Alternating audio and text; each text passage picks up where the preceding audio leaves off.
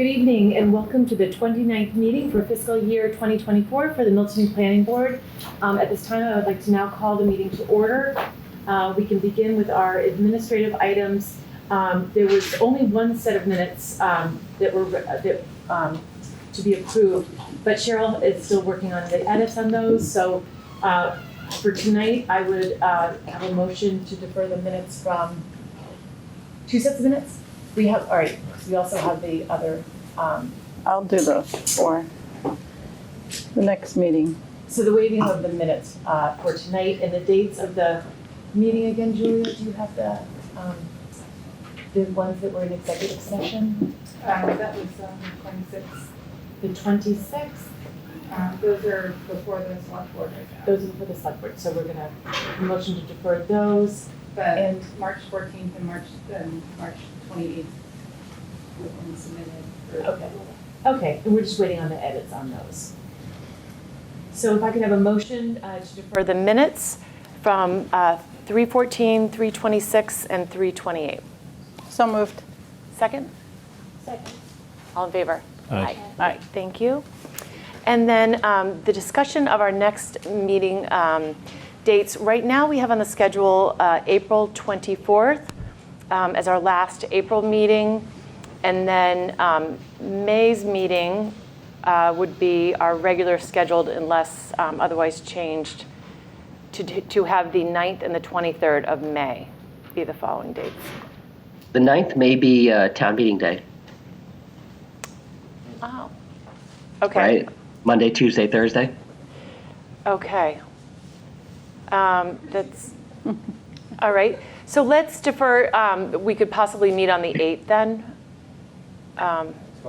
If members could meet on the 8th. So it would be May 8th and May 23rd at this time. Meredith, just a note on that, and our meeting next week on the 24th. Yep. We're gonna have to be fully remote for that meeting next week. Right. MATV will be covering, I believe the school committee meets on Wednesdays. Yep. I don't have their schedule in front of me. I suspect if they meet on a similar schedule, Wednesday on the 8th may also potentially be a fully remote meeting. If not, Okay. obviously, we'll have MATV coverage, but we'll keep you all posted after checking in with MATV on that. Perfect. Great. Thank you, Tim. So for now, we'll leave it the 8th, but we may need to reschedule and then fully remote on the 24th. Our next item is any update from our Director of Planning and Community Development. Thank you, Meredith. There is an agenda item later on that we're not going to be able to get to, but I can preview for you right now relative to the MAPC contract for our East Milton zoning work. I had been talking with Josh Fiala over the last couple of weeks. And in order to have enough time to kind of fully execute the scope of our contract, MAPC is proposing to, Tim, if the board, yeah? your micro, you just faded out. All right, I'm going to actually plug my camera in Okay. just a minute, and that should be that. Great. So just give me half a second.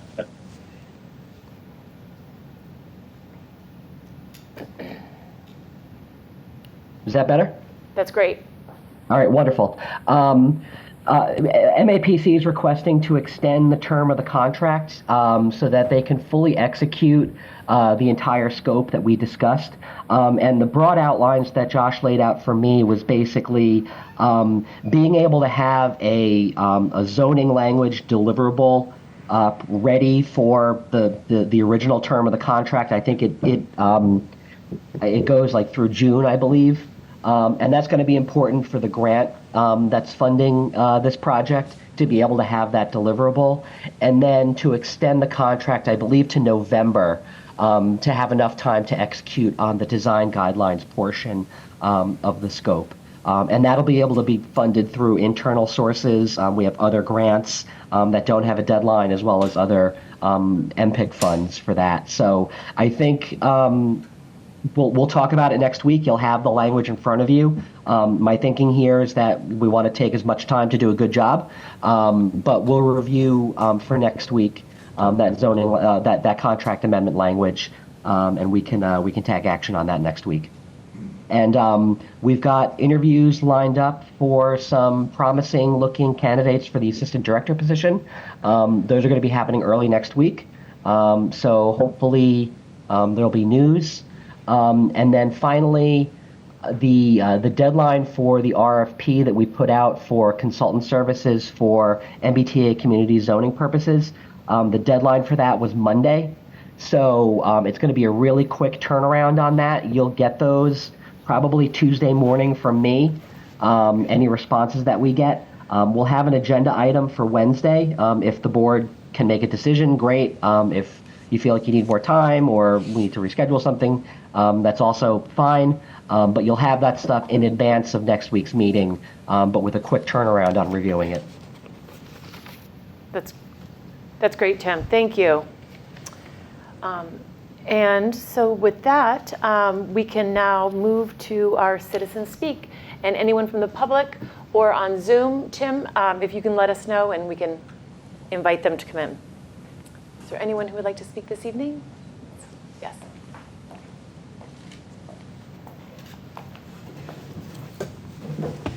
Hi, everyone. Gene Irwin, 120 Highland Street. After attending a few years of meetings here, it's apparent to me that I think the whole town needs to brush up on our sewer codes.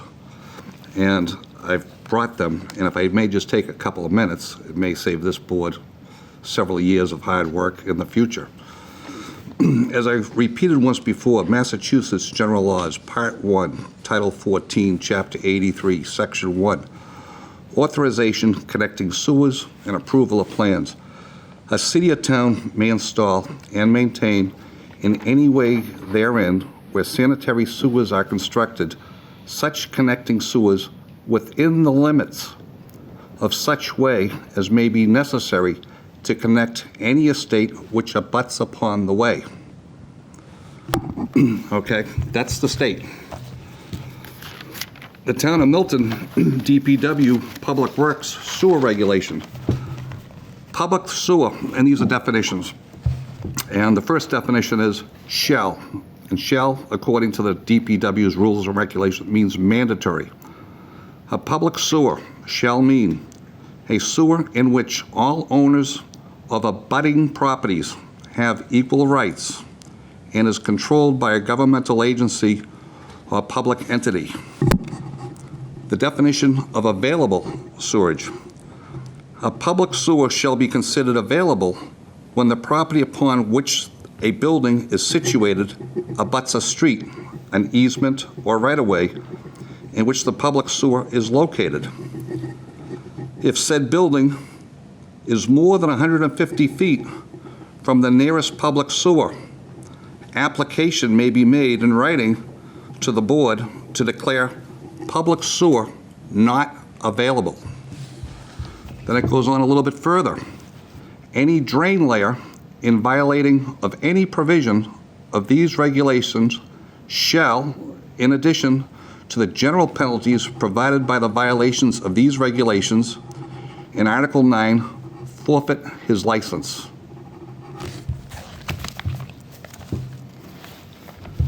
CMR, 360 CMR, Massachusetts Water Resources Authority, 10.007, paragraph 11.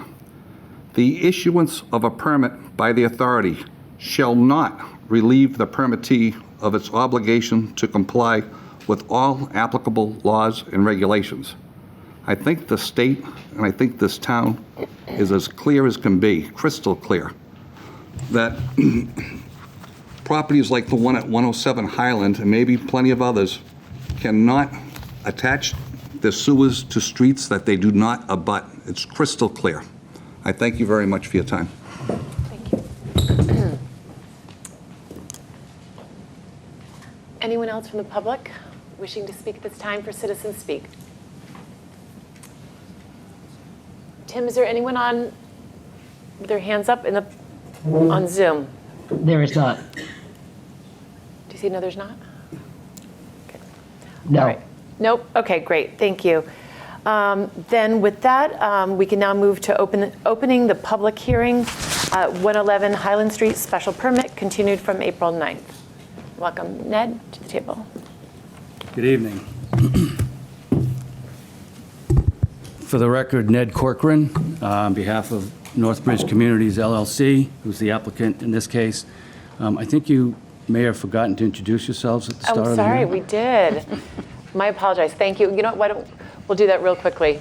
Jim Davis, member. Maggie. Oldfield, member. Sean Fahey, member. Cheryl Tagaya, secretary. And Meredith Hall serving as chair, and our staff with us this evening. And on Zoom, Tim? Tim Zerwinski, Director of Planning and Community Development. Great. Thank you. Okay, just want to make sure that I can be properly heard. That got to be better, bringing it closer. Yes, Okay. that's better. Thank you. So thank you. I know that we have had a long and robust set of hearings and meetings relative to the memory care proposal.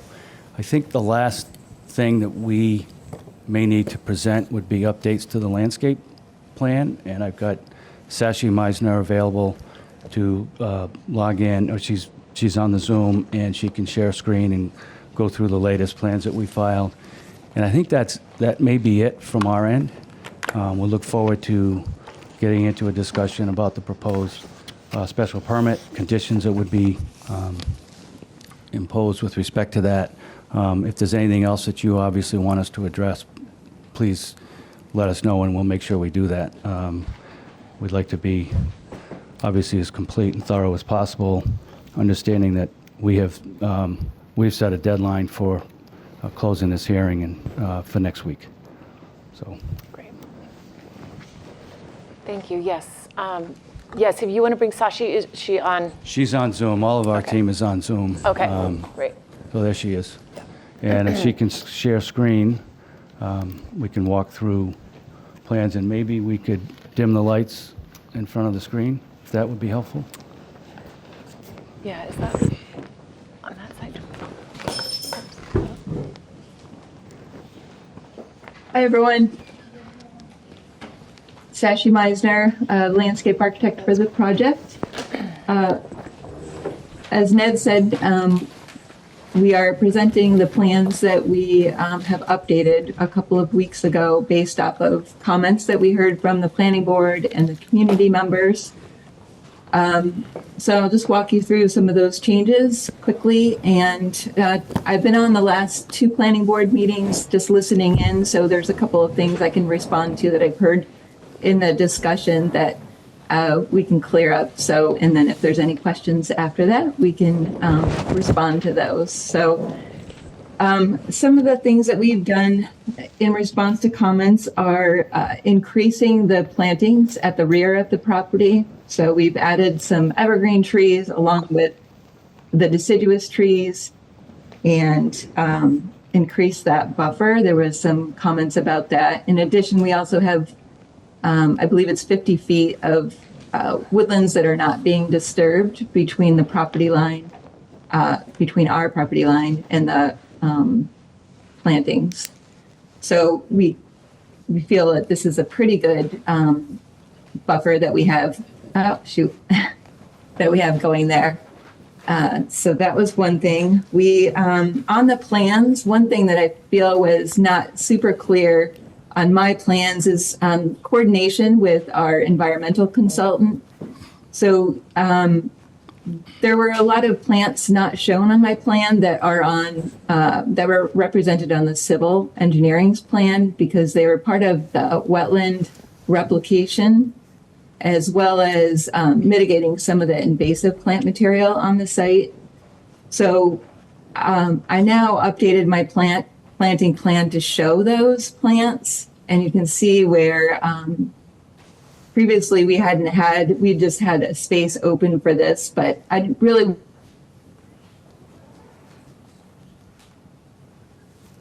We just lost you. Sashi, we just lost you. She's lost us. She can't hear Wanted us. 12 trees. Sashi?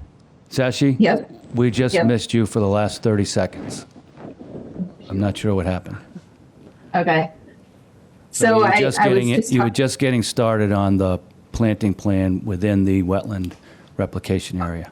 And Yeah. and can I just say we did not lose Sashi on the Zoom, so I don't know if that's something in the room. I heard every word she said. Oh, okay. Strange. So I'll just go back a little bit. Really, we had to coordinate our plans with the environmental consultant. So he had done proposed some plantings on site to reestablish wetlands that were disturbed due to the roadway, the entrance drive going in.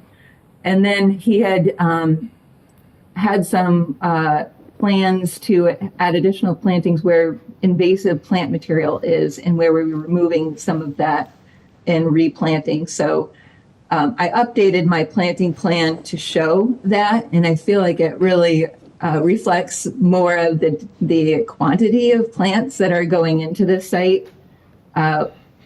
So we have a new wetland that's being replicated here. Additionally, there are some plantings that are going into the wetlands that have been approved, and these are part of the removal of the invasive plant material and then reestablishing native plants that will be better for the ecosystem in this area. So a lot of these plantings along this side are in response to that.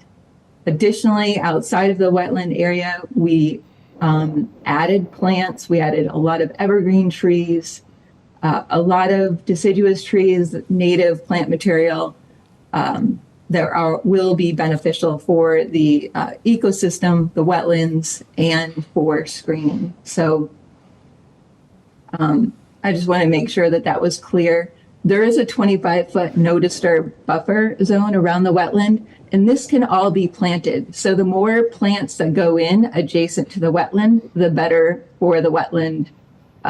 So we have additional room that we have added more plant material along this side within the buffer that is completely beneficial to the wetland, as well as providing additional screening for the for views through the already established woodland area.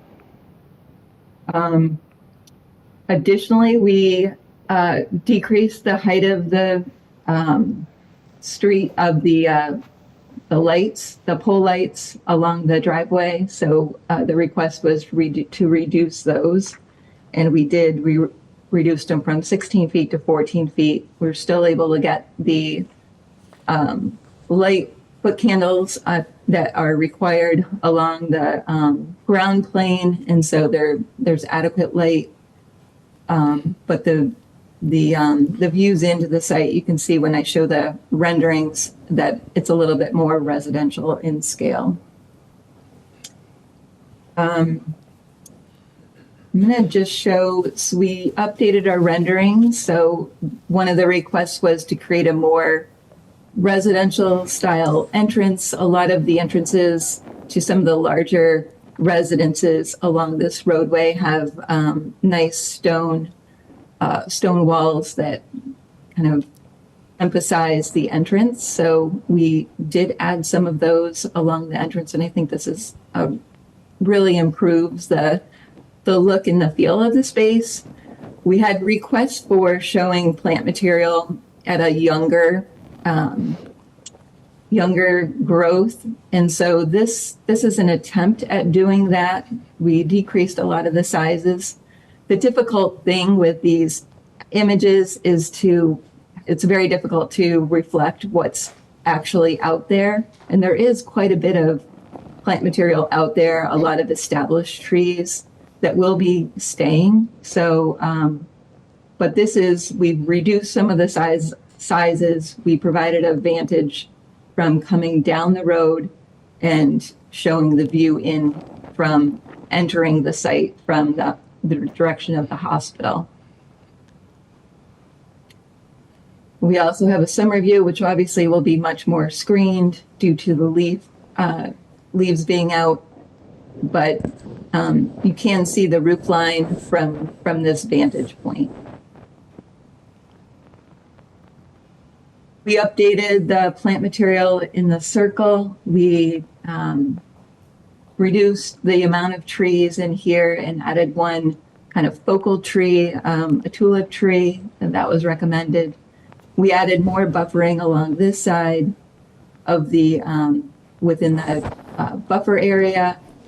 And then we added, we changed a few of these plant material, the few of the trees along the side of the building because when the footprint of the building shrunk, we had additional room to plant so we could get some larger trees in here. And this also shows the updated windows on the building. This is a view, right up the driveway. So if you're standing here or walking, this would be the vantage point, or if you're across the street. Here you can see the reduced scale of the light poles, which is definitely an improvement. And you can see the way that the sign, this is still in, it's still in design. This is not complete, but this is kind of what they were thinking of. And having these curved walls and natural stone that kind of just,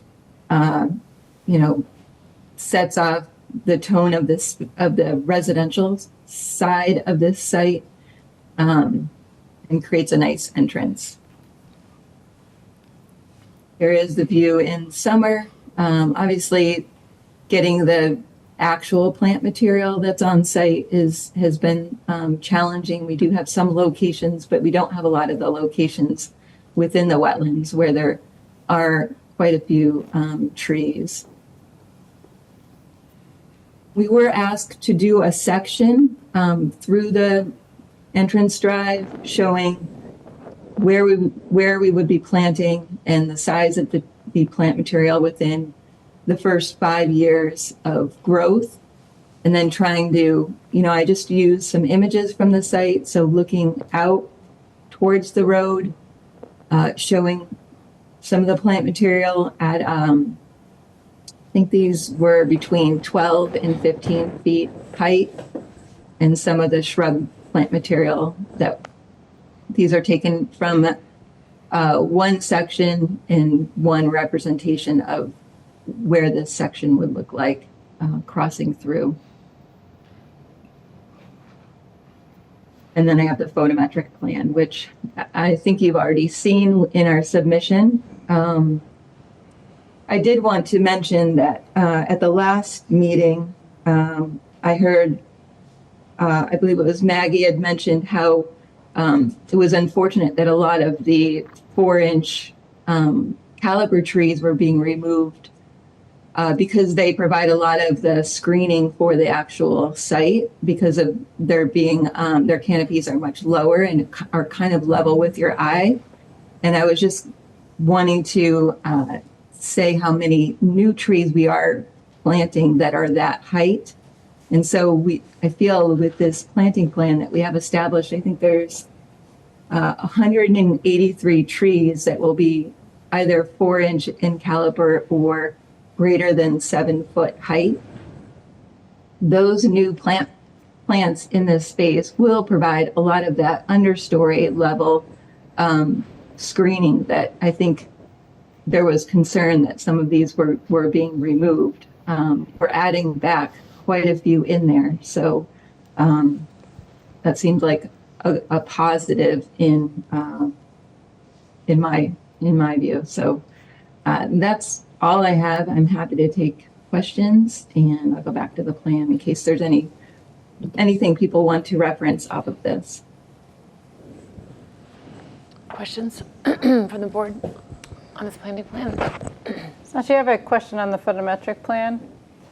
I went to the cut sheets that were provided to us at the beginning of this application, and I saw a sort of a building wall mount or wall pack fixture, but I didn't see where it is on the photometric plan. And I was wondering if it's accounted for in that photometric plan and where those are planned to be used. Some of those might be down lights in the canopy. I saw that there's one that's got a building, I call it a wall mount versus the ceiling mounts. And maybe it's in the loading area, so it's not going to be used very frequently. But so all of the sort of building level lighting is either bollard or recessed, is that right? I didn't see others. Oh, you're looking at the B1 and B2? I'm not sure which ones are B1 and B2 because I saw the fixture in the cut sheets, but not on this photometric plan. So maybe that fixture is no longer being used, or the photometric plan doesn't account it for would not be used. Okay. We haven't resubmitted the fixtures because we're using the same fixtures. If there's one that's not accounted for on this plan, then it's not in the site Okay. Anymore. Okay, thanks for clarifying. Yeah. Question, yeah. Sashi, could you go back to your rendering showing us the view up the entrance drive? Thank you. Can you briefly describe the retaining walls once you get past the natural stone, if you would, please? And so this is what has been described as the ready rock? Yes. Yeah. So with the stone basing on, I mean, not natural stone, but it's the ready rock finishes, which it hasn't been selected yet. But it would be one of them with the texture of a stone. Okay, texture and color. Yeah. Okay. Yeah, we would draw off of what the stone that gets used for the walls and try to coordinate that with the coloring that goes into these ready rock walls. Okay, so there'll be an intention to match as best you can a ready rock Definitely. wall to the natural Definitely. rock. Okay. And as that wall reaches the end of the drive and opening up into the circle, the wall on the plan indicates a radius. Is it really a radius or is it a segmented wall? I think, I'm wondering whether Paul Avery should answer that question. I'm not sure that, if you can answer it, great, Sashi, but if not, we can punt that over to Paul. Sashi, can you go up to the area that I'm referring to? Bring us up the rendering.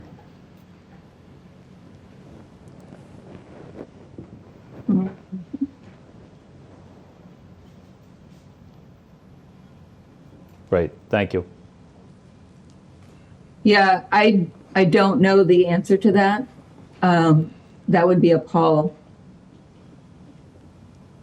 response. I believe I believe it is a radius. Because we had discussions about altering some of the layout to accommodate the radius that this wall can do. I'm not sure what the difference is from what your question is, a segmented wall versus a radius. Well, I guess my question is, if ready rock is just a rectangular shaped block, it won't look like a radius unless it's cast as a radius to the radius that you show on the plan. Okay.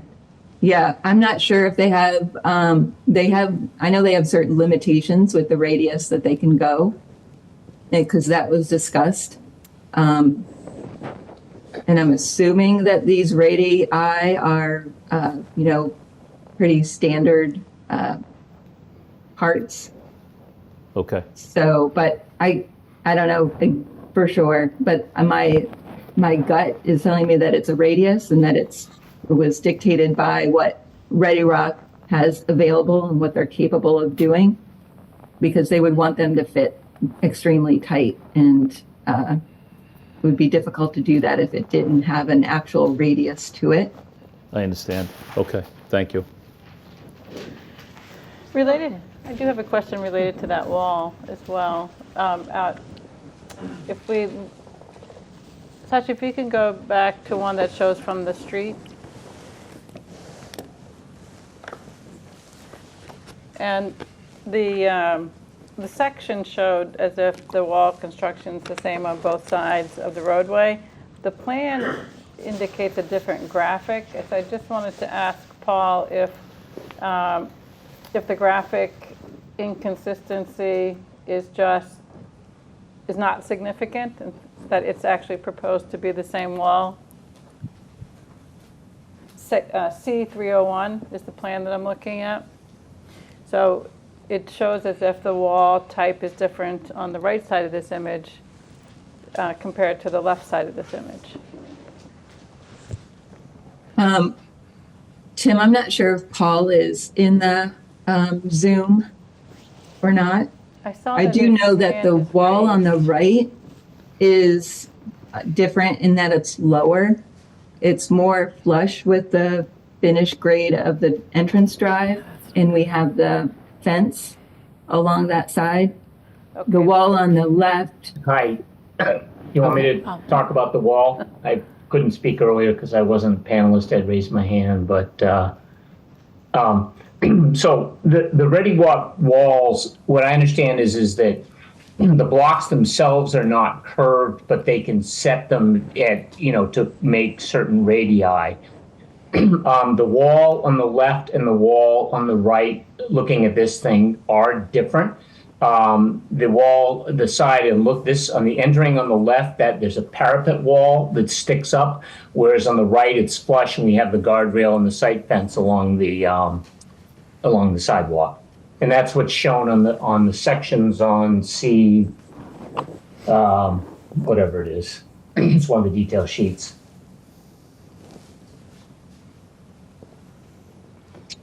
Yeah, that's the same thing. Okay, so we've got the parapet on, this is now looking towards the street, so it's the opposite way. There's the parapet on the right as you're heading towards Highland Street, and then we have the different detail on the left. And all of this was done to just minimize the width of the corridor and therefore minimize wetlands impacts and that type of thing. So the block finish is intended to be the same on both sides all the way to the street, or is there a point at which it stops being this type of wall on the side, the north side, I think? The finish for the walls is what's shown on the section. There's a photograph of the proposed finish on sheet. What is it? Give me a second. I can call it up. But yeah, give me a minute.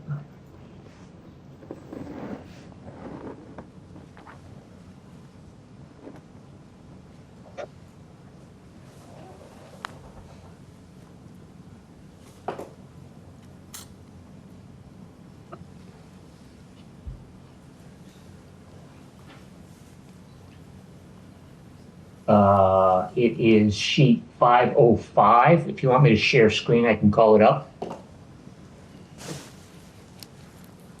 Yes, please. Can you see that? Yes. Okay. So this is what's, the ledge stone texture, this is what's proposed. And in this photograph, you're seeing, how it bends to form curves.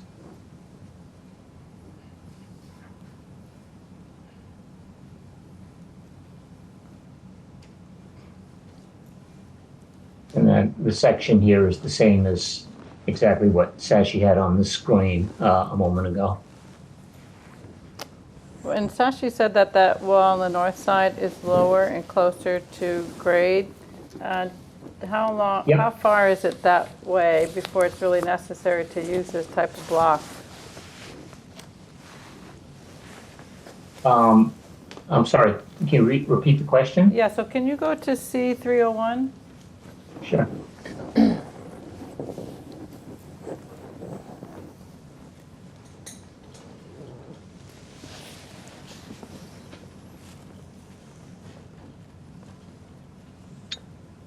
So where it's hatched in gray, this is the parapet detail, and where it isn't is the top of the wall is flush, and we've got the sight fence and the retaining wall. All right, so the top of wall there is 121, the bottom is 118, so you have 3 feet. So you don't really need ready block for a 3-foot-high retaining wall, correct? What we're I'm trying sure to understand is, we could do it with other materials. We looked at we looked at a number of different configurations for the entrance wall here, and went with this particular plan. But I mean, there are a number of different wall products. You know, the design, we're just, you know, keeping it simple and continuing the Ready Rock wall until basically the amount of retaining that we need to do is small enough that it just becomes part of the landscape wall. yeah, we're So concerned. that's about 3 feet here. Yeah. Well, you know, we've talked about that entrance, and so what we want to understand is, you know, how much of that really is required to be Ready Rock and how much can be part of that image that Sashi showed with more of a stone wall tied to those curves. Because we're looking at what this looks like from Highland in terms of being of the aesthetic. The Ready Rock is not, I would say, on par with the stone. And so as far down we can get the Ready Rock and have the stone extend further, the visual would be better. The aesthetic of the entrance would be better, in my view anyway.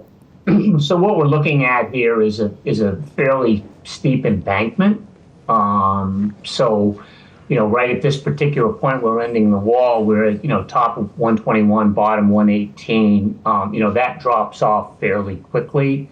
So, you know, I don't think we'd be able to go another 20 feet with the landscape wall before, you know, and further the road is rising up. So the real reveal on the wall increases rapidly. We could get a little bit more distance out of it, but I don't think like we could go, you know, to the crossing or anything like that.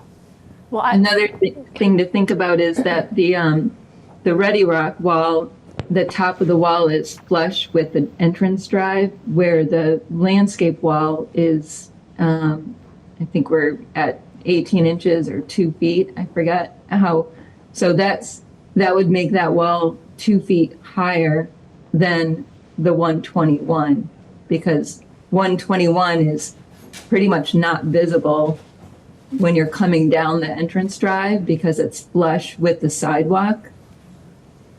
So if we continued the landscape wall, we would be adding more height to that wall on that side. So an alternative to bringing the Ready Rock up 2 feet to be a curb rather, would be to put guardrail there and have the height of the wall lower? Well, we still need to retain earth because we've got to support the sidewalk. Right, but the wall, if it can be below the sidewalk on one side, it could be below, it could stop lower than that, what it is now, if we went back to that visual and have a guardrail there in place of that, right? Because you're having a pretty steep drop.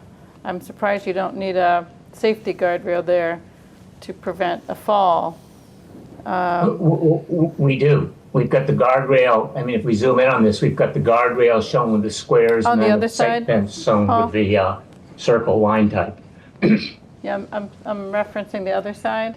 Parapet wall side. Oh, the other side? Yeah. Okay.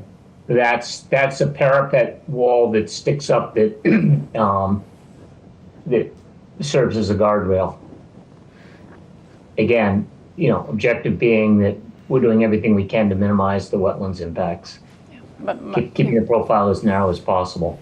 If we introduce the guardrail, then, you know, we need a further setback to have the wall be flush and provide a guardrail in there. The wall would have to get wider. The whole corridor would get wider by a couple feet. Can you go back to the section, please?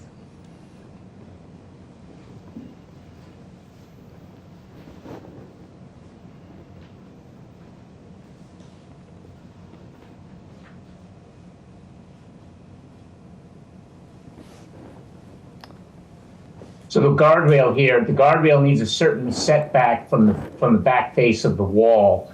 And the guardrail also needs, the face of the guardrail needs a setback from the curb line. So that if we took this detail on the left and put it on the right, the wall would move out and we would increase wetlands impacts and all kinds of things. But it looks like you have 2 feet there between the wall and the road, which is you have 21 inches on the left where you have the guardrail. So you could fit the guardrail in there. Yeah, but the guardrail needs to be set back from the curb further than that. We can't, I mean, I did this like a year and a half ago, so I've forgotten what the actual metrics are, but this was the narrowest section we could do. That's why we did it this way, because this is the narrowest and therefore minimizes the wetlands impacts, which we're obligated to do as a limited project to do the crossing. And you're comfortable that the detail on the right meets code for Yep. fall safety? So someone Yep. walking on the road Yep. next to that. I thought you need 42 inches high. There's no sidewalk there. There's no pedestrians. This is just a vehicle along the side of the road. The sidewalk's on the other side.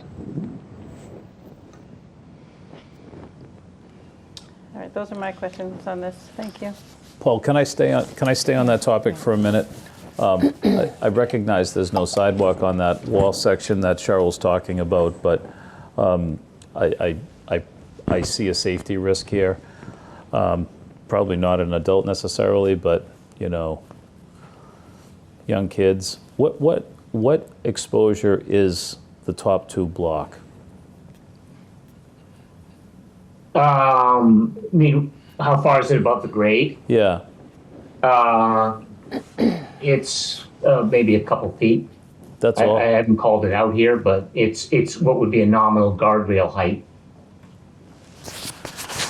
Is the Ready Rock, can it be engineered to anchor a railing in?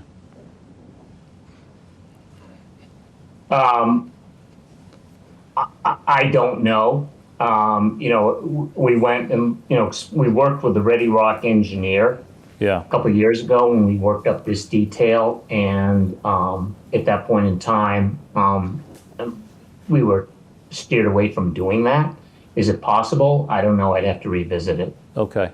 But it's my understanding that we do, because the sidewalk isn't there, that's not a pedestrian area, that, you know, this is like, you know, the guardrail on the side of a road, you know, where there's no sidewalk. We don't need site fencing there. That's my understanding of the code. Yeah.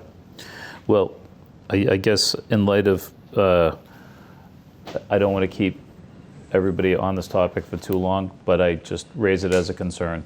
If that's only a 2-foot exposure of wall, granted the sidewalk's on the other side, you're you know, expecting people to walk on the sidewalk, but somebody walking on that side of the road, if we only have 2 feet of exposure of block, we could have a safety issue there, or you could have, or I mean, you know, if you look on the left side, the way the site fence tucks in there, yeah. it could be provided. I think we could fit the site fence in the space provided, but it's our understanding that we're not required to do it under code. Understood. I'm not questioning code. I'm just looking at it as a risk, Yeah. and what would be a good practice. But I'll stop there. We can move on. Okay. Yeah, well, just as a follow-up, since you are in a residential neighborhood, I would think that kids might be out riding their bikes at night.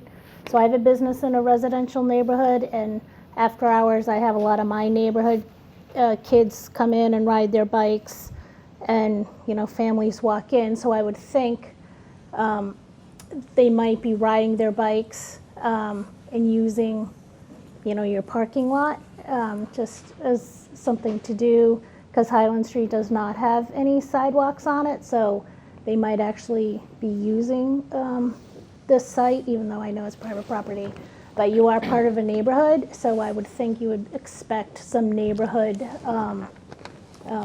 activity going on. So that'd be my concern. And also, what does the guardrail look like? Is it a traditional guardrail that you see, you know, along the street, or is it, you know, a more attractive fence? No, it's a timber guardrail. Okay. I've got a detail of it here someplace. I'm not sure what sheet it's on. It's shown on the renderings that we had. Yeah, but it's a timber guardrail. It's not the metal highway ones that you see. It's, the timber one. Where is it? So we have examples throughout Milton, Paul, of stone veneer drives, entrances into residential neighborhoods, and they're directly over wetlands, right on wetlands. We have multiple examples we can provide. This is a residential neighborhood, and for these neighbors, it would be much, I would have a strong preference to be able to do a stone veneer all the way up the driveway, and then when you really begin to need the retaining walls, transition where it's not visible from the street, because as improved this Ready Rock is, it's definitely gotten better, but it still has very much a commercial look and does not fit into this neighborhood whatsoever. So I would really like to see you go back and see if there's a way to do poured concrete. I've spoken with a contractor who does this all the time, just did a project in Milton right on the wetlands. You do have to be careful, but it absolutely can be done. And I think it would make such a difference on this project to connect, because right now it's a very inconsistent look to have a beautiful granite entry and then all of a sudden go to Ready Rock. Yeah, Meredith, it's not cohesive. We're just not going to be able to do that. Well, I know that's a concern. we We're just would not like going to to be able see to you do look it. at it. We've looked at It's it. a concern because it's mitigating. We've looked at it because Yep. you've asked us to look at it, and we don't think that we can do it. And what we've come up with is an alternative that we think is appropriate. Well, I mean, I drove out to Dover to look at your Ready Rock, and it's really, really industrial. I personally don't like it. Granted, it was white. I mean, this looks a little bit nicer. But is there a way that you could make the first 3 or 4 courses Ready Rock, and then on top of that do something faced? Because I really... So whoever's talking, we can't hear them on the Zoom, so I don't know if the mic needs to be cranked up or what. All right. So my thinking would be, I guess I'm skeptical on 2 levels. One, I don't think the Ready Rock is fitting for Highland Ave, a scenic road, and I also don't think that the vegetation is actually going to grow and cover it. So if we can't create more of a dry bed in front of the wall and put up a lot more vegetation, I would really like to see something done with the Ready Rock. Whether it's the lower courses stay Ready Rock and then above it becomes faced, or something. I mean, just to say we can't do it. Yeah, I don't believe it can. I think it definitely can be done. I mean, we built the big. We can do a wall here. Ford Ranch Road, the example, Todd Hamilton's project, tight on wetlands right there. He brought a stone veneered, beautiful sort of an entryway into a really nice residential neighborhood. This just does not fit in, I don't think, to Highland Street whatsoever. And my concern is even moving forward, if we're setting a bad precedent, because if we're allowing it here, would we then be allowing it in the future somewhere else? Yeah. Stonebridge Lane did it, Walcott Woods did it. We've been consistent in asking for this. I think it's inconsistent in this situation to have a nice stone entryway, and that what we're trying to create is not drawing your eye up and saying, you know what, this is a commercial site in a residential neighborhood. So I feel pretty strongly about that.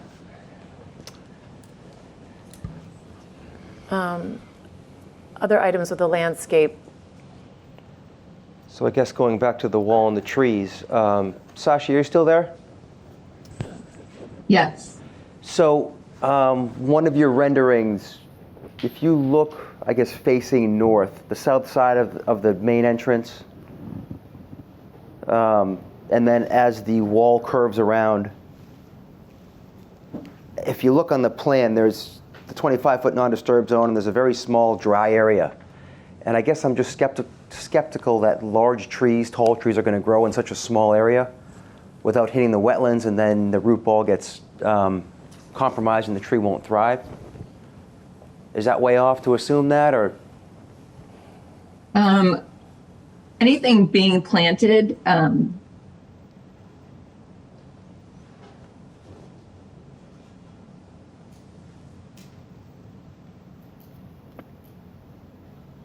not sure exactly where you're talking about, but anything proposed in the Right where your 25. cursor is, just go down. Pull the cursor, yeah, right in there. All that area. I mean, how much of that is actually dry bed and how much of that is wet? And do you think those, what I'm looking for here is tall trees that will block the wall and then a little bit of the building as well? Yeah, I was just going to say everything proposed within this edge are things that tolerate wet soils. So wet loving plants, and there's numerous of them. And that's what's proposed through here. So hemlocks, the sweet gum, all of those types of plants are things that thrive in this area and are probably things that are already growing in the wetland itself. So they will do well in this area, for sure. How tall is a hemlock get typically? Oh, really big, 40, 50 feet. Okay. But as that becomes a maintenance, long-term maintenance, because of the woolly adalgid issues, so they'd have to be spraying. You know, that's why we went with diversity. You know, we're not using one species. We've modeled this off of ecosystem. So where you might have some things that are going to struggle, we've chosen a variety of plant material, variety of heights, so that you really do get the coverage, and it's not just one monoculture at one height, so that when they all grow up, which is kind of what's in some of the back areas there, you know, everything's grown up and you don't have any screening through your at your eye level.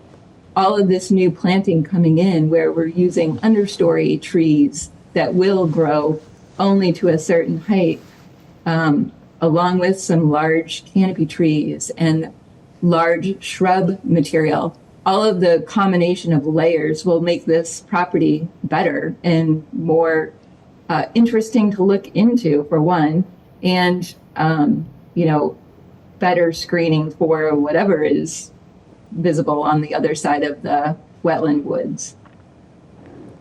And just to follow up to Jim, it does seem, and I understand the Bacardi, you know, the agreement with the Bacardis to really protect and buffer that. So I appreciate that.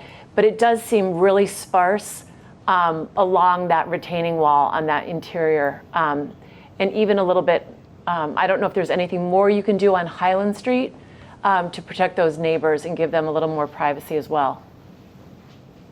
Can you add more trees? I think because we had such a large buffer that was not being disturbed, we felt that the, you know, bumping up along the Bacardi line where it was, we were close to the property line, was a good idea. But where we have all the existing plant material within the wetland will be remaining and will not be touched, that was kind of our using some of that existing. We did add more plant material along this buffer area. And all of these in here are really to mitigate the all the knotweed that's in that area. So would it be possible to expand the dry bed area into the wetlands and then regenerate the wetlands somewhere else on the site? Oh, you really want to keep your wetlands established? We can't touch the wetlands without an order of conditions from the Conservation Commission. But you have done it somewhere else on the site, right? I mean, this is regenerated. We are mitigating the wetlands that are being impacted by adding more area that is wet. Right. But they are just on the north side, plant side of the driveways. We can't touch anything that's wet on the south side of that driveway. You can't because your order of conditions is already established? You can't touch wetland. unless unless you have permission to do it, and you have to have a reason that's legitimate to do it. You can plant, I don't know whether you can plant it. You can certainly plant within the 25-foot no disturb, Right. Which we're doing. But we don't have any plans to go into the wetlands and touch the wetlands, other than some minor impacts to wetlands associated with the stream crossings. Yeah. No, I understand you They don't have allow any. you to impact them for access, and that's where we had to replicate them for the access drive. You're allowed to impact them for that, but not for any other reason. But, so you're saying you could add more Yeah, you trees clearly could. along Highland Street, though, and you could add more trees along that retaining wall, if you would like? But there's a lot of, I was out on site and was walking through there. There's a lot of trees there. It's going to be really field locating things so that you're not disturbing the root zone of existing trees out there.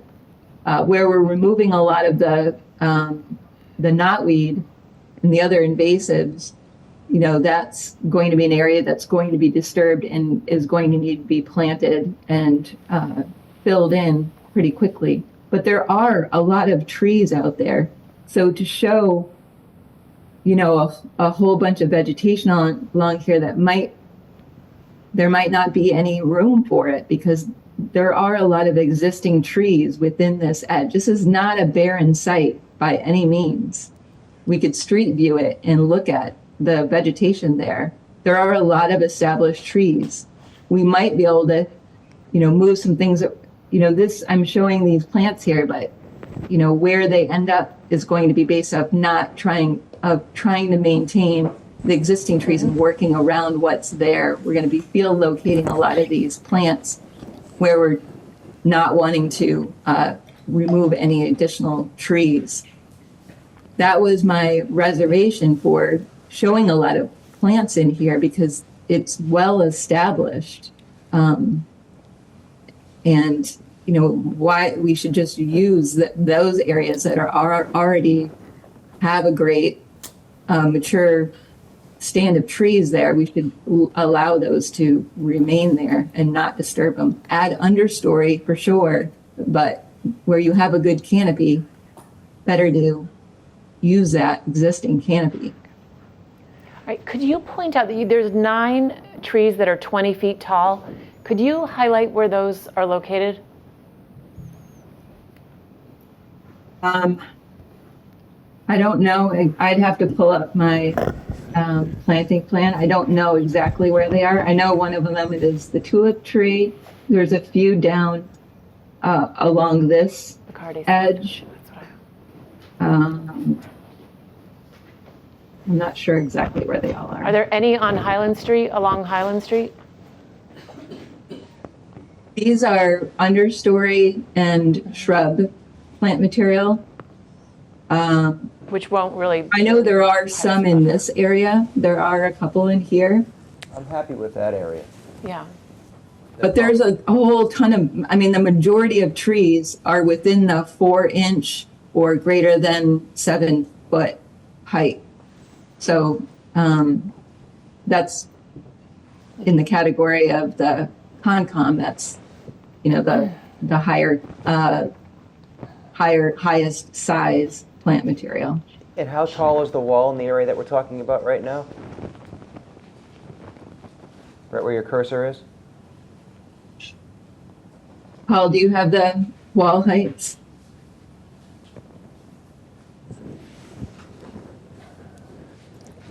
Sorry, yeah, I do. So this is like by the service area there? Yeah. Yeah. The service area up to the radius. Yeah, up to the, well, it varies because I can just share again if you want.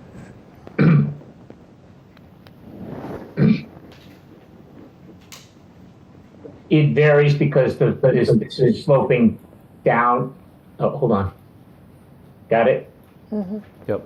Yep. Okay, this is sloping down here, so that it's 116 to 135 at the top, and then you get down to the bottom here, and it isn't called out, but it's like, in this area we're 121, 122, and 118, so it's only 3 or 4 feet down, in this area in here. but at the radius it's 19? The radius of the wall? Oh, yeah, up in here. 116 minus 135 is 19, right? Yep, So that's a 19-foot wall right there? yep. Ready Rock that we're going to stare at from Highland Ave? Well, I don't think you'll see it from high because you've got all this wood and wetlands area here, so I don't know how you're gonna see that from, this is all forest, basically. Winter. What I mean, about the we're winter not showing the condition? trees here, but this is all wooded. I don't think you're gonna see it. What about the winter condition? Yeah.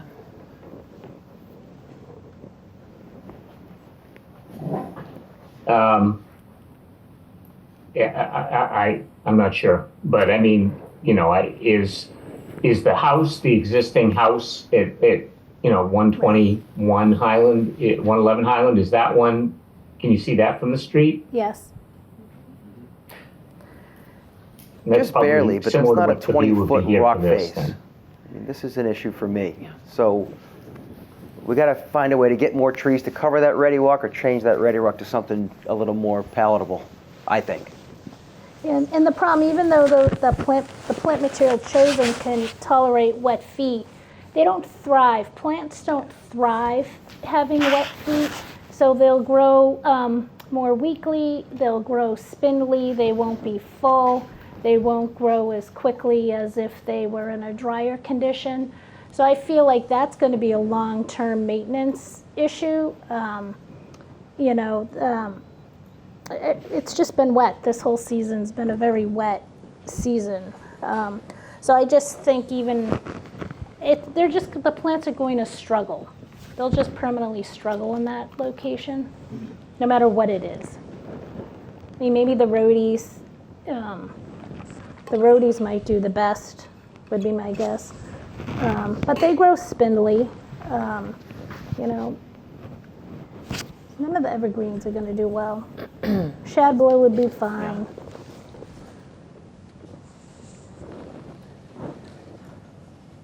So I think that retaining wall needs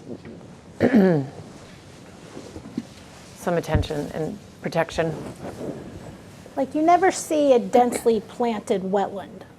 No matter how many trees are in it. Wetlands are straggly looking, no matter how many trees are there. Okay. All right, any other comments before we, No, I'm good. right, We So will look at the take one more crack at it. We've got till next Wednesday. making, we'll be looking for your plans as soon as you can send them over. We'll That would be great. We'll see whether And it's possible. attention to and that, if yeah, if it's possible, we'll do it. and that Use all your wall. power, Ned. Yeah. Come on, we're with you. And again, Stonebridge Lane, I Mark Lane, look at all the projects that have used a veneer. We're not asking for a solid stone wall. We're asking for a veneer. A concrete covered veneer is all we're asking for. But we're also In the entryway. But the problem, well, the question is how far in makes sense. To the roadway, whatever's visible from Highland Street. And the other thing, just before we move That's presumably on, all the way into Yeah. the circle. And basically, that's where I'm seeing it, and that would be a but that's great not- transition to the Ready Rock. What I'm saying is that that's unlikely to be possible. All right. The other thing is in the permit, which we'll get to, you have a cobblestone apron, but that is, did I miss it? It's not. It doesn't seem to be referenced. It's on the rendering. But it's not in the. Could we add it? Because you have the stone pillars in the permit. Oh, yeah, yes, Yep. absolutely. All right. That's what. In Yeah. terms of- Just so it's consistent. Yeah, that's fine. Yeah. Okay. Can I go back just Yep. to answer this question, just Yeah. in the interest of trying to resolve as many things quickly? Tonight, yes, What is the reason, Ned, that the cast-in-place wall can't be built? Is that an engineering reason, or is it a cost issue? I think it's probably a combination of both. But I would defer to the engineer to answer that Well, question. I think that it is both. I mean, the cost implications are significant, but again, we chose the Ready Rock system because it can be constructed from the inside, and therefore we don't need to do work beyond the outside of it, which minimizes the wetland impact. So this whole thing was driven by, minimizing the impact of the project, on the environment. That's okay. So that's why we have this system. If we start to do precast concrete wall, we will be doing additional disturbances just to build the thing, beyond the face of the wall. I can't speak to the financial implications, but I suspect they're significant. Well, the line of questioning I had about the height of that south side of the wall is to reduce the amount of visual impact of that ready walk. So, it would be great if you could give something on one of these suggestions to you, whether it's stone facing concrete or a different detail on how high that ready rock is coming up. We're trying to reduce the visual impact of a very industrial material. And, wetlands interference or impacts are obviously important. So we're trying to quiz you and have you think about anything else that you can do to address the concern that we have. I think we've had this concern. I've talked about these retaining walls. That's why I asked for the section with the landscape materials. I was concerned that they wouldn't cover it completely or it would take a long time for it. And the visualization kind of confirmed that in my mind. So, even if there's another finish on the ready rock, the image that's in the plan set is not the most attractive finish. If that's the most attractive that they have, even the coloration of it, that sort of brown color, these are all important considerations in terms of the visual impact. And I did go on, and I can, there are some that are better than others, certainly, but I, again, would save those for the areas that are really those high retaining walls. In the backside, I think the driveway, that needs to be a stone veneer, and I see it all throughout Milton, so I'm sure it can be done. Paul, one more question on this. Are you familiar with anybody that makes a gravity block that has a natural finish on it? I haven't shopped the product on this. This was sort of, we came up with it in coordination with Erland, the contractor on it. We typically have gone with, products like Versalock and things like that. That isn't as good an application here. I think those finishes vary. We can look and see what alternative products there may be, of this type of system that might have, better options in terms of the finish. Yeah. Yeah, this special permit calls for high quality construction materials, which not only include the building, but it includes the stonework, the walls, every aspect of this project in this special permit should be high quality materials. And it's going to be the first thing we see for a very long time. Yeah. We will be living with that. Okay. Anything else?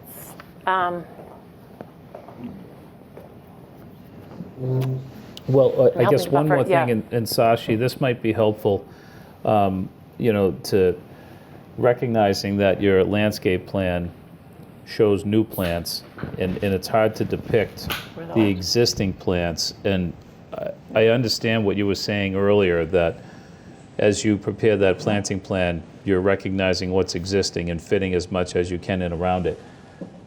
Do you have photos that you could show us again? I feel like we've seen them already. That might help us recognize the density of existing plantings that are to remain?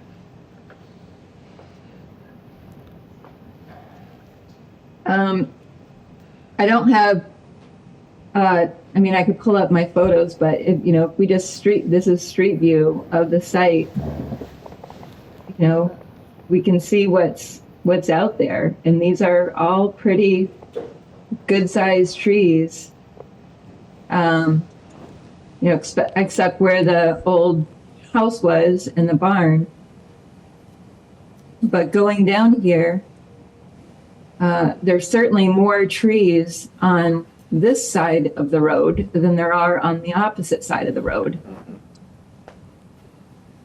Right. And a lot of these are young, some saplings coming up. It's very mixed traditional woodland. Here, this is that whole area where, we have knotweed, which I'm sure is not a very pretty sight. This gets removed. New plants, shrubs, and understory trees go in, but all of this is remaining. We're not thinning like they've done down at the Bacardis. We're not thinning the woodland. We're keeping it all as is. And this is pretty established. Well, just in as a there. note, so you can see, Sean, like a lot of those trees are already dead. And that's what happens in wetland situation. Trees don't thrive. They're not full. And it's woods, and you're going to have a natural dying off of material. But if we And those are great for wildlife. All of those dead trees are really great for birds and all kinds of wildlife. But So in these areas, they're regenerating. But this is a fully leafed out visual.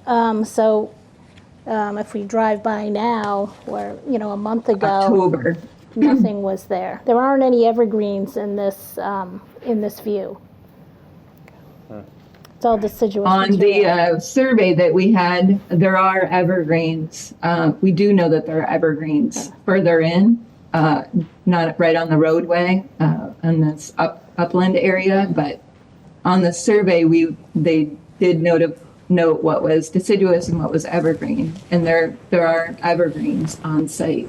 We can certainly add more along the upland buffer area. We can add more evergreens along the wall if that is desired. This is not wetlands that we're planting in, so they will be dry. Should have no problem surviving this area. That would be great to add some at that area. Okay. I think we should move on from this so we can. Now, what I'd like to do is open it up to the board on other questions that we have for the team here. So and we can start one of the things that we should all be aware of is that things that we've talked about most recently are not reflected necessarily in the plans, but are reflected in a draft decision as conditions. So the question I would have, Ned, is how many of those things can get incorporated into the plans? For example, the cobble, at the end of the driveway. I had made a request for concrete sidewalks rather than asphalt. I know they're still shown as asphalt. I don't know if the board agrees with me on that. But I'm just thinking about when the building commissioner goes to get a full set of plans, if the plans are inconsistent with conditions that are in a decision, it's confusing. I know that we would put that the decision has Priority over the plans. Right. but it's still easier to get as much into the plans as possible. So that, I just wanted to, in looking through those, I wanted to point that out. I think that if we go through the proposed decision with the conditions that are in and any additional conditions that want to be, that impose in or we can agree on, we can certainly add details to the plans and submit those in the near future. I would think that those would be minor details. It would be not minor details, but details that can be added and addressed. Okay. So just for the purpose of efficiency of time, maybe rather than just opening it up for general questions, each of us, why don't we go through the actual draft of the special permit, and I think our questions will surface as we go through sort of in a... Meredith, can we also go through the memo? The memo, which compares the zoning and whether the compliance component of the zoning, because ultimately Correct. That's. Should we do that first? Ultimately, we need to make sure that we feel it's compliant with the zoning before we get to a decision, Correct. right? But I thought more specific items might come up, doing the permit first and then the memo?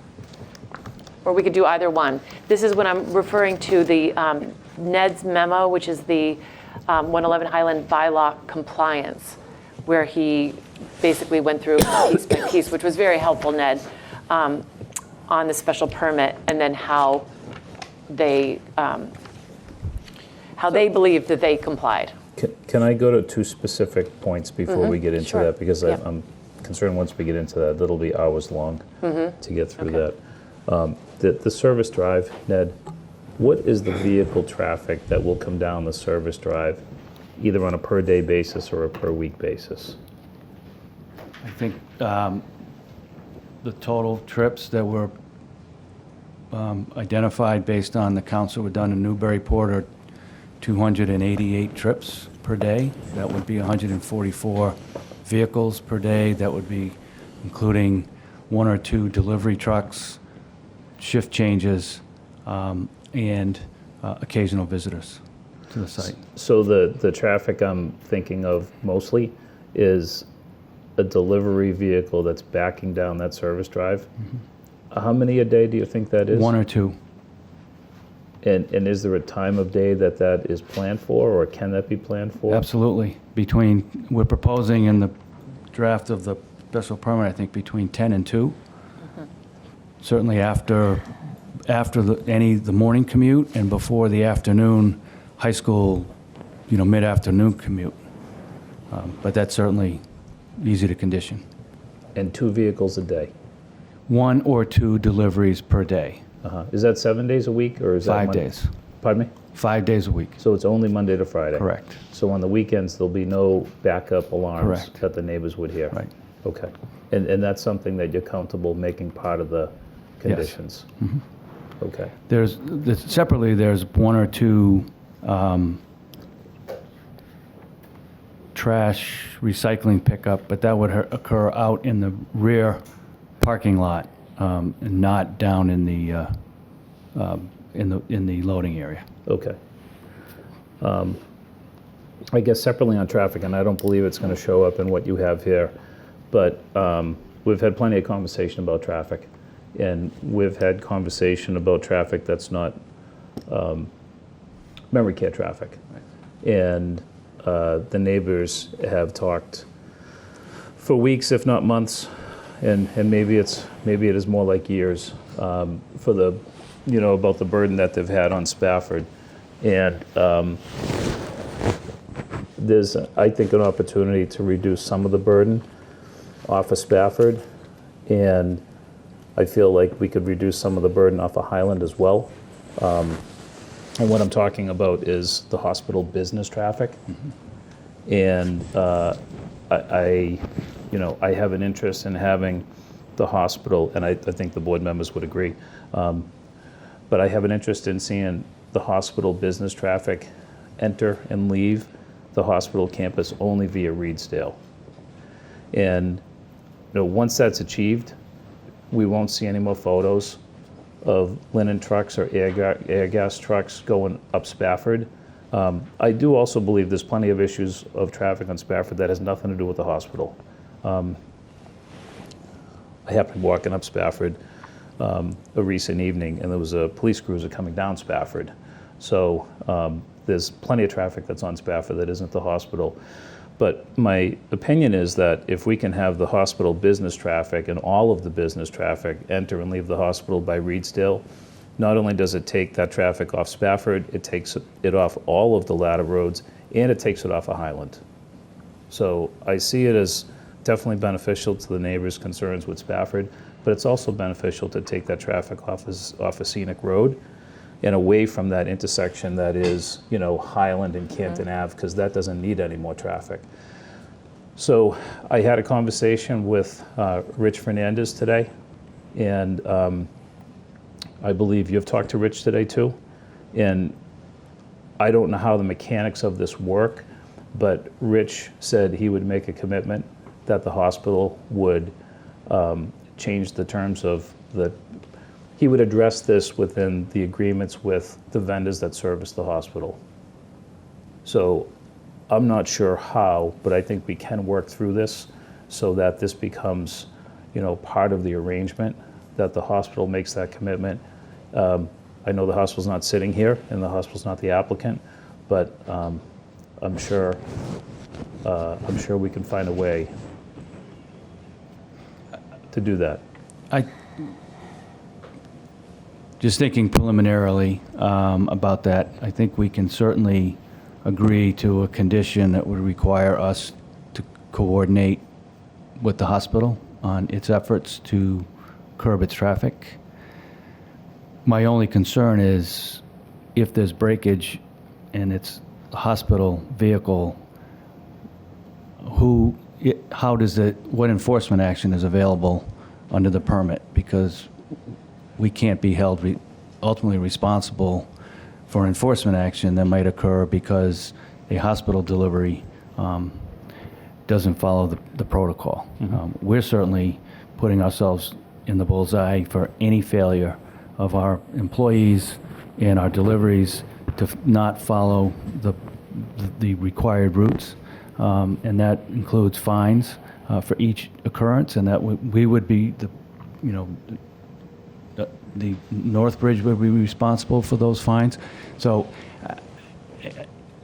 I'll try to think through how we can manage that, but I'm certainly, look at it, I can't, it is beyond frustrating to me representing this applicant to continue to see the videos and the photographs of hospital traffic using Spafford Road when, in my mind, it's a fairly simple management issue to address. And it's certainly burdened our ability to move forward with this project with this board. I'm not here to beat up the hospital. I think the hospital's taken a pretty good beating, and I'm not sure that all of it's deserved. I appreciated Rich's commitment today to try to do something that he feels like he can do for the neighbors, and I'm confident that, and it may be an overtime thing, right? I mean, it means retraining drivers, retraining vendors, and making sure, and yes, it might take a little while to get them all there, but Signage. signage, Signage. certainly, yeah.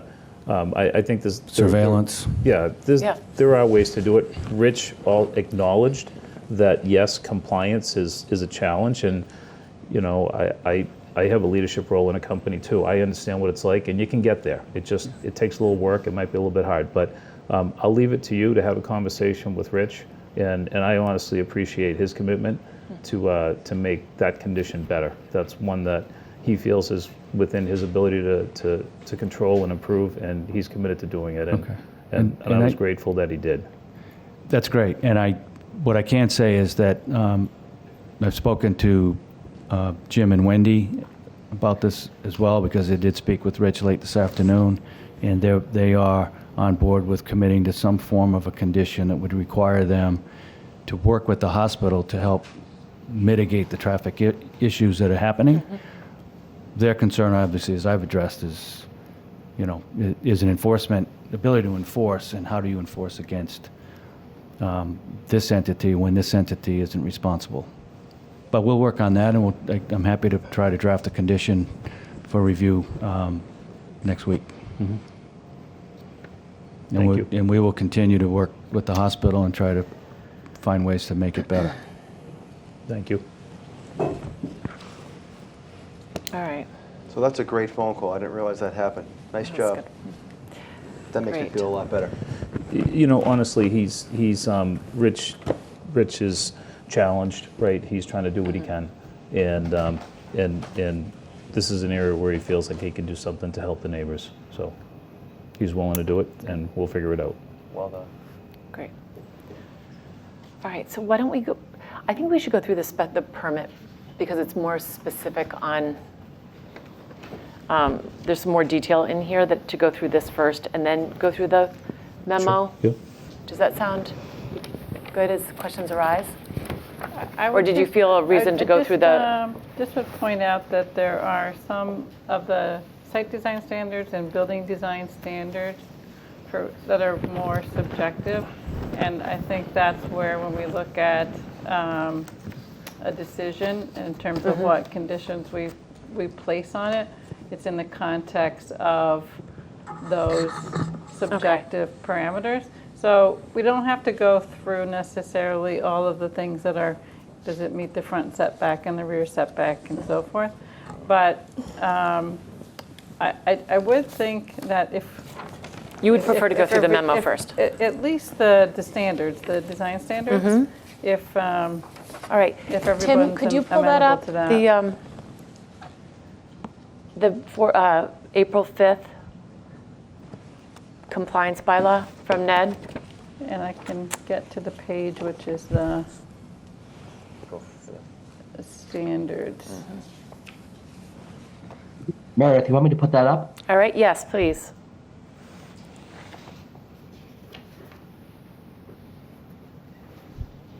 Yeah, because page 1, A and B, C. Yeah, well, actually, it's more than just the standards. So if we look at, I would say starting with open space. So where the language says that open space, shall be left in its natural state or landscaped, and then there's percentages, and there should be, trees of certain height. I guess that's where, when we get to the planting section and of the decision, we can refer back to this and decide whether. So that's the what's top been of page provided. 4. Top of page Yes, 4. sorry. Is where we're starting. Top of Tim, page do you want to 4. scroll to the top Back on April of page 4? 5th. It was maybe from Tim. And this idea about the view.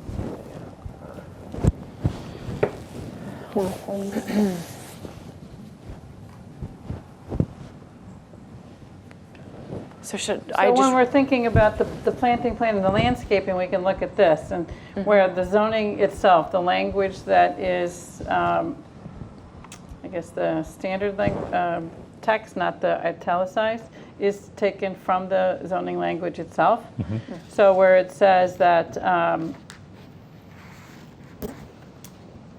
which shall enhance the prospect of the building viewed from outside exactly, and provide alternative views from within the building. attractive views. Attractive views within Yeah.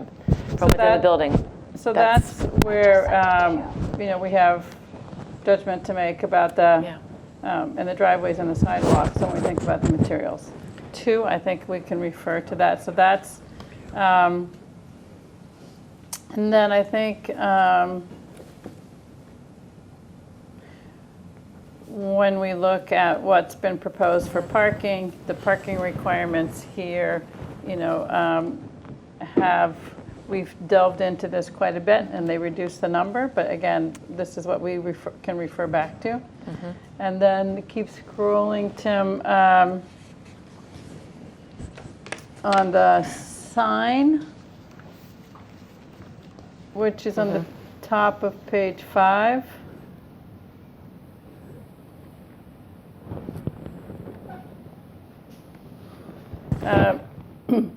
Again, the design materials, appearance of the sign, the final signage design would be outside of this process, but certainly our input into how it's integrated into the entrance, I think, is important. So that's where it's referred to here. I'm just tying back the things that we've been discussing to the actual zoning language itself. We keep scrolling down to design standards now at the bottom of page 5. Item 10.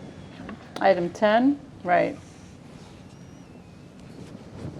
So this is something we've talked about quite a bit, the existing terrain, the earth moving and retaining walls.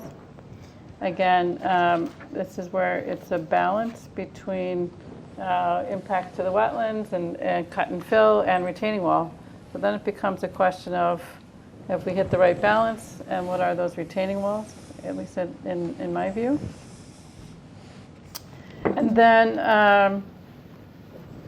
the existing significant trees and groves of trees and natural features to be preserved and integrated into the landscape. Again, this is why we've been talking about this quite a bit. And the conditions we can continue to think about with respect to that.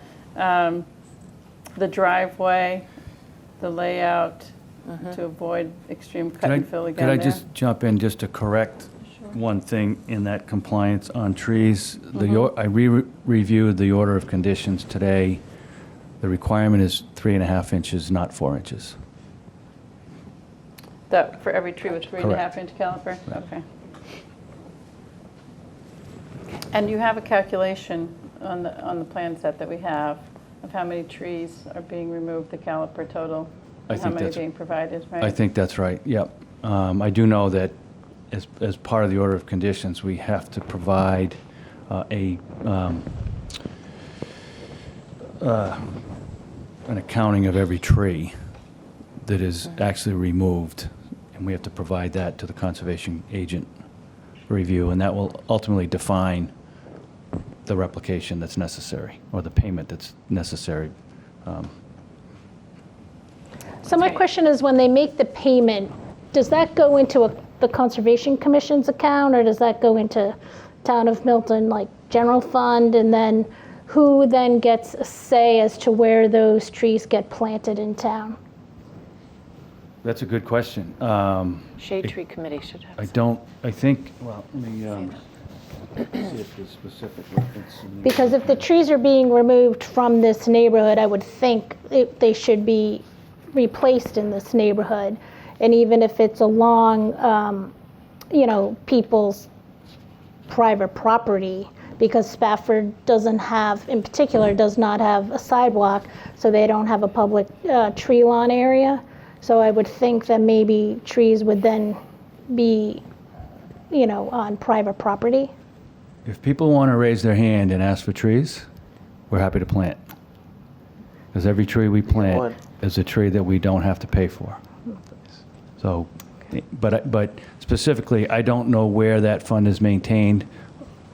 It is presumably, it's not subject to the general fund. It is a specific account that's used to then acquire and plant trees in other parts of town. Where those go, I have no idea. I really don't. But I don't have. I tend to agree with your thought that we should plant as many in the neighborhood as possible, and that would be, obviously, people would have to be willing to receive trees, but we'd certainly be open to that. Okay, so driveways, again, talking about the existing terrain and landscape features. Yeah. And the width, the construction, the lighting of those access roads and driveways. So again, our focus on that is really tied back to the design standard.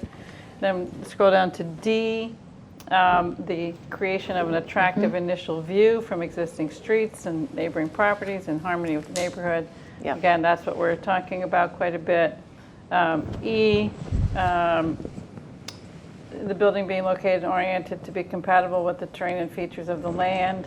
We've talked quite a bit about that. And I think that that's not something that there's really condition can be related to, but the parking areas, the landscaping related to the, and lighting related to the parking areas, again, topics of conversation quite a bit with us. Sustainable practices, one of the things I would say here is that the lighting controls are an important part of the site sustainable practices. Energy use on those, and we'll talk about those controls a little bit further, I think, in the conditions. The use of environmentally friendly materials. I think, Sean, this can get to what you had suggested, perhaps using pervious pavement at the rear parking lot. So that, again, ties to one of the design standards here. So, sorry on that. So the town is looking to, adopt the enhanced stretch code. So would this be subjected to the new enhanced Depends on stretch code? timing. Like that stretch code, if it were to pass, I think it would be probably the January effective date. Isn't it coming? It's in the Maytown meeting, but I don't think you can make it effective as of July. There's only 2 dates in the year that you can make it effective, and I'm pretty sure it's July and January. and if it's adopted in May, I don't think you are allowed to make it effective in July. So it depends when they are able to file for the building permit, but if it went. So it's at the time of when the building permit gets. Correct. Yeah.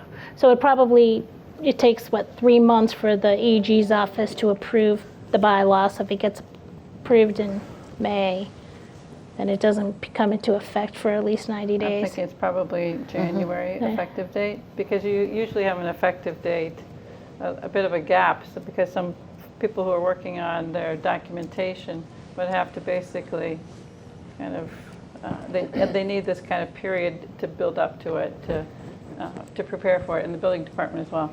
But I'm pretty sure that's in the information that Sustainable Milton put together in terms of those dates. Yeah. But Because I would think if the town of Milton as a whole adopts it, then that's, because I'm your Climate Action Committee representative. And so if the town of Milton adopts it, then I would think that this project would want to. It's all happening in this one same year that we're adopting it, and this project could be pulling permits. yeah, I mean, this project's subject to the updated stretch code Right, already, which is because it's in July in 1st, July, because yeah. July, yeah. I mean, I imagine that they won't be filing for their building permit by then, but I suspect that the difference between the two, there's going to be some differences, but the stretch code as of July will put into place, I think it puts into place controls for lighting, but don't quote me on that. Well, even like going electric, the whole build. I'm just thinking if the average homeowner, if it gets adopted in town, if the average homeowner is subjected to the advanced stretch code, and I'm not taking a position one way or the other, if it gets adopted, then I would think that we would want our municipal buildings and our new commercial buildings to be subjected to it. They're mandated to be, once it's not just a residential, it's commercial Right, as well. commercial, yeah. Yeah. So, this particular piece is referring to the site, but there's another part on the building for sustainability here as well. The last sentence, the use of environmentally friendly materials will also support the enhancement of indoor air quality and reduce life cycle costs. Right. So that's, and the building envelope is referenced. yeah, so that's going to be in the building portion as well. On the landscaping, thank you, Sasha. You are a landscape architect and you've been preparing the plan, so that is a zoning requirement. Again, the screening of the building and the parking areas when viewed from off-site. It's in a requirement in the zoning.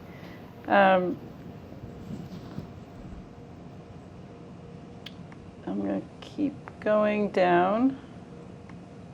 In a manner that will enhance and screen the view of the building and parking areas. Right. Yeah, Then I think from here, I'd like to scroll down to the building design standards on number 11. So the pieces that we need to look at in this section, the building consistent and coherent in all its elements and compatible with its surroundings in form, scale, and massing, and treatment of all facades in a consistent manner. The scale of the building not overpowering its site or context, having an inviting and human scale. That the entrance be distinctive, principal entrance. That windows and doors have appropriate detail and be set back or protrude forward. We haven't talked about some of these details in the architectural, but they are here. And then the exterior lighting on the building itself, which we spoke about a little bit, the roof lines, and then building materials being of high quality, traditional materials and colors. So we need to talk about that a bit. This is where the unrelieved flat surfaces on the facade and the windows.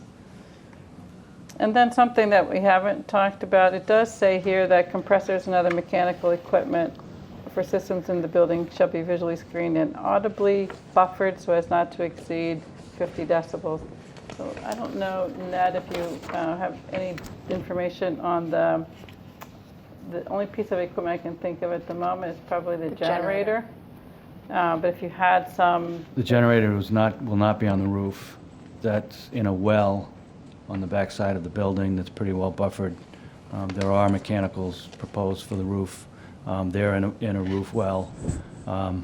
It's an obligation as part of the certificate of compliance, really, that when operating, the noise levels are at or below here.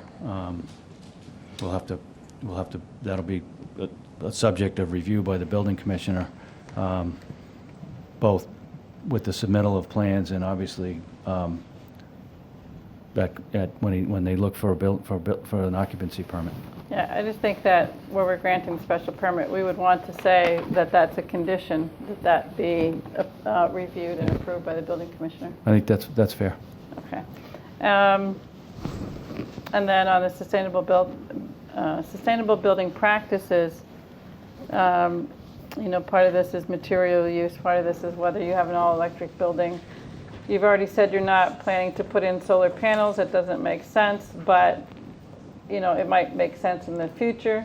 So we could make a condition that it be solar ready, which is part of the new stretch code, the specialized stretch code. That would take into consideration roof loads, the design of the structure of the roof, as well as the electrical infrastructure. So that could be a condition that we consider.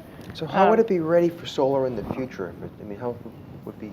Your roof is designed to take the load of it. Let me rephrase the question. How would it be attractive for solar in the future if it isn't now? Like what would change? You could have tree loss.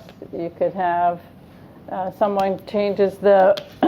They have one company analyze it. There could be another company that comes and analyzes it and has a different take on it somewhere down the road. The technology continues to change. Okay, thank you. Just because I know, Meredith, you want to get to the decision itself, I'm going to try and quickly get. That's it. On the rest of this is what they submitted to us in terms of what the requirements were, which I believe they submitted everything we've asked for. Cool. So that's it. Yeah. That's a nutshell. I just was going to re-emphasize high-quality materials to be used.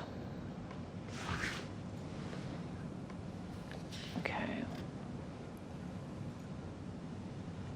Yeah, then we can go through more the architectural. Anything else that people wanted to add that stood out? Yeah, I guess H was the, on page 11 is something to highlight that okay. Okay. Great, all right.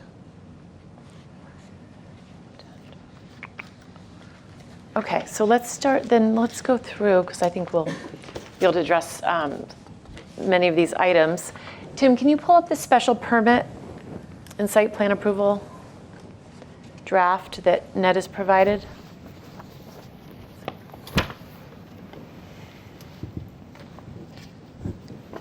Just give me half a second. Sure, thank you.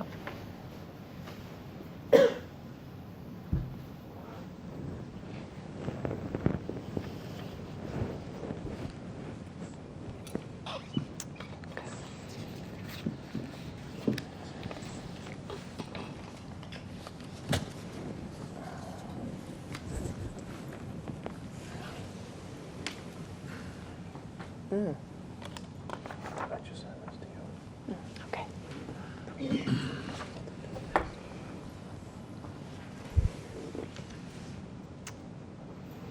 Much better. Yeah. Okay, great, Ned. Sorry, the screen is behind me, so it's, all right. So in walking us through this, most of this is boilerplate, page 1 here. I don't know if anyone had any questions. On the page 1 and part of page 2, where it's a list of what's incorporated, Yep. it's listing plans, but it's not listing other reports, like the construction management plan, the tree preservation plan. Those are identified as separate exhibits. Okay. So I have a Which page question. is that now? Sorry. Yeah. Sorry, On page 3. on page 3? You know, there's a construction management phasing requirement. Okay. It's Exhibit C. Tree preservation protection, there's Exhibit D. Those, we would simply attach the plans that were submitted unless they need to be amended. So, I'm just looking at the language. So it says that under the drawings, it says that that the permits incorporated the plan sets. Down below, does it say that those are actually incorporated? Those other documents being incorporated into the site plan approval? Because everything gets lumped together under site plan. Every single document. So I just want to make sure that it's actually in the definition of site plan that all of these documents are included.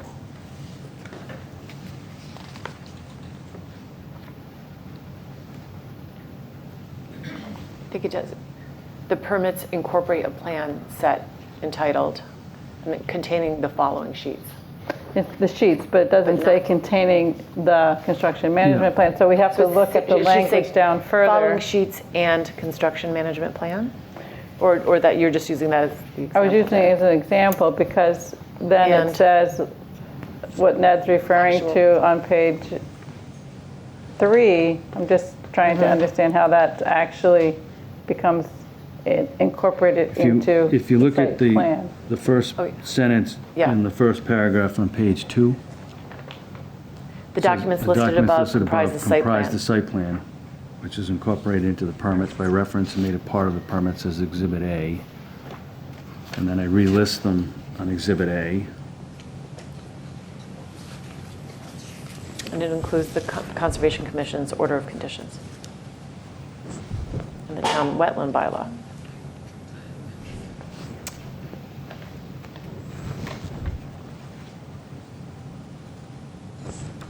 Does that? Well, I'm just trying to understand. We can look at this a little further. I wasn't sure that the way it's phrased down later, saying that that's a requirement, is the same as incorporating them into the site plan documents.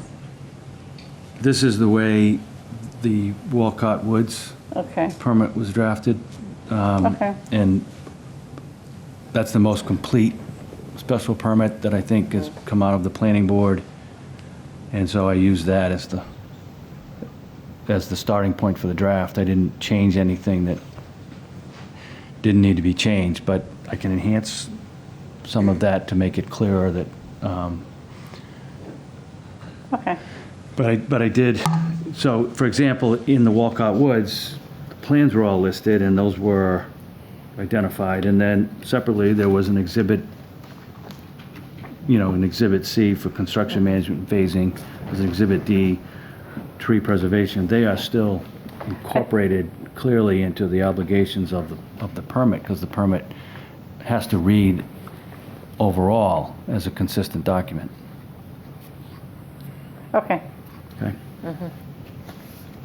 Thank you. Yep. Wait, I have a different topic. Is Yeah. that okay? Are we done with this topic? I think so. Does that clarify? Yeah. Okay. So under enforceability and enforcement, What page are you on? first page. Okay. Second paragraph. Yep, second paragraph. It says the requirements are independent obligations of the applicant and run with the land as an obligation of all subsequent owners and leases. So a lot of this, the permit was all based on who the applicant is today. So testimony has been given to us as this is a company that is highly respected, that they, are good neighbors, that they care about the community in which they do business in. So my question is, because this whole permit and bylaw was based on the applicant, what happens if the applicant is the owner is no longer this owner? So I'm struggling a little bit. Again, it goes back to what was presented at town meeting. And there are a lot of not good operators out there.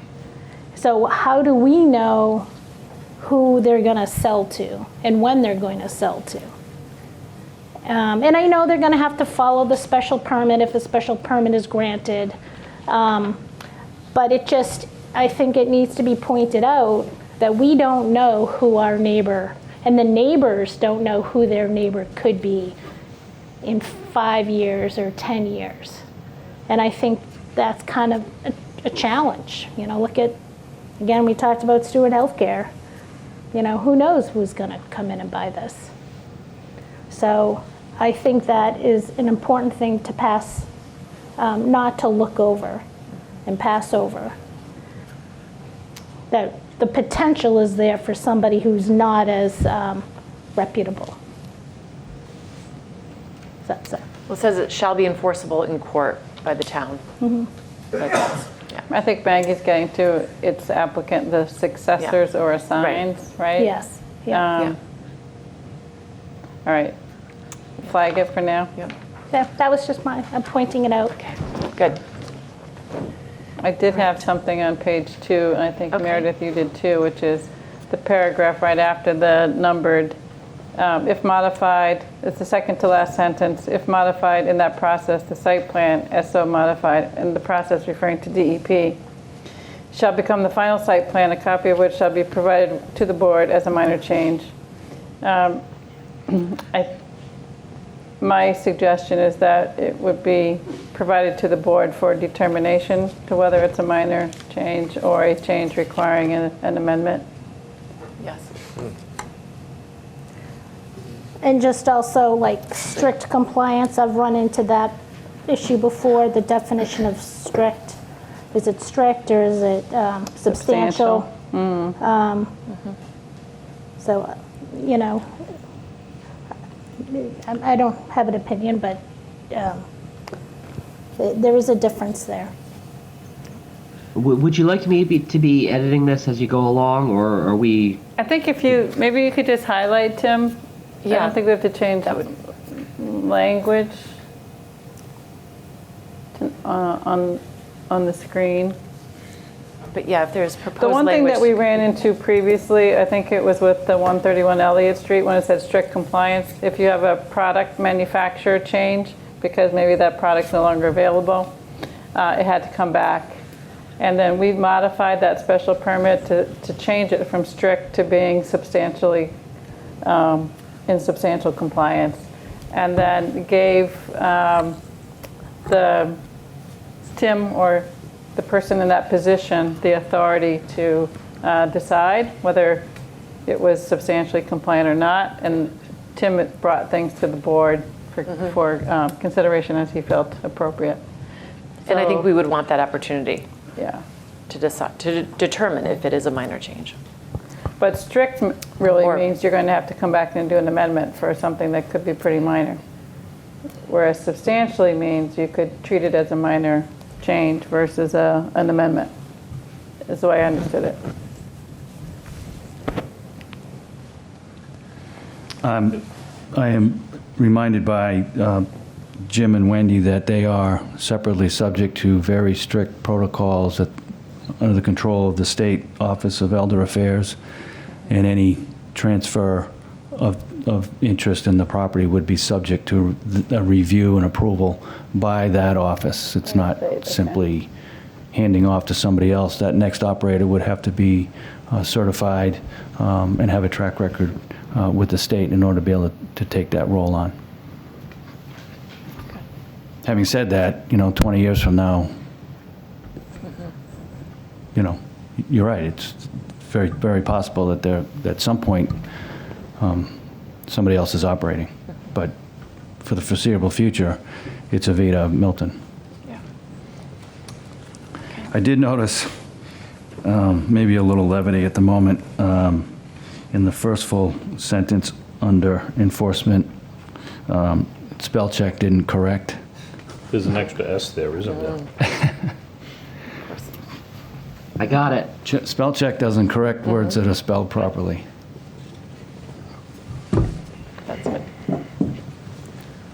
This is a family public hearing, everybody. All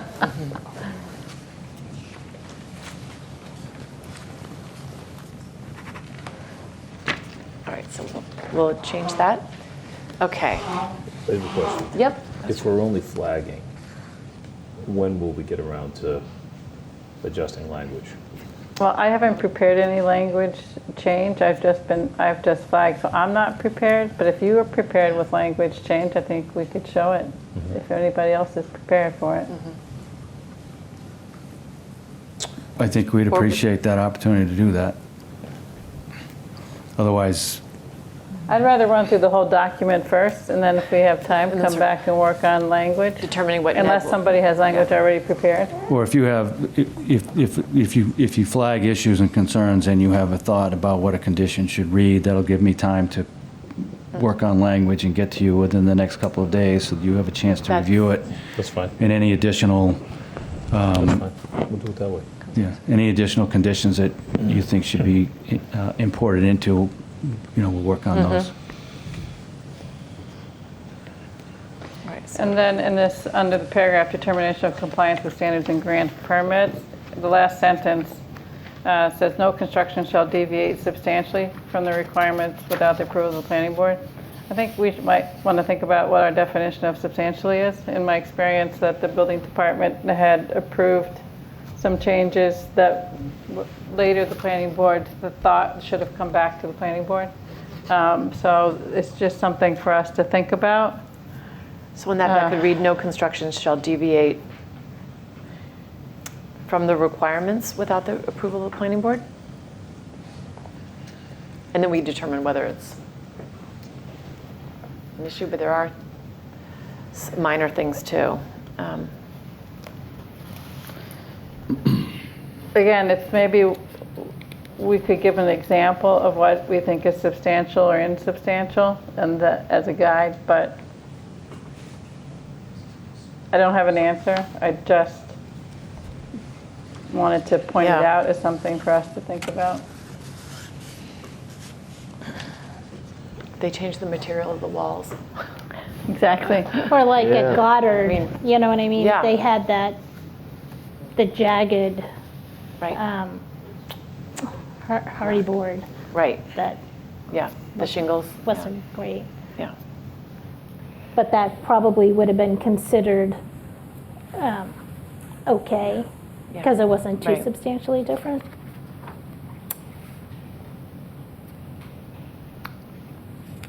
So do we have a preference on how this should read?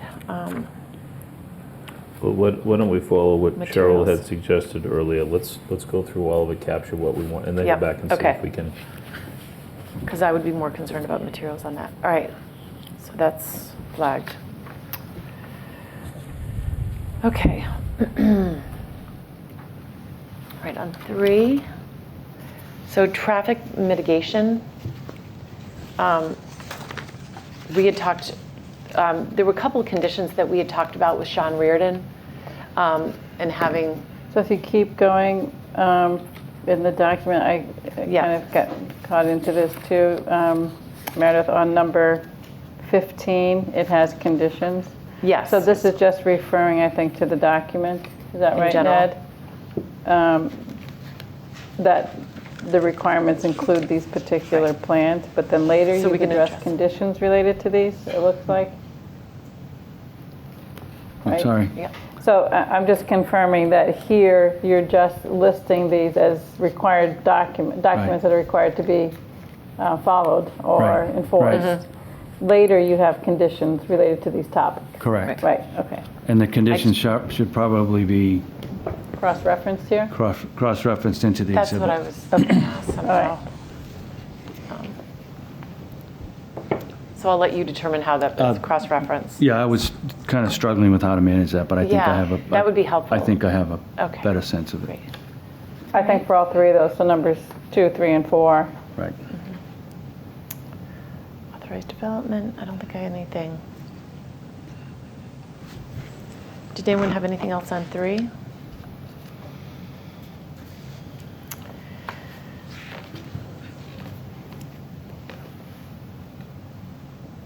I mean, I think D is to be determined, but, Yeah, can- so in 3. but in this format, I think it's appropriate to leave as is. And this does have any change to the architectural design of the building shall be subject to review and approval of the planning board. I'm sorry, which one are you Sorry, reading from? on D, Oh, on D, okay, at the bottom of page 3. but it does say prior to issuance of building permits. So That's good, because that's Right. when the building commissioner is reviewing the plans and comparing to the permit, because the plans that are submitted for the building permit are going to be far more detailed.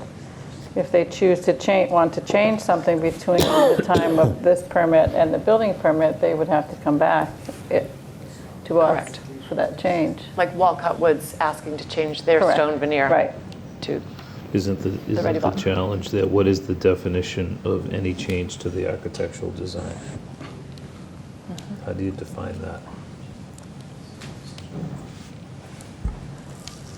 We'll come back to that. We can We'll come come back to back. that, right? I think it ties to that, it ties to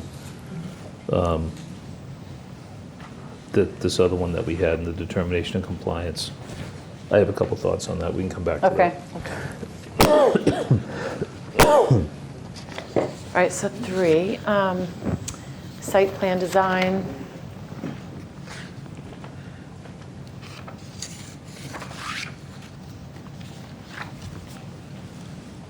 Basically, these are reciting Yeah. what we just went through on the zoning. So are we like putting comments like the site layout takes into account the existing terrain? It really doesn't, because we're bringing in 20,000 cubic yards of fill. So then it becomes whether it's that Subjective. balancing the intrusion into the wetlands, because if you don't, It actually does take into account the site terrain, because we're creating an area where construction is taking place and the rest of the site's being left alone, and we're minimizing the impacts to the rest of the area by the use of these retaining walls. I mean, that's one of the challenges that I've had, is that by using the retaining walls, we have the walls, but then they're not disturbing. If you didn't have the walls, you'd have regrading and loss of more trees by more gradual. What's been concerning is the height of some of those retaining walls. Okay, driveway and parking areas. Again, we'll Yeah, so get here, into I 13, think we're also going to get addresses into, parking. we're Yeah, going to come into materials later, I think, on this. so I'm good with this. Yeah.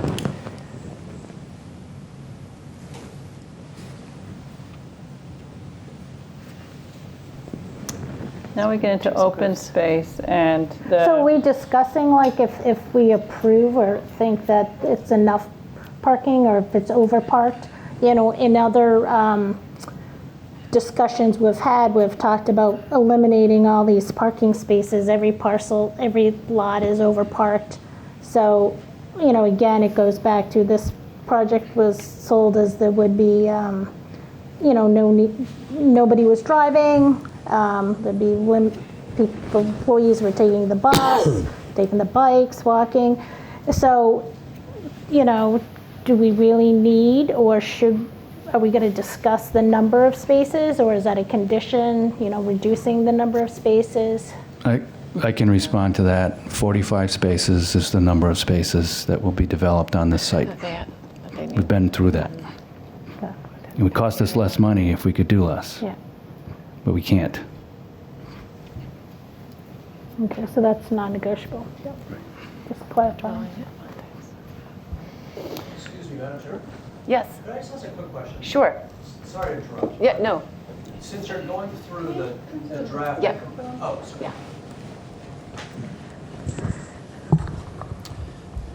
For the record, Dan Yes. Hill, I represent the neighbors. Since you're going through a draft approval decision, is it safe to assume that you guys have voted to approve the project versus deny it? Or? No. Okay. So is that going to come after you go through the? Yeah, well, there's definitely things in here which I personally feel are not ready, that still need to be worked on. So this is just highlighting what we need to improve on this. Okay. Before we would get to that discussion. So yes, this is not. Because if you're going to deny it, then it would be pointless to go through all these conditions. But. Yeah, I think we're Okay. we're still in the Okay. modifying the project. Great, thank you. So thank you. Yep. I don't anticipate any vote until we've gone all the way through it. Yeah. You determine whether or not it's properly conditioned. Right. My experience with this board is that the last thing you do is take a vote. And you'd also kind of like, I think about MBTA zoning. If for some reason, say it passes, you would want all these conditions, I would think, in it to offer more protection, right? So that's why we're kind of going through it. Well, the idea too is, can you mitigate the potential impacts through conditions beyond what they've already said that they have incorporated into their drawings? So, to the point of you get to the end and you say, okay, does it meet the zoning? Have they mitigated the potential impacts to the neighborhood, and is it providing for the public good, right? Which is one of the main things in the zoning in the beginning. But you can't answer it until you've kind of come to the end of your discussion with them, with the applicant on all of these matters, right? That's the way I see it anyway. I see it the same way for Attorney Hill, who asked the question. I have 15 of my own conditions that I wrote, and if what Ned has prepared doesn't include those conditions, and we either add or don't add, and I'm sure other members have their own conditions, but in my mind, this project will hinge, for me, on whether I accept or won't accept based on the conditions that are prepared. So that's how I look at it. I think this is a necessary process, and I could be satisfied in the end, or I may not be satisfied in the end. Okay, so we're on Right, so driveways moving and on. parking, or then we went to open space, right? Quick question Yep. on parking. Wasn't there talk about using the hospital space across the street for holidays? That has been agreed to. Is that in yeah. here anywhere? I didn't see it. We do not have it in this because it would not be the applicant's within their permit, but it would be maybe the hospital may provide a letter. I'm not sure where we. Well, I would think that they would, just like I think Novara, or Abbey Park, that's part of their special permit is their parking agreement with whoever. So I would think it would be in part of That's the this. reason why we're able to reduce the back parking lot exactly. spaces, right? No, So what we could do is that the parking, any additional need for parking for special events will be accommodated off-site. I mean, we could put something like that, because we don't want them to come back for an amendment to add parking either. Well, the site is at its max at 45.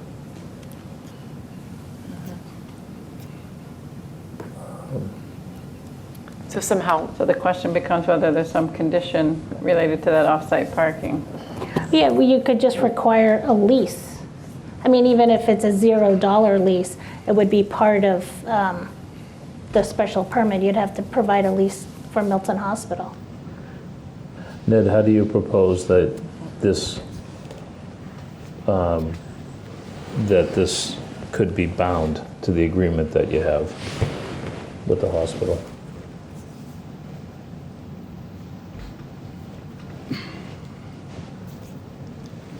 Let me try to come up with some solution to that. I understand that, and there is a draft of an agreement between the developer and the hospital that memorializes the agreement. So how we reference that, we can work on. Because the hospital has one with St. E's for their parking. Right. Hospital. All right, so we'll need a reference to the hospital parking. Possible to make it sort of exhibit E or F, whatever the next exhibit would be. Okay. All right, great. And open space, did anybody have a comment on that? I don't have any. Again, minor more conditions.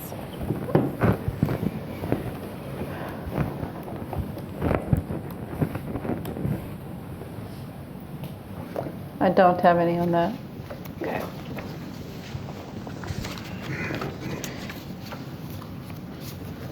Okay. Actually, I did on the last one, sorry, on C. In some situations, we've had a bond required for damage to trees that were agreed to be protected. Do you have that kind of requirement with Concom for, or is it Concom purely just you're removing trees and you have a replacement? Because we have some that are in the protected zones, right? But you're pretty close to construction to some of the trees and some of the tree bases and the root balls, et cetera. And I've seen now in my time on the board where we have a tree protection plan and then you go visit the site and you see equipment and parked right underneath the tree that the protection has not been put in place or enforced. And we all know that construction impacts for trees will show up later. Maggie, I'm taking your,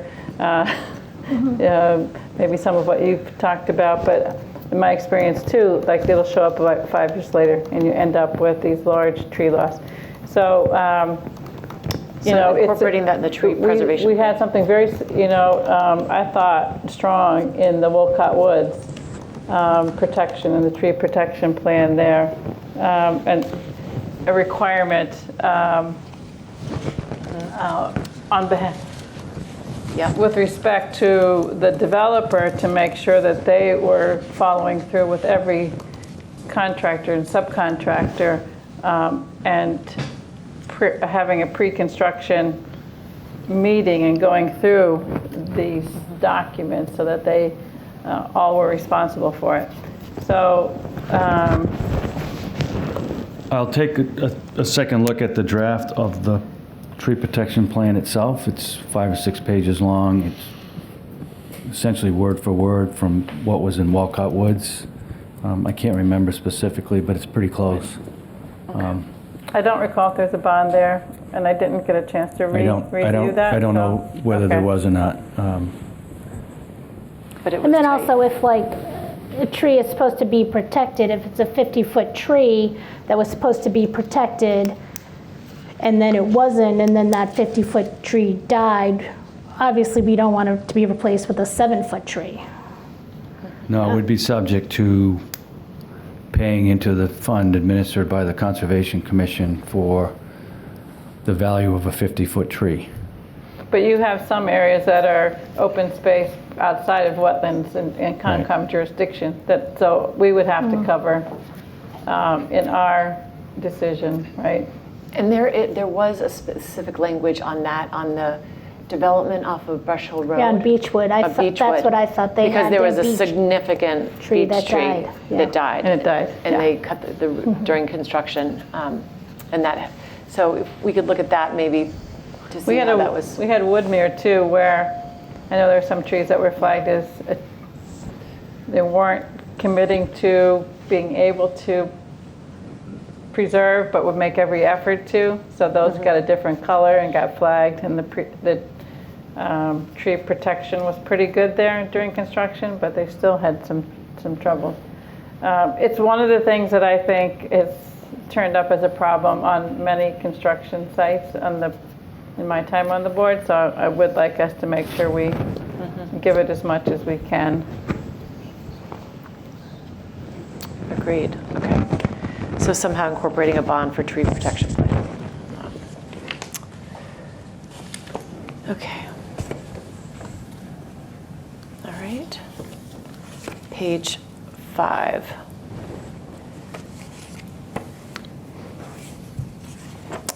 So I would like the sidewalks to be concrete rather than asphalt. I think it's the aesthetic looking up.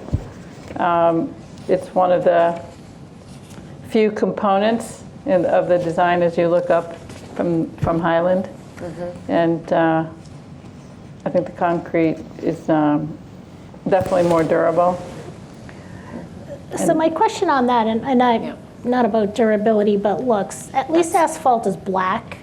and That's what it sort of disappears. It disappears. With the concrete, to me, that's more commercial looking, and it's white. I mean, could it be dyed concrete or stained concrete? It's just white.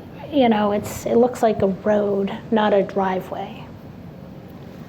That was my only concern as well on that, but I don't know. I kind of favor like Cheryl concrete. Yeah. I think it's substantial. It's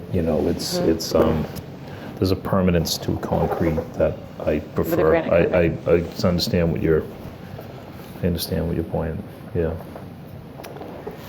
Maybe the Walcott Woods- neighbors might have a preference. I don't know. Walcott Woods has a,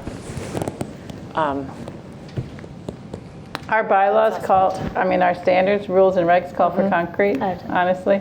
So if it were a roadway, the requirements would be for concrete. I think it's in part for durability. It's better, honestly, if you look at sidewalks around town, many of them are not accessible because the asphalt just has more movement in it. Yeah. And if you want to keep this accessible, it does have a slope.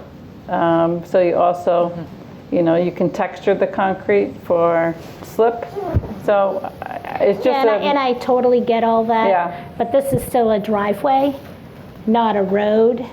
So I don't, I understand the durability part of it. That was just an aesthetic point of view. I'm thinking about, you have all these different materials. You have a fence to keep people from falling. You have a guardrail to keep vehicles from going there. You have a sidewalk, you have a curb, and you have a driveway. So the curb is granite, I believe. The granite and the concrete would blend together in terms of visual. And then, sort of separates your vehicle. That curve separates your vehicle from your pedestrian and everything else. So even for, let's just say somebody's a little bit visually more impaired, that distinction between roadway and pedestrian zone, you get that with that color distinction. But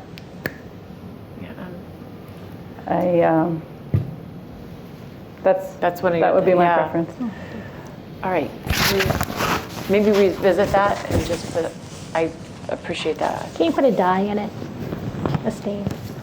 Okay. Make it gray, dark Okay. gray. Can you? That would make a difference. Okay. All right, walls. Several locations where retaining walls shall be used. I think the big issue here is the material discussion that we had earlier. And I sent you a link to a manufacturer called Canigliaro, and they use natural face stone on gravity block walls. Maybe you and Paul Avery could take a look at that. It's nice looking walls. It's the same type of wall, gravity block, so big concrete block, and they just face them with natural stone. Can you send that to Tim so he can distribute to the other Yeah. members too? That would be great. That might be a possible solution that would help. Okay. So let's, for now, take that last sentence and hit pause with that. Front entry to the site. Front entry shall be framed with 2 stone pillars and curved stone walls on the site plan. The walls may incorporate a sign announcing the presence of the development. The sign may be 8 foot tall and contain a max of 10 feet. It may be uplighted. So I completely appreciate you're doing the stone pillars, doing the stone wall at the front. My concern is this is still a scenic roadway, which is in a residential neighborhood. I would like to see something more of, because I did say embedded, so it is embedded currently the way it's presented, but it just cries out for a commercial building. And what I would really like to see is if you could have those stone pillars, put lanterns on top, so you feel like you're coming into a residential area, and somehow incorporate the way Walcott Woods did, a sign which would be a Vita, could be a good size, but have something that's etched in stone the way Walcott Woods is. I think that would be far superior to having something so commercial. And soft uplighting would be fine, but lanterns on top, I think it just gives it, incorporates on a stone pillar, it says residential, and it just would fit into Highland Street in a far better way. We'll take a look. And do you think 8 feet is too tall? And I was going to say, and that size would be reduced because it would be, if you take a look at Walcott Woods, they have it in the pillar, it's in the post itself. So I think it could be really an elegant entry to this facility. The 8 feet and the 10 square feet just reflect what's authorized in the zoning. Yeah. So I would suggest taking those sizes out. The front entry, I guess this is where we could capture the cobble coming in. Yep. But I really would like that on the plan with dimensions. it is so on the we know plan. how far it is. I think it's shown on the plan. We'll double check that. And not on the civil drawings, at least I didn't see it on Paul's drawings. It might be on the landscape plan, but there's no dimensions, there's no double materials check called that. out. It's graphically there, I think. It definitely should be dimensioned, so we know how much area it is. Yeah. I just think the Walcott Woods entrance is such a nice entrance off of a scenic roadway. It's just appropriate, it fits in. It's still a multifamily, large development project, but it just, your eye isn't drawn. It just fits in with the area, so. But yeah, and having the cobble on the plan is good. Okay, parking, number 13. Actually, on walls, I just wanted to ask, there are retaining walls that are at the rear and south and I guess west that are associated with outdoor spaces. Mm-hmm. Are those Ready Rock too? My sense is that all of the retaining walls are Ready Rock. We can certainly you're not in confirm the that. wetlands in those locations, so the logic for using those, I think, in those locations is different. Maybe it's cost, but I'll be interested to see what this other product besides Ready Rock is, because as much as you've talked about peaceful courtyards for residents, there are those lower levels where people are looking out at that retaining wall from their unit, which is. And family members who come to visit, sitting outside, Okay.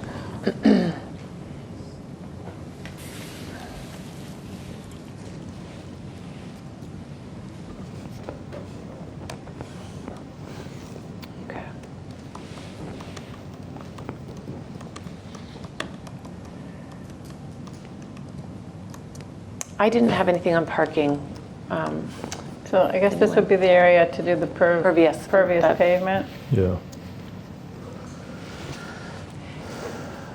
And is that a solid, explain that, because I don't love the pavers, but what are the options on that, just from? somebody who does this. Pervious pavement is actually asphalt, Yeah, and it's a material that has voids in it. You know, Okay. you look at most pavement, it's bound Yeah. together tight with different sizes of aggregate, so it does tighten up. The idea of pervious pavement is it has voids and it allows the water to, you know, to permeate. yeah, absolutely. I Yeah. think that's great. And, you know, the issue that Ned brought up is, you know, it requires maintenance for it to continue to perform. That was one of the issues, certainly. I think the reality of it is this is a low-use parking lot. So it shouldn't require as much maintenance as a lot that would have a lot of vehicle changes daily. And, you know, I think by the time a vehicle gets to that area of the site, they've already traversed a long drive, and whatever may have been on their tires as they came into the site could potentially have been, you know, lost in the page. So there's some reasons that it might work. There's definitely some maintenance involved in it, but I think two things. One is obviously maintenance. The other is, you know, sometimes fluids leak off of, you know, oil and other fluids leak off of that. That then goes into the ground and can leach towards the wetlands. These are outside of at least the 25-foot, I think maybe even outside of the 100-foot from the back wetland. I'll double check that. So the other thing on this is porous pavement is an infiltration practice, and it then requires separation from groundwater and everything else. So the section on this is fairly robust. You know, there could be some implications of grading changes with doing that. It isn't just simply swapping out the paving material. It could increase the earthwork and other project impacts. So it's not just as simple as just putting down a different type of paving. there could be some implications to what, Paul? Grading, because it has there's a robust section of courses that need to go underneath it to be compliant, and then we'll have separation from groundwater and everything else. So it's technically more complex than just changing out the pavement material. Yeah, I'm aware of it, Paul. I'm actually doing it this week on a project, so I'll take a look at it, further look. It'd be good if we had Sean here. I know Sean would want to. He spoke about it last week, actually. Pardon me? I think Sean expressed some concerns about it last week, but we can certainly follow up. I recall it too. Yeah, I recall it. Yeah. Okay. All right. Anything else on parking? Not to belabor it, but I'm just thinking, number 11, we're talking about the entryway. I think it would also be much better to have a symmetrical entryway where the two different walls, that also would draw attention to this project. So that cohesive, you know, if we could embed that sign and do something that's more symmetrical, I think it would be a nicer entrance. But just wanted to add that. But anything else on parking? Then let's go to lighting. And you had brought up a few questions, which Yeah, so which are good. the excuse me, the light fixture that's closest to Highland, does that provide lighting at the crosswalk? I think we talked about there's a street light nearby. But I just wanted to make sure there's adequate lighting at that crosswalk. When I'm thinking wintertime conditions, when it's dark at 4 o'clock or 5 o'clock, when there might be a change in staffing. But on the conditions, I was thinking that you have here that the lighting at the rear lot would be turned off from 11:30 to 6. I'd like to suggest that all the rest of the lighting be dimmed down to 30% during those same hours. If there was some need for security purposes to increase above 30%, maybe that could be on an occupancy sensor. Or the controls could be such that certain areas are a little bit different, maybe at the front door or an exit door than the rest of it. But I'm thinking in particular street lighting and parking lot lighting, because Winter Valley and the hospital are nearby, and their lights, street lights and overhead lights are on a lot. And it's a lot of nighttime lighting when we're talking about dark sky, but it's not. You say it's dark sky compliant, you're talking about an individual fixture, but if they're all a bunch of these 14-foot high light fixtures running throughout the evening, it seems like we should dim those down. So the last sentence of the proposed condition says the lights shall be dimmed except as necessary to provide safe access and egress for evening visitors and shift changes. Is there a... Dim to 30%. We can say dim to 30% except as necessary? And then is there daylight sensor? It says sensors and dimmers, but are you talking about daylight sensor? I was thinking of... So it gets it's turned a on? slightly inartful way of addressing the issue of sensors, but so that my understanding of how a sensor would work, they would sense a vehicle or a pedestrian approaching, and that would then cause the light to turn on. One of the issues with sensors is what happens when critters are crossing, because one of the things that the Conservation Commission requested is that we actually have a larger box culvert on the front in the first crossing, which increased the height of the walls, et cetera, because they wanted to make sure that deer could cross between the 107 Highland property and get around to the rest of the property. So we redesigned that culvert specifically to address the commission's concerns. Well, that's why I So said, my assumption is there will be deer and other critters that may be otherwise touching off sensors. well, that's why I said it. I don't think you need the street lighting, the parking lot lighting to be on an occupancy sensor. But Okay. if you need it for security reasons, let's say at the courtyards or at the entrance, that I can seems work on it. reasonable. And I'll work on some additional language. If you can shoot something through Tim to me, that would be great as well. And then just one other thing, it's just a photo sensor. So you can do these on the fixtures themselves, or you can do it through a sort of an integrated system, like a wireless system. I don't know if Sashi, who's ever helped prepare the lighting, the photometric plan, could speak to their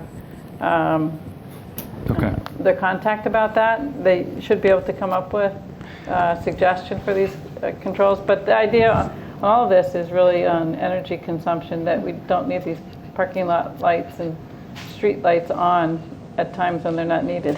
So that's where the... parking back there. If no one's parking back there, I mean, are we sure that no employees are going to be using that back parking lot? Yeah, we're agreeing to that as a condition. Okay. Of the permit, is that the third shift will park by the building, and that the rear parking lot would be vacant at night. Totally empty. Totally empty. Okay. But the other part is just on this photo cell or on these controls is to have the lights timed with daylight, so that they turn on when it's dark and turn off when it's No, I understand it all, and I'm not. Yeah, I'm just concerned about security. If my daughter were Yeah. working there and she had to leave in a dark parking lot, I'd Sure. be Okay. concerned because we're saving energy. And this is Sashi, just to say that the lights will have a photo cell sensor, so in daylight they'll turn off automatically, and they can be wired in to respond to whatever needs to happen, whether it's turning them off or dimming them. They have all the capabilities of doing those things. So I didn't see that feature as being included on the cut sheet. I looked at that today. So if you could just provide that language, Sashi, to Ned for a condition, we can cover it there. Okay. Just, you mentioned the employee count of 25. So would the condition be there'll be no more than 25 employees per shift? I'm not sure I can agree to specific maximum counts. Those numbers might change for different reasons. But generally speaking, we're pretty close to what the employee counts would be. And those employee counts also include like any physical therapy or occupational therapy, like extra services that are needed? No, if those were contracted by a specific occupant or their family, that would be on top of employees. And so there's no way of knowing how many occupants will need those additional services. So even though, you know, you've said the traffic would be 288, it could actually be more than that because you don't really know, you know, what client is going to need what services at any one time. So there's, you know, that's Occasional, additional. I think the highest volume of staff would be in the building between noon and 3, roughly 35 employees.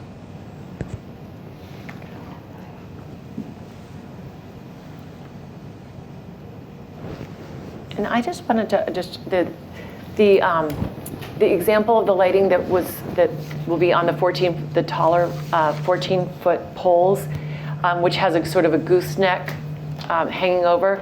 My experience in seeing those is they tend to lose the black, the paint or whatever. I know they use like a finishes. Yeah. What is the product? It's that they would be sprayed with. Like the enamel or the paint? It's like an enamel. It can vary, but I really like the lighting that Walcott Woods did because it doesn't have that gooseneck. It doesn't have all of that surface area.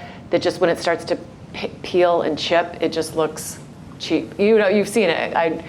You know, you see it all over. You see it in the Lower Mills area where you drive in and they look awful. It just looks awful. And if it could be considered to do something, and I just sent Ned a spec of the lighting that was done on the streetway at Walcott Woods. It would really enhance the project, I think. So I'm just advised by the client that that those additional services are included in the traffic count. Okay. Cool. And Ned, Tim, I will send this, just this lighting, just to let the others take a look too. So if you could share it with the board. I'll send that out.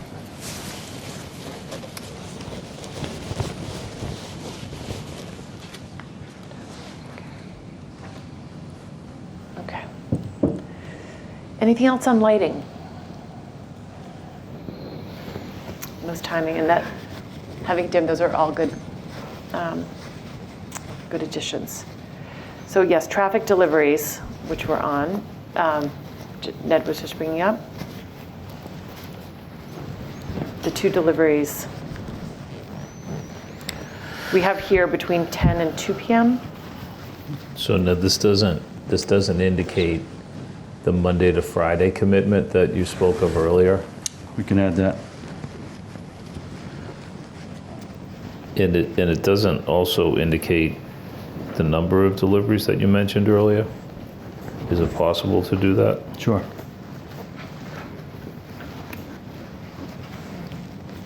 So number of deliveries in the days.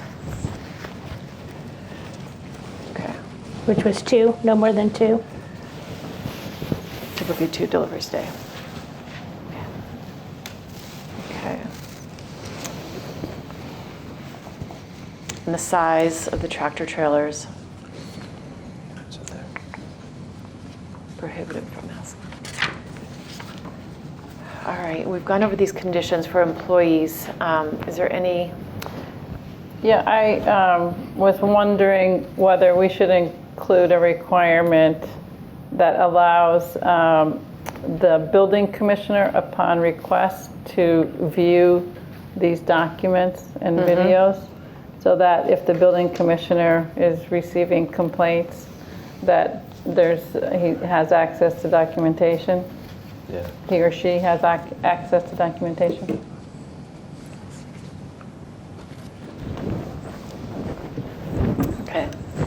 And then what happens if, is there a fine? Yes, $250. What is that? That is, There is a, it's in here somewhere. that's under the construction management. I think, just in Yeah. in 16. Was that just, oh, there, okay. Yeah.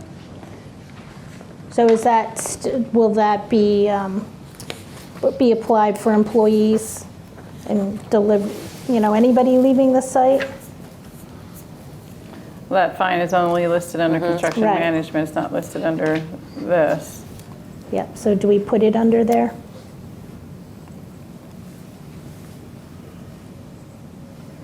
A fine to the business, right? To the business, correct.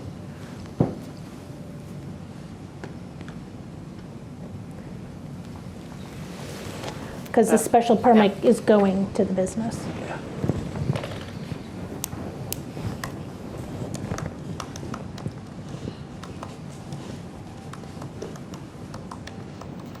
Okay. All right. So just, I know like you've obviously talked a little bit about how do you manage compliance with this, right? I just want to think through that for a minute. So who is reviewing the surveillance? Well, I would I think think it's if- management, right, at the business, but then let's say there's complaints, then the building commissioner should be allowed to request to view these documents that they've asked the employees to sign, and any videos where they're recording the truck activity, right? Because that's what's Because the required building here. commissioner is Yeah. the code enforcement officer. Right. Agreed. So is there a period of time that the surveillance should be maintained for? Probably, they override them, right, probably every 30 days. Can you look into that, Ned? Yeah. Because I think it could be a situation where someone may have a complaint and the surveillance from that particular day is no longer available. If you could help us understand how that's going to work. Sure.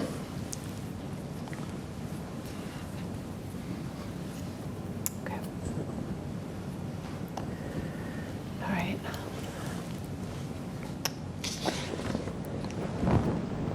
All right.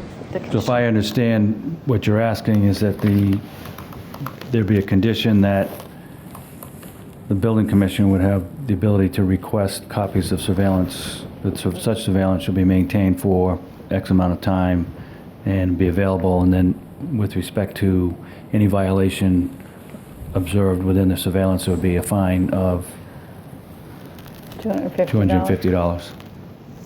I also thought that just to have an assurance that these forms are being actually prepared and signed by employees, that those records should be kept and available to be viewed as well.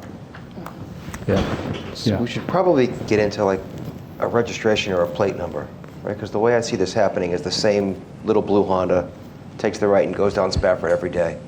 The neighbors say, hey, this car keeps coming down the street. I'm sure they're working at the hospital. They complain, they pull the video. You can link it to an employee. The fine is levied. I mean, that's the way I see it. Yeah, So it's- agreed. And the surveillance would show whether or not that little blue Honda was going out the driveway, taking a right, Right. and then showing up on Spafford, And right? to Cheryl's point, if you have documentation of the employee and maybe their Right. registration, you can put it to bed. Yeah. Yeah. That's all. It's just a way to be able to enforce a condition, otherwise how do you enforce, right? Right. Right. So in my permit, I have a review of required records, and it's stated the following records shall be kept, in the sales office, and shall be made available for inspection and copying by the building commissioner and/or his designee at the building commissioner's request. Records shall be updated on a regular basis as relevant information is received or changed. I remembered that. Not the exact language, but I remember that it was there.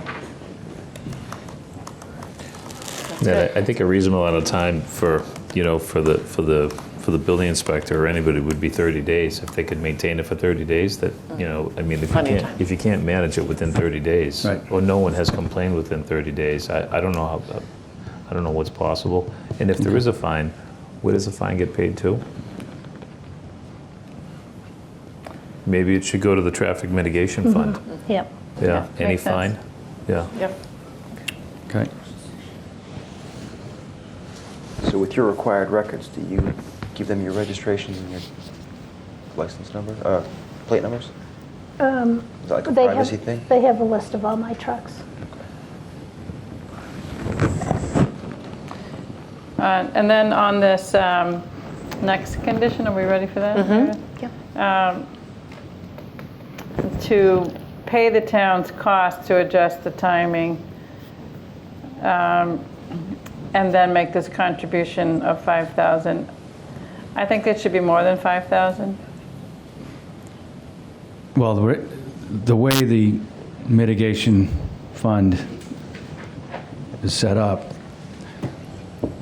the maximum payment is based on the number of parking spaces. So there's And 45 parking spaces at $350 per space. That's $13,500. That's the maximum that the board could impose for mitigation, which would include presumably the cost of adjusting the timing mechanisms, which we estimated about $5,000 per. So with the additional amount, if There would be, speed bumps were going to be added to Spafford So Road. you are looking at some conditions here where in addressing one of the largest issues that we've heard about for 2 years, and you're telling me that you can't go above what the minimum or the maximum required in that particular section of the bylaw, I'd like you to reconsider that. okay, but at the same time, you're asking me to mitigate somebody else's problem. And we're not creating the problem of the existing traffic. I know We're that committed the- to work with the hospital to try and help the hospital figure out how to mitigate its traffic. There's no traffic generated today on this Correct. property. There will be traffic generated by this use. And the degree to which that is going to have an impact on neighbors is not, there's not agreement on. But I think everyone could agree that going from 0 to a new use is something, right? I don't disagree with that, Yeah. but we don't trigger any of the thresholds that require payment of mitigation, right? We don't decrease the level of service, right? We don't increase the volume of traffic by more than 5%. The level of service on on Well, it's hard to Highland Street. decrease something from F to F. No, or to beyond but F, you have to go but- from one to another, and we don't change the level of service from one to the next. My point is that there's a level of service is so low that you can't drop it any lower, then you're not going to have a change in level of service. But the alternative to that is, are we increasing the volume of traffic by more than 5%? And the answer is no. That's an either-or calculation. So this comes down to the question of mitigation and whether impacts can be mitigated. And $5,000 doesn't go very far in doing a study. The residents are interested in sort of a broader traffic study. $5,000 is not going to get very far. So I'd like for you, as I said, to consider it further. I'll consider a specific number. I really need, I'm not going to negotiate against myself here, so I don't know really what to do. I think the board needs to determine what they think is appropriate, and we need to react to that. Well, you mentioned, it's sort of like the vernal pools. Technically, you accepted those when you didn't need to, which I appreciate. You said 13,500 would be the number calculated? If that's the threshold? If you follow the requirements of the traffic mitigation, and I don't think it's been used yet, I may be incorrect, but the calculation on what the maximum amount to pay into, assuming you trip thresholds, is for a commercial property, it's $350 per parking space, or 450, whatever the number is, times 45, it's $13,500. That's the maximum Right. that you have the authority under that mitigation, traffic mitigation bylaw to impose. So So do we the want to question, suggest a number? the question Well, about whether 350 it's been, times 45 is 15,750. I'm going to respond first to the question about whether it's been used before. 440 Granite Ave came to us for site plan approval, and part of that was a voluntary contribution to this fund as part of the decision for that particular project. What was the calculation? It's $300 per Oh, 300? space. Oh, I misspoke. yeah. So 300. So, So we're not saying we shouldn't be, we're not saying, no, you can't impose it, and we're agreeing to make a payment. But the payment has to be reflective of what the town put together when it created the traffic impact mitigation bylaw. You just can't go off in some other area that's arbitrary because you think we should do more. well, I mentioned that this other project did a voluntary contribution to address a concern that was expressed by neighbors, and that's what I'm asking you to consider here, given the concern that's been expressed about the matter. But as far as the board's concerned, what other members feel as strongly as I do about it, you can chime in, or if you think that, this number should be 5,000, or if you think it should be more. I think it should be more. Yeah. I think Then you're right. we can be criticized for being arbitrary or not, right? And we may very well be, but 10,000? Well, how much was 440? We'd have to look to see before we I feel assign like something. 440 was 10,000. I don't recall the number, we'd have to Yeah. I'd have to check that. Maybe we just need What to do we- review what other, let's think about it. yeah. Yeah, okay. And how did you land at 5,000? I assume $5,000 per intersection. There's 2 intersections where the timing sequences have cost to be of the adjusted. timing. We understand the cost associated with doing that work, including police details and whatever, is about $5,000 per intersection. And we added 5,000. So that gets you to 15,000, a little bit more Gotcha. than what would be covered under the traffic mitigation bylaw, but that's how we arrived at that. Okay. And you assume that they have to be adjusted once? The recommendation coming from our traffic consultant was that that each of those signals should be resequenced. It's a matter of a technician going out and taking out and I understand what it is, but it's going to happen once or twice, or what do you think? I assume Gonna it would get it in happen. one shot? I'm assuming it happens once and it's done properly. And is that DPW staff that does it? I don't know. Probably. I mean, if it is, it's just an Assuming that expense that's already DPW included in the town budget. Assuming that DPW has the staff capability of doing that, I don't know if they have to use contractors to do that. But even if it's done once, you're paying for the 5,000, right? If it has to get done again to make, because I see guys adjusting intersections all the time, the same ones. So if it happens twice, that's 10, right? But you're not paying for the second Correct. adjustment. But I'm just trying to. Yeah, no, we would pay to adjust each under the purview of the DPW once. Right. So I would suggest that we find out whether the DPW does these adjustments with staff that they have, or is there any expense related to it? Because unless it's an outside contractor, I doubt what's the expense that's related to it. Yeah, and it's the bigger question I have, and this is not really you, but it needs to be consistent. So for instance, like fines are kind of a big thing. I was fined $1,000 because I started a piece of machinery 15 minutes before my start time. And I was fined $1,000 for failure to notify the building commissioner on having a truck on site. So there is inconsistency in fines across the town, and in my experience, it was left up to the building inspector to negotiate the fine. So just that's a bigger issue that maybe we need to kind of look at some point.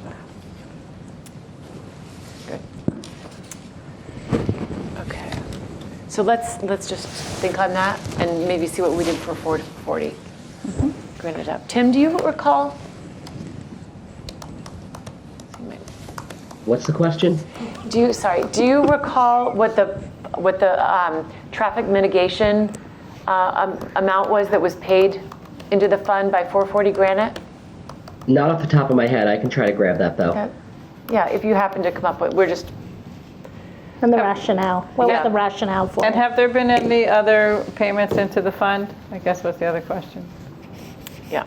I think the only other project that's paid into that fund is Walcott Woods. And I believe that was commensurate with the, with whatever's in the regulations in the bylaw. Okay. I'm not sure that that's right, but we should double check it because I think Walcott Woods was permitted before the traffic mitigation bylaw was put in place. I remember in that case, Walcott Woods agreeing to traffic signage. That's what I was going to say. And other things. There were, Those speed, yeah.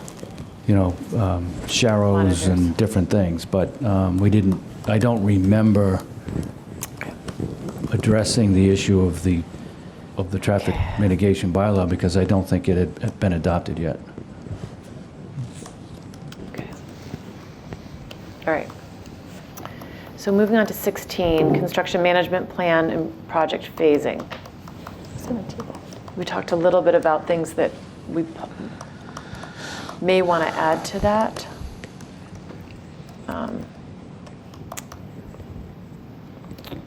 Condition, submit So copies. did we have, I need to review the plan, but is there a prohibition on construction workers parking on the ladder streets? And is there a fine associated with construction workers if they're found parking there? There is not, but there's no reason why there shouldn't be one. Okay.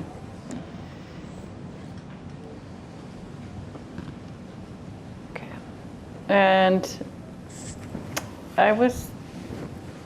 the restrictions that are put in for truck traffic, I'm concerned about the number of trucks related to construction, particularly the tree removal and the cut and fill.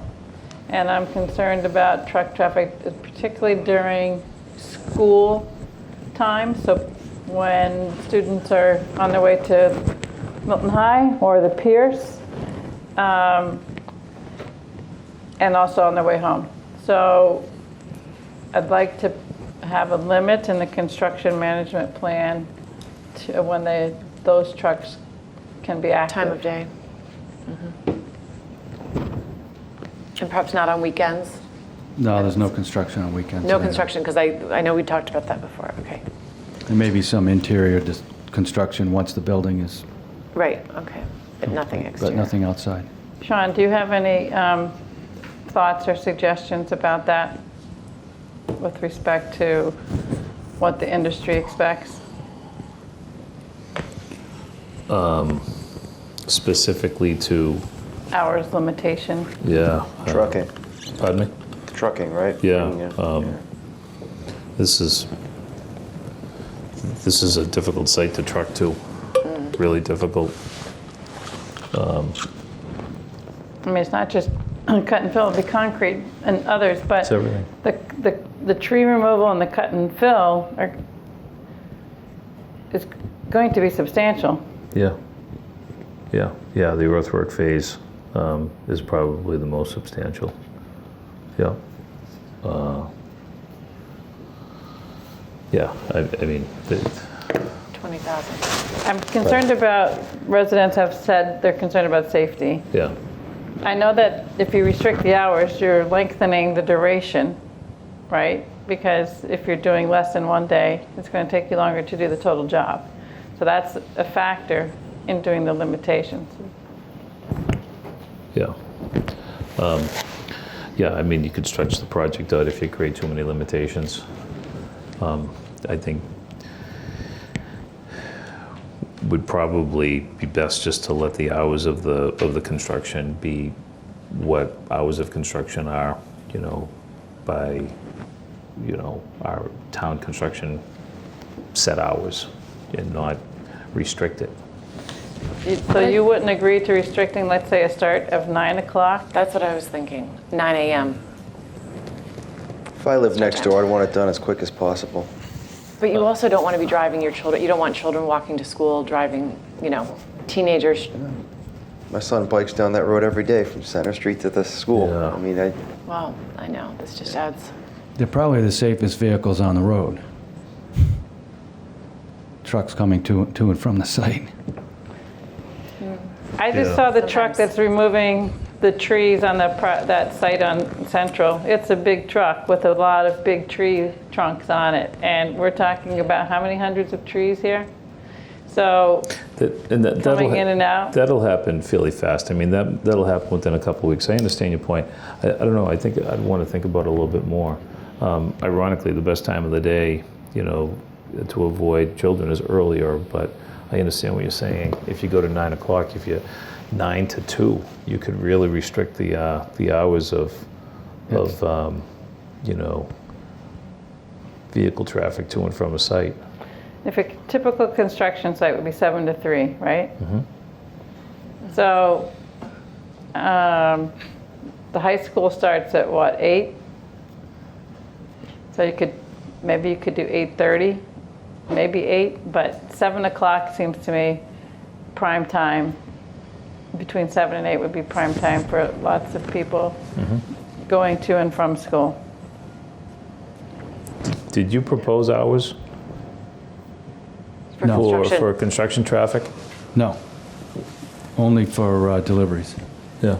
Paul, can we ask you, what has been your experience in residential areas? Is there a time that has worked, and I don't know how many truckloads we're talking about for 20,000 cubic yards of fill. But yeah, I think there's some guidance on that in the construction management plan that isn't really my expertise. But I mean, it is fairly common to restrict hours to, reasonable hours for projects in residential neighborhoods. I mean, that happens all the time for exactly these reasons. So, if we change the traffic flow so it only came down Randolph Ave, all of the construction traffic, how would you feel about that? That way you're keeping it off of Canton Ave and probably away from a lot of the foot traffic for whatever hours it is. But if you go down Randolph, you're going to go to Reedsdale to Canton Ave, right? And have to make the left onto Highland. Yeah. You got to come up. It's either that or make a left at the lights at the old dump entrance. And I really feel like that's really going to be hard to manage. I know I can probably beat up the applicant pretty good, but I think, to be honest with you, all the truck drivers want to come in at 7. They're in and out quick. My concern is the number, 20,000 cubic yards of fill. So Sean Reardon said it's 20 yards per truck. I get in 50 yards per truck. So even if it's 50 cubic yards per trailer, so that's 400 truckloads to equal 20,000 cubic yards.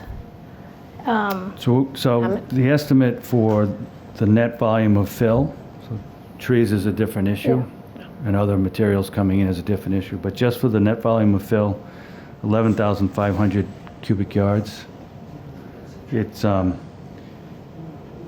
20 cubic yards of material per truck. There's approximately 575 truck trips required.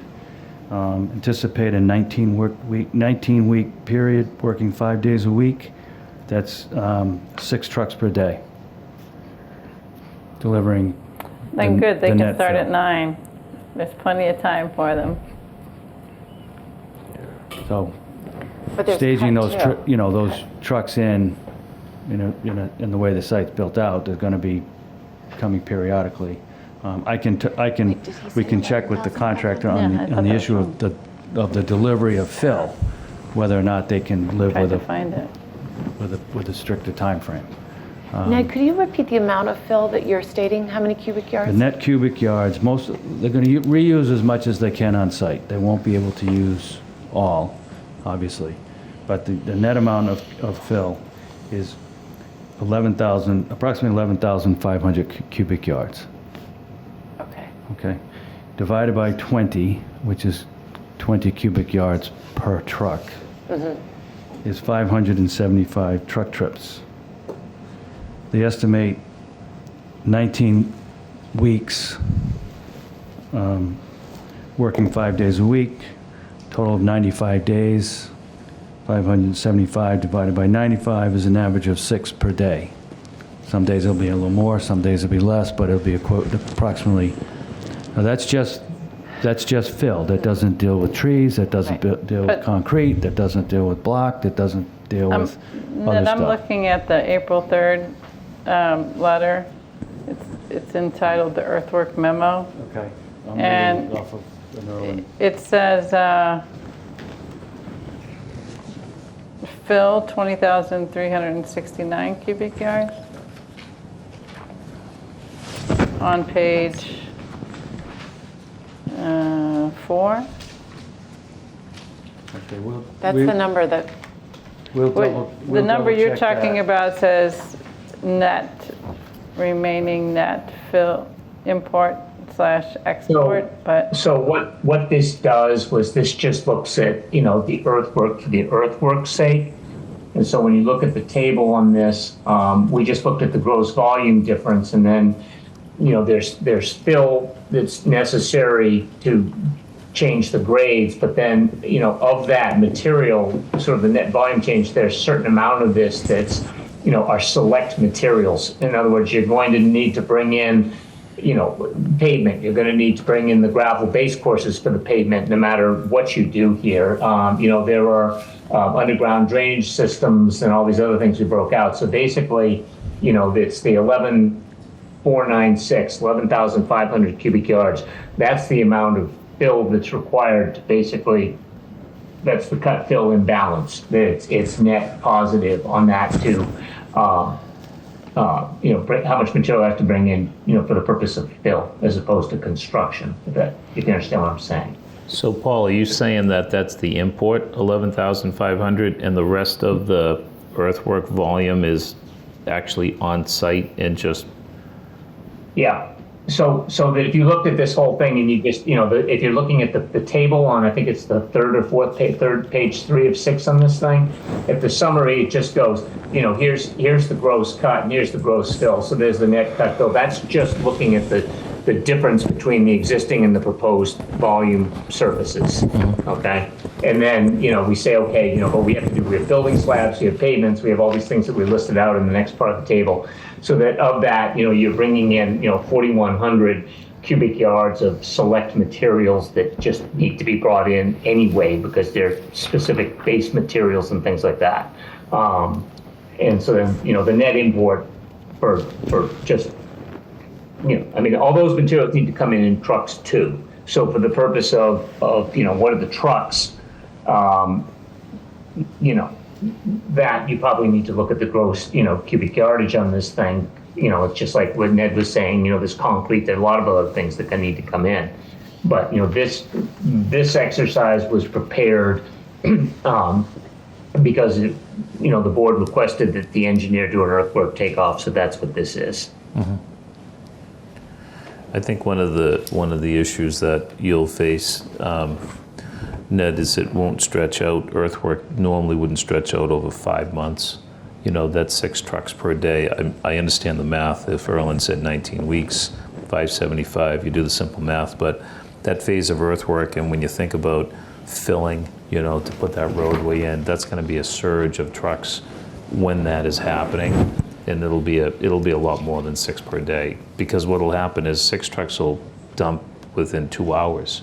And then the site guy's dead for the rest of the day if he doesn't have a constant flow of trucks. So maybe you could ask Erland again, how that'll happen. I suspect that when import is coming to the site, you're just going to get a huge volume of it in a period of time. It won't be stretched out like that over 19 weeks. So that's one would really have a concern because there'll be so much truck traffic. And I don't know how much analysis went into what the existing soils are and if they're actually reusable as structural fill. I think a lot of it is kind of clay-based, which wouldn't be structural fill. So I don't think there's been a geotechnical report done here to tell us some of this. So I think it's probably going to be more that rather than less in terms of the number of trucks that are required. Paul, are there test pits done on the site? Yeah, we did test pits for Drainage. for stormwater purposes, and then there was a geotechnical report as well that characterized the soils. I mean, Cheryl's point is valid that I don't think that material is suitable for structural fill, but I mean, I do believe that a lot of it would be suitable for just borrow material in certain areas of the site. Yep. Mm-hmm. So in just on that, if we're getting all that truck traffic in a short amount of period of time, where are all the employees, the construction guys going to park? Are they going to be parking along Highland Street? So then, even just, I know my neighbor has undergone this project right on the corner, for the past 4, 5, 6 months, and it's been a challenge for me to get my trucks in. I'm always asking them to move their trucks out of the way. I think we put there's no parking on Highland. No. And if there's not enough adequate parking on site, they'll have to do some kind of off-site parking arrangement and get people over there. That's what happens in the cities all the time, or in really tight sites. So, this is going to take at least a year to build. You can't expect that these construction workers are going to park and make the traffic problems far worse than what they already are. There's no room to park on Highland. No. So that would be Or a the neighboring condition. Or on the ladder streets, yeah. It'd have to be the hospital parking lot Yeah. somewhere. Even that's unlikely because the hospital parking is full during the week. So they will have to stage their employee parking elsewhere and carpool. But certainly no construction worker parking allowed on Highland or the ladder streets. No problem with that. So that will need to be put into the construction management plan? Yep. Should we, I know you say Highland and the ladder streets, should we just say not on any of the public streets? Yeah, I don't know where you would park. I know, that's what I'm thinking. Yeah, because there's no place to park on Canton Avenue. There's no place to park on Reedsdale Road. There's no place. Well, there are some parking spaces on Canton Avenue opposite Town Hall. Those are striped as curbside to the library. Okay. But those are intended to be used for the library as well.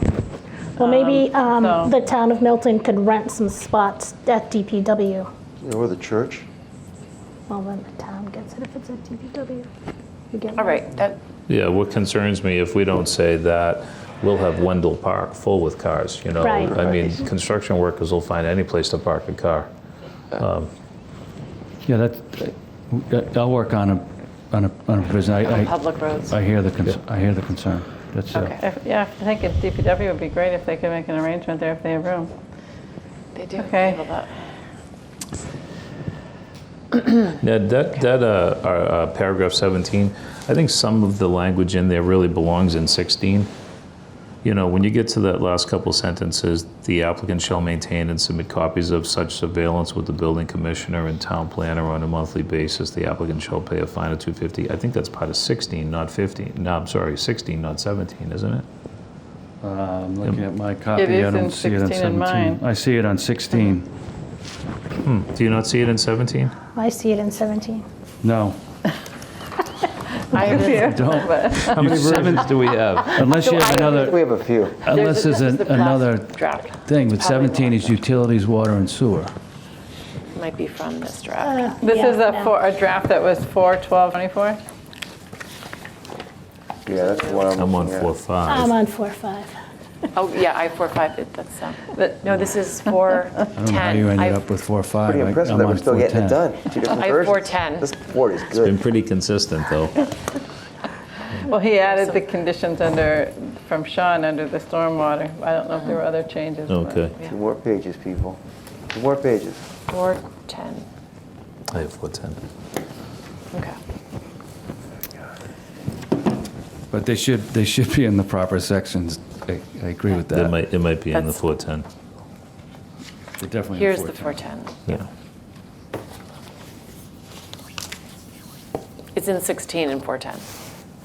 It is, I see it there, yeah. No, because it came Friday, no, it's not in the shares. Yeah. Okay. All right. I think it came Friday, is that right? What's that? Did the most I think recent- it was Friday. Yeah. Friday, yeah. Let's check that.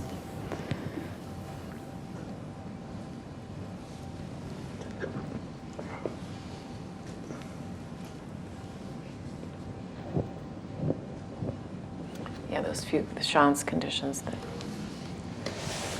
Okay. Are we ready to move to 17? Okay. Utilities, water, and sewer. And this is flagging a question based on our citizen speak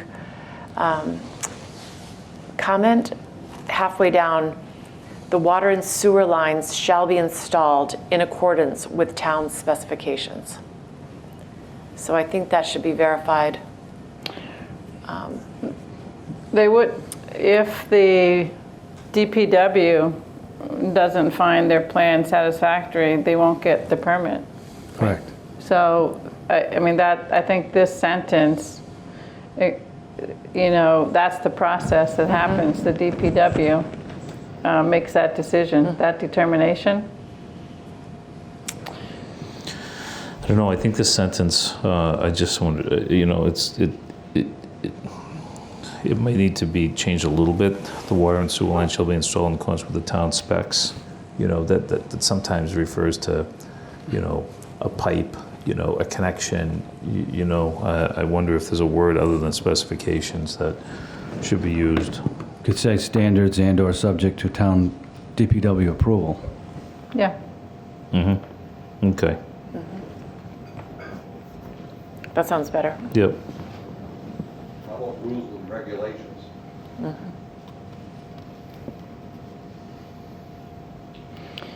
It's still to be determined by the DPW. That's their jurisdiction. So the rules and regulations is fine, but it still flows through the DPW.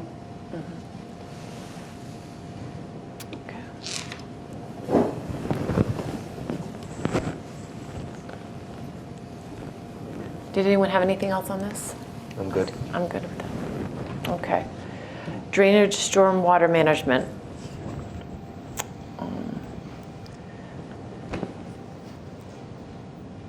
This is where I did incorporate Yep. the recommendations that came from Sean. Right.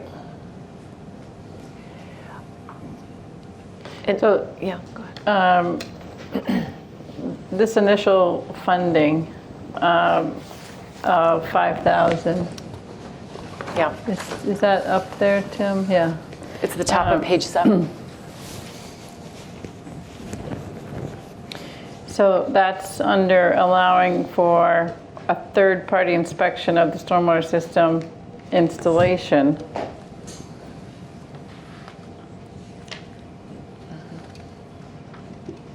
And I thought Sean said it should be checked monthly, like it should be not just like a one-time, but a periodic. So I wanted to follow up with him on how frequently that third-party inspection of stormwater management systems during the installation phase should be made, because So he mentions there's a minimum, if you look, there's sort of 3, right? The bottom. that's the minimum, excavation, yeah. And then prior to backfill of major systems, and then periodic. So, you could say not to be less than a certain number of visits, I suppose, if you want to make sure that there's how many periodic really means. So we know that he's already outlined 2. Right. So that, I thought, let's table that and just ask Sean about that, or maybe we can get that answer Yeah, so in mine, early next week. I have a condition that I have to provide an annual report shall be submitted to the town engineer documenting the maintenance of the system. I think that's the third condition, That's the Maggie, third. if you look And down. then, I had also a report for the effectiveness of the drainage 12 months and 24 months after completion. So those are, Well, I like the 24-month, 12-month, in fact, the effectiveness, because that was something that I think I mentioned, making sure that it's functioning as designed and as anticipated. That's sort of the idea I said of commissioning. So this has a 12 on an annual basis. There's two different, there's two different types of Upon completion. inspections. One is Completion. Oversight of the installation Right. during construction. That's number one. That's what's covered under the first condition. Yeah. Then it's following the completion of installation, and then it's an ongoing maintenance. So there's 3. Right, so the second one is upon completion. And then the third is the maintenance. Second one's also prior to the issuance of an occupancy permit. Right. And I just was going to add after the 5,000 to cover the cost of the basic inspections, assuming the work is executed, organized in an organized way. Otherwise, additional funding may be required. That seemed open-ended on it may be required, but who's going to pay it. So I just thought to be paid by the applicant maybe should be added on that, or added. Because that $5,000, if additional funding is required, specifying, Would be the town's not required paying. of the applicant. Part of- Yeah. Clarify Yeah. that. That was, Yeah. I just adopted Sean's Okay. language. I didn't. Okay. Yeah, I mean, Yep. I don't think $5,000 is going to go very far at all. It normally doesn't. No. It goes, Exactly. it'll go nowhere. Yep.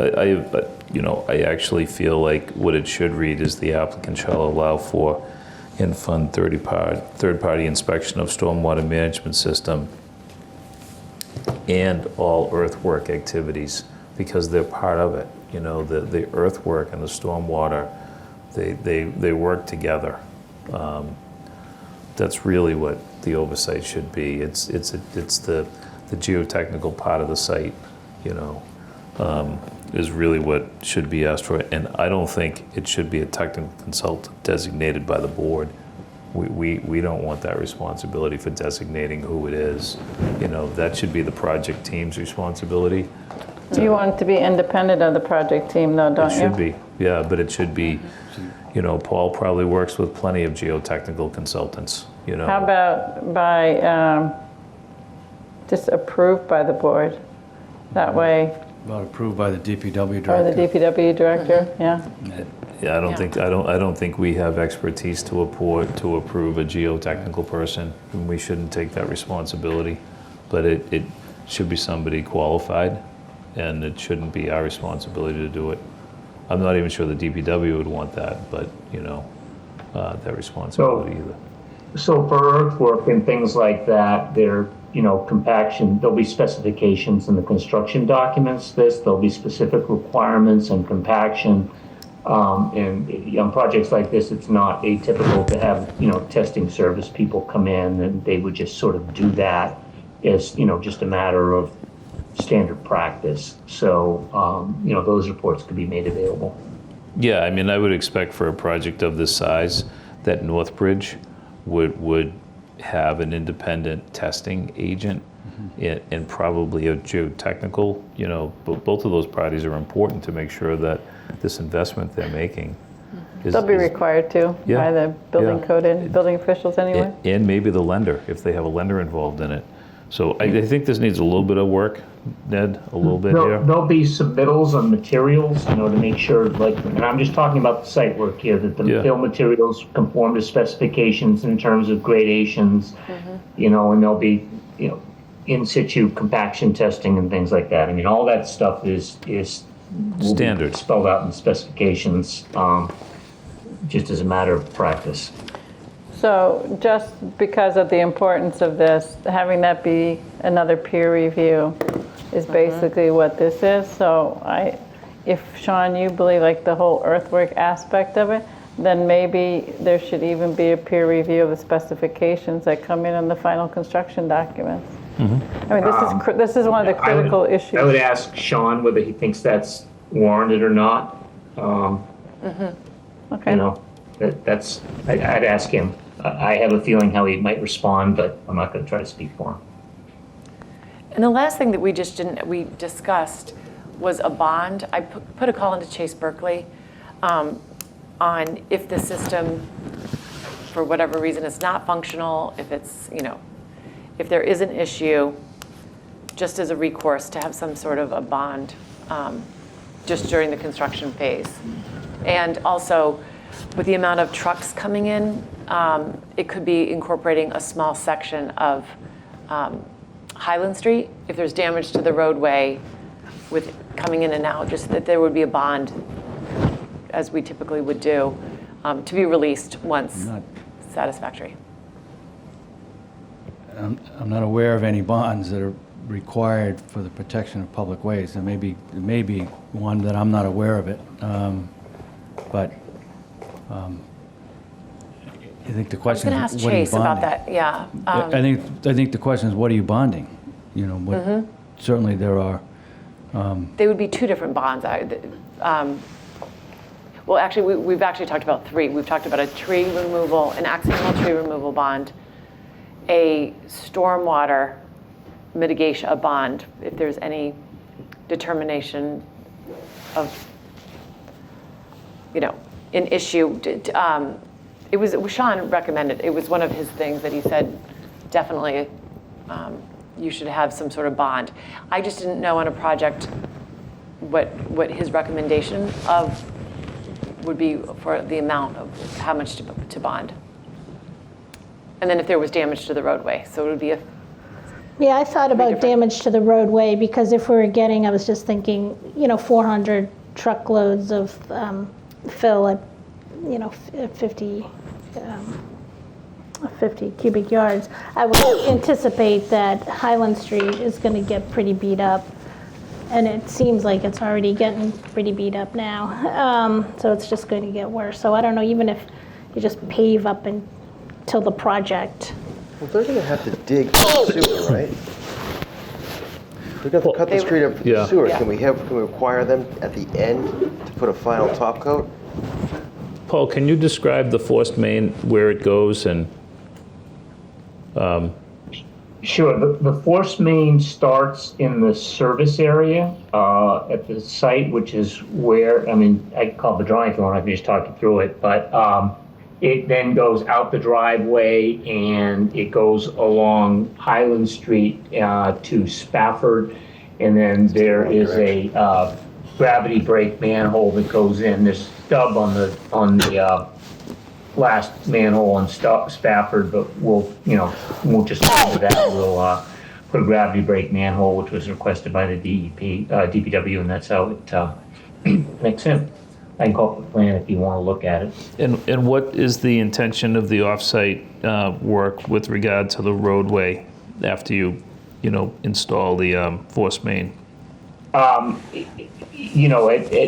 face value, it would just, it's a force main, so it's not a big pipe, okay? It's only like 2 inches. There will be other utility work in Highland Street to put the water in, and underground electric and things like that. So, there'll be some utility work in Highland and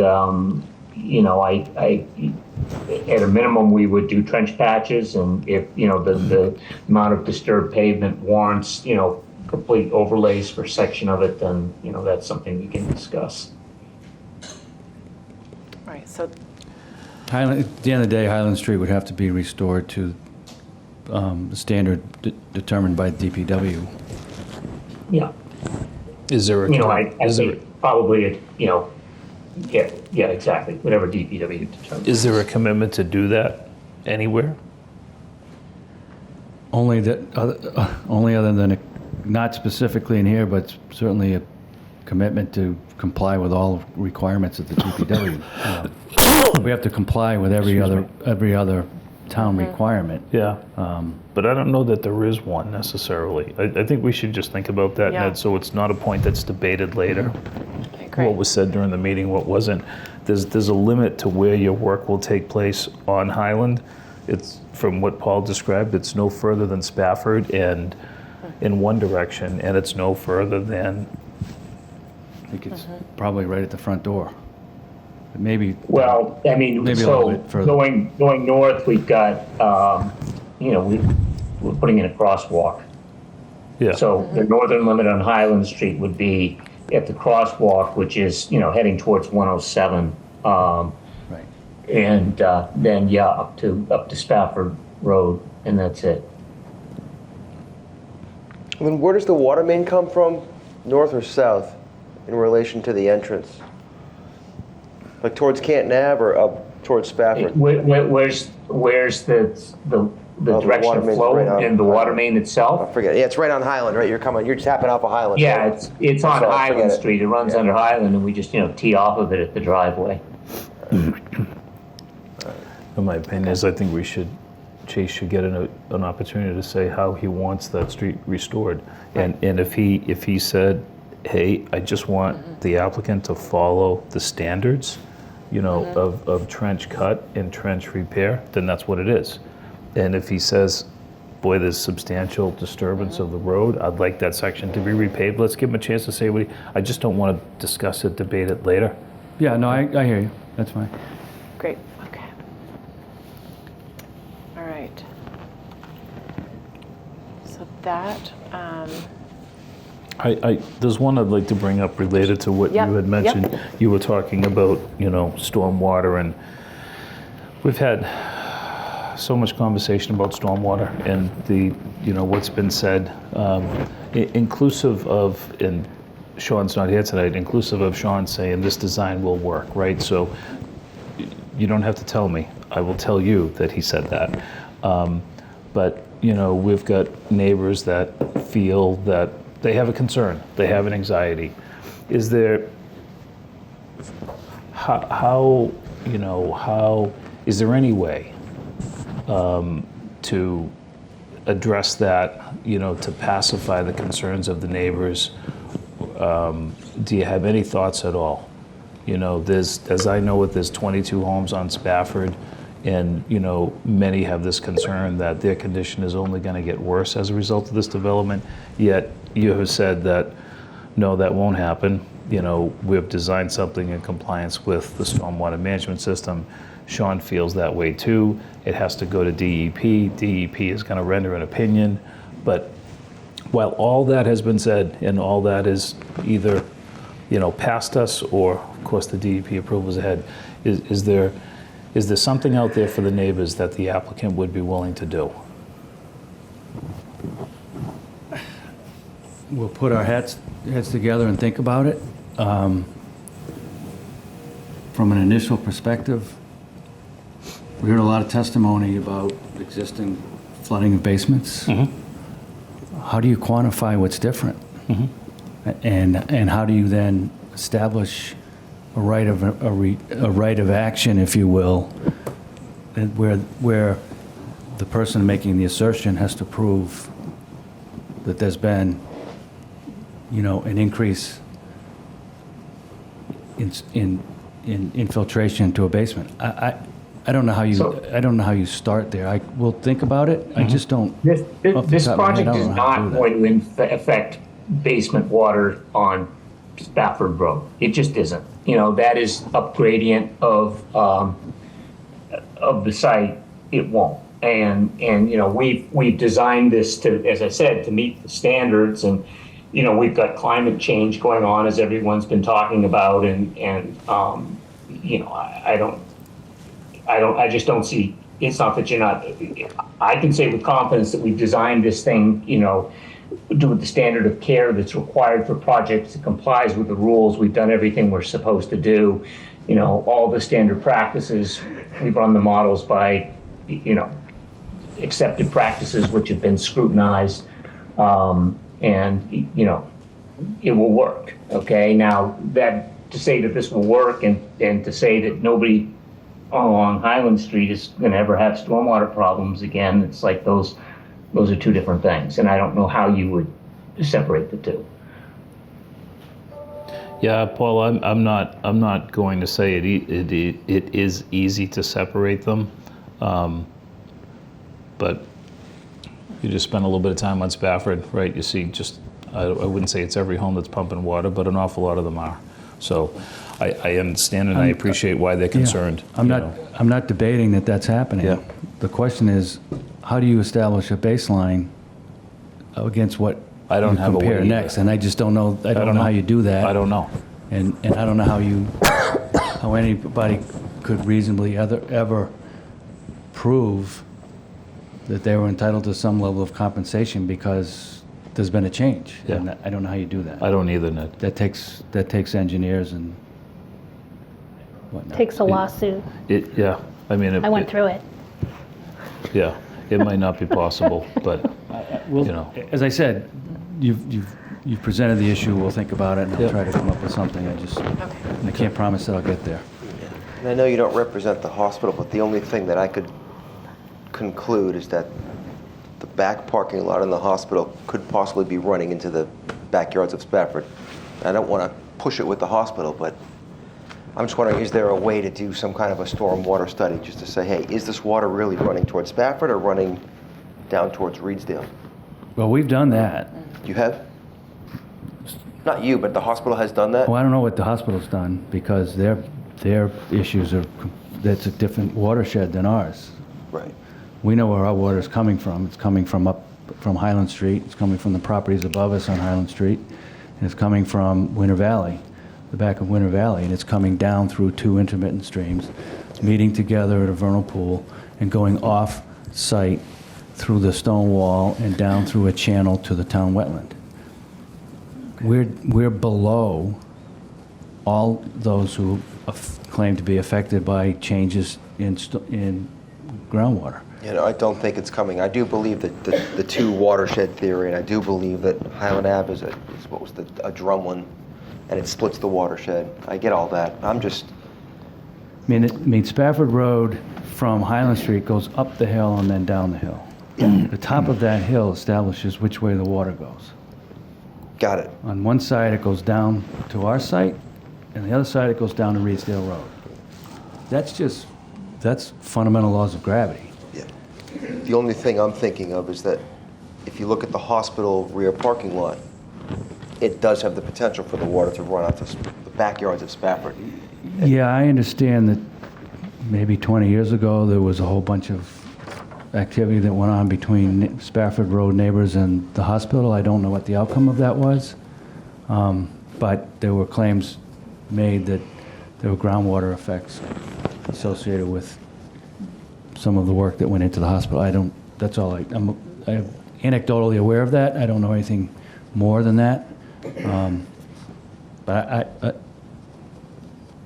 I mean, I don't know what we can do relative to what may be happening at the hospital.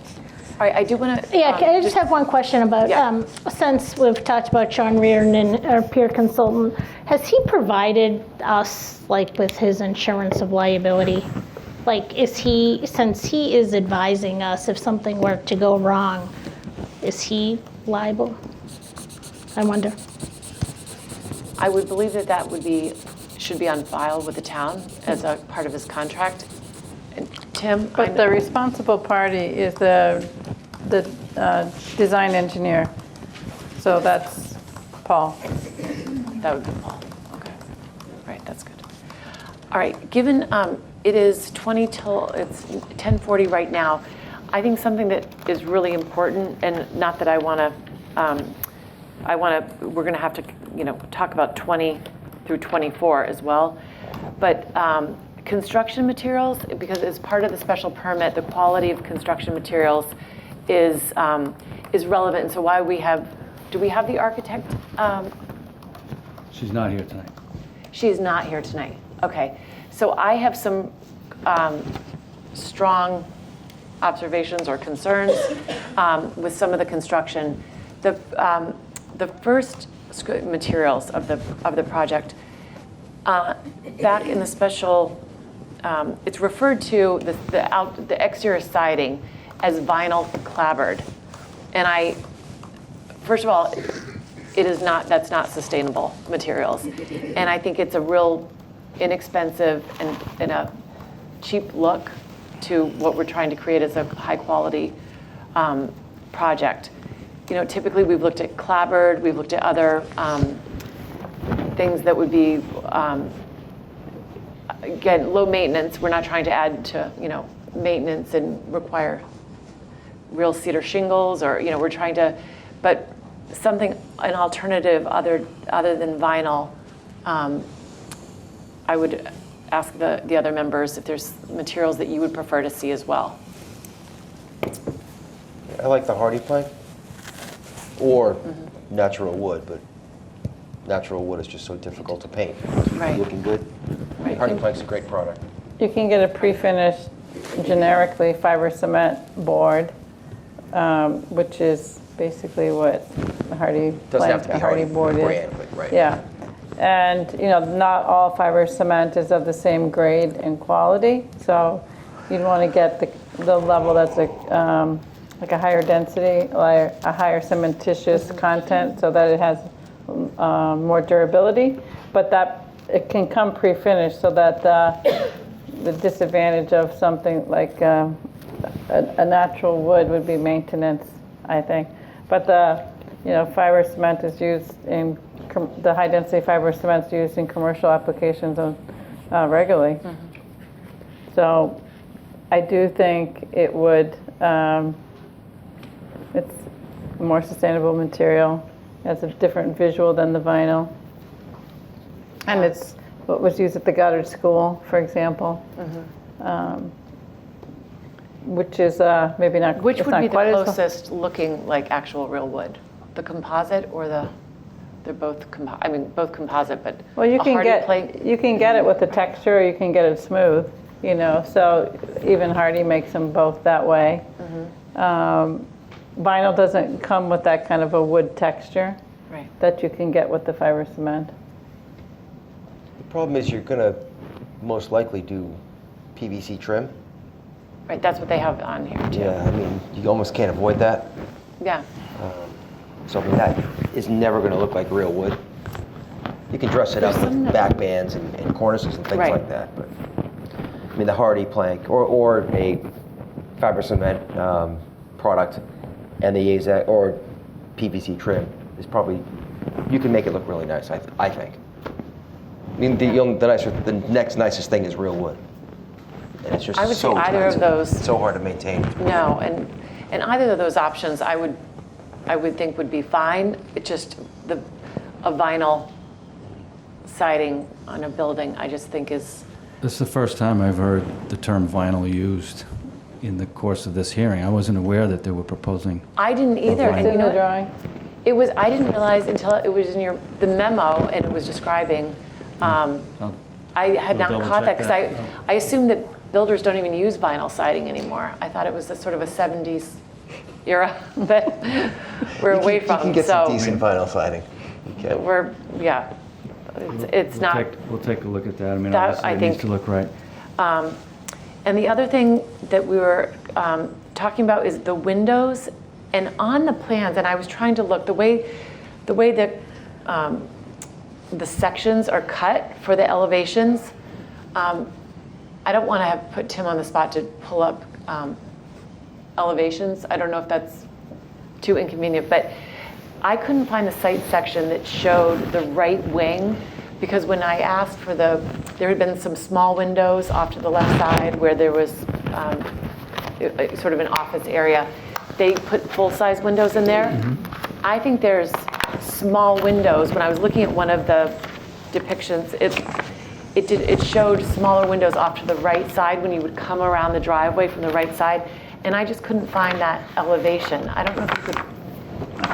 We don't have to pull it up right now, but I wanted to flag that, because if you drive in, you have a beautiful entryway, divided lights. The building's supposed to look consistent per our special permit, and if there's a set of small windows off to the right, I think that's going to really throw off the look of the building. So I just wanted to clarify that. And there was also an elevation where there's like 6 small windows. It was a sort of a random elevation, and I thought maybe we would want to revisit that to see why that was done the way it was, because it just looks odd on the building, because it's a very attractive building from the front, but there was just a site section that looked just like a bunch of small random windows, which and I have large sized elevations, but it was really that for the front, especially when you come in the front drive, I just think that's really important. Did you? Well, there are elevations here Yeah. which show small windows, but you'd have to go back and look at the plan, what's happening behind there, Right. to see why that they're Off to the small right. like that That's way. why I I think would they're ask on, the they're on a architect. sidewall or something, right? I think. Is that like you're looking at Yeah. F-17? And then the windows that are on the off to the right wing, do you see that? The right way. Looking at the front, yeah, there's the.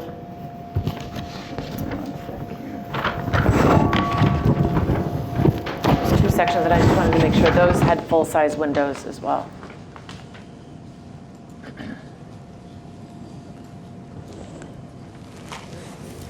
And so that could be a question for the architect since she's not here, that we would be consistent with full-size windows across the front and any sides that would be viewed from the drive.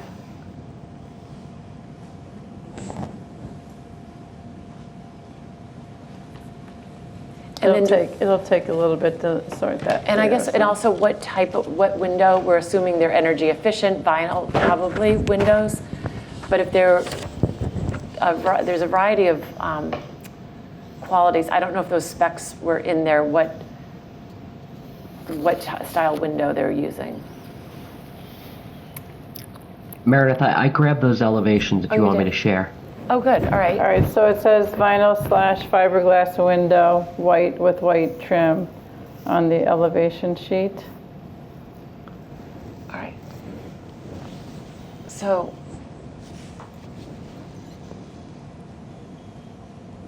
Cheryl, what would the, I'm trying to find the Q15. see, I guess this was the area that I was looking at. There's like 6 small windows there, which is random.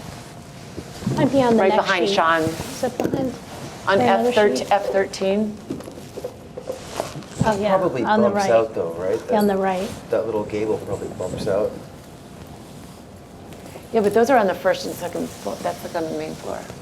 I just think that is odd looking for, oh. Did it turn on? Okay. Where is it? I can't even see it now. No, I can't, yeah. Sure. So in F13, there. Press the button. Got it, okay. So this area is odd looking. This, I couldn't tell, that was normal, I think, full-size windows. That area is odd. And I just, and then Cheryl, I don't know what the, F13 looks like, if you look at that plan on the right, it's on if you go down, Meredith, with your pointer, to the very right on the floor plan. oh, Dad, yep. If you go over further to the right, that's calling out as F13. Nope, all the way over. The top right. Right here. That facade, that last facade on the top right there is F13, which is the elevation you were just looking at. Yep, that. That one. So that looks to be in that corner on the Yeah. upper right corner where those windows are. Right there. Those, if that's the case, those windows are below the level of a retaining wall. 2 levels, but yeah, then you'd have to go look at the plan and see what's happening in Yeah, the why plan that- in that room. You know, what's inside that. And then what I was That's more of a loading door. see what section, this is our front entry right here. Yeah. So this area, the way it's depicted, you can't really see a direct, what this looks like. We changed those to full-size windows here. But I'm concerned that these might have some of those odd-looking windows here. So that would be L1, A403, and just in this, so L13, L10. I mean, because this is going to be really visible when you come in that front drive. So 17, 13, 10, and 1. Is that possible to scroll to those, Tim? The L17? L17, yeah, has a lot of little windows on it. Just go to A403.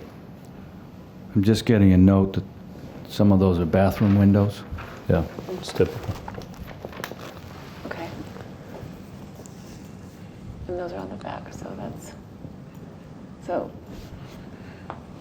yeah.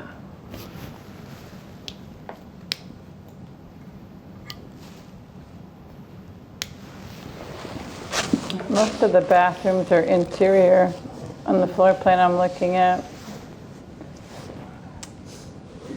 So L1. Probably where there's No only- windows in the bathroom. So see, this is how, all right, is this A1? Yeah, so here's the attractive front, and then you've got, is this visible on the front side, these two? L10. See how these are like they're just L10, all those. Q17. I like to, if the architect could look at those and just making full-size windows, especially what's visible from the front drive. So these are, I don't know, Cheryl, can you tell what the dimensions are on those windows?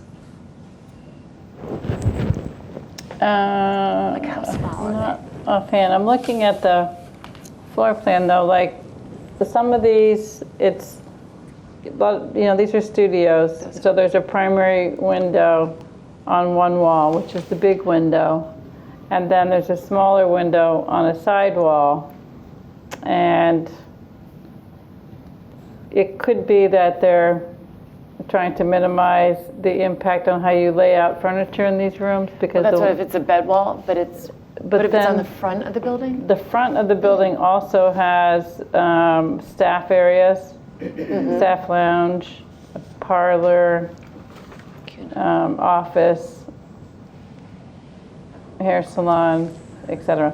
So can you show me which elevation you were looking at again, but in plan? Do you have, it was the front wing, so it encompassed a few of these because it angled. L10? It was 10, 13. All right. 10, this one right here. So that's a This one's side okay. window in a studio. So it's where the dresser and chair are shown in plan. So maybe if that, because that is visible from the front drive. That could be considered a size window. And is there another elevation you were looking at? L1 was one of them, wasn't it? L1. Yes, yeah. L1. Yeah, just to Oh, the yeah. left. See the Over two here in this windows right there. here. So all the way. Yeah, so it looks like that what they have is one of the walls in the studio room has a large window, and if there's other windows in that studio, that they're small. That's a bed wall. That one right there is a bed wall.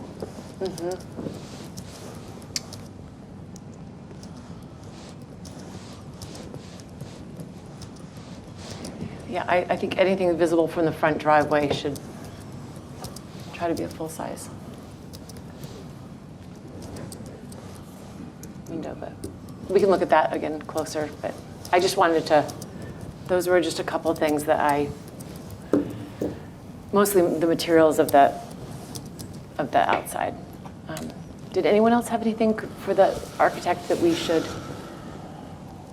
be taking note of to maybe have answered for next time? I That don't. was, No, not for me. yeah, it was just, let's see, special permit. Sean, you mentioned you had 15 conditions. Do Yeah. you want to share those with us? Yeah. I have some. We've already talked about some of them. One I just talked about, which was water mitigation.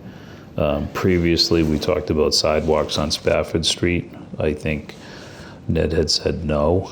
The applicant wouldn't do that. I'm not even sure that the neighbors want that. You know, some neighbors are in favor of it, some neighbors don't want it. Speed bumps, some form of traffic calming measures on Spafford Street.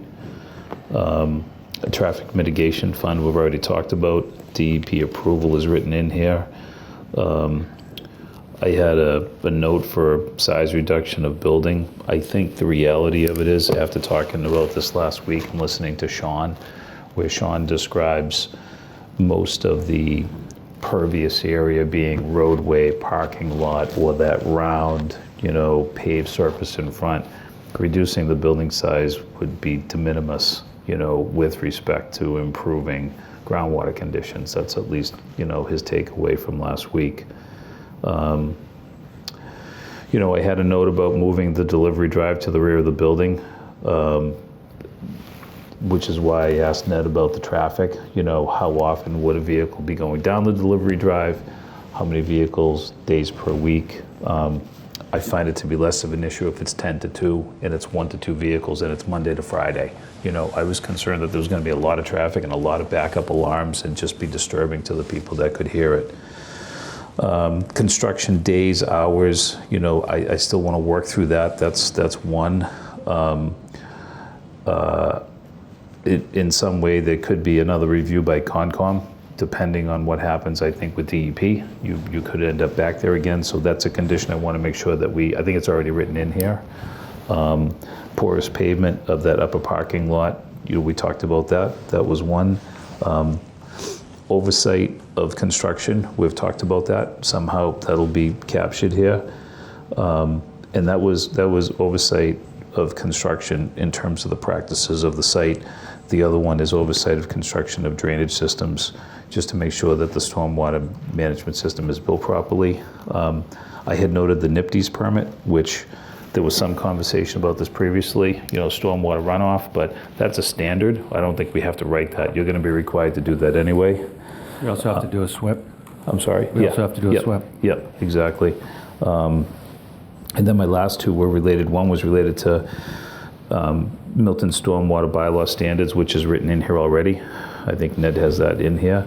And I had a note here, a landscape plan to be submitted for approval to Concom. I think we talked about that at one point, but I don't know. That's a condition of the order of conditions. Okay. So those were the 15 that I had. We've covered them. In some ways, we've covered a lot of them. Okay, thanks. Meredith, I did have one thing architecturally that I had neglected to add.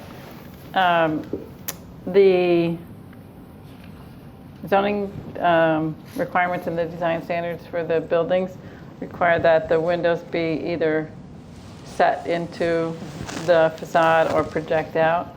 Oftentimes windows are flush, and it provides for a very little relief in the facade. I know there's lots of ins and outs in the massing here, but I would ask that the window detail be such that the window is set back from the face of the facade.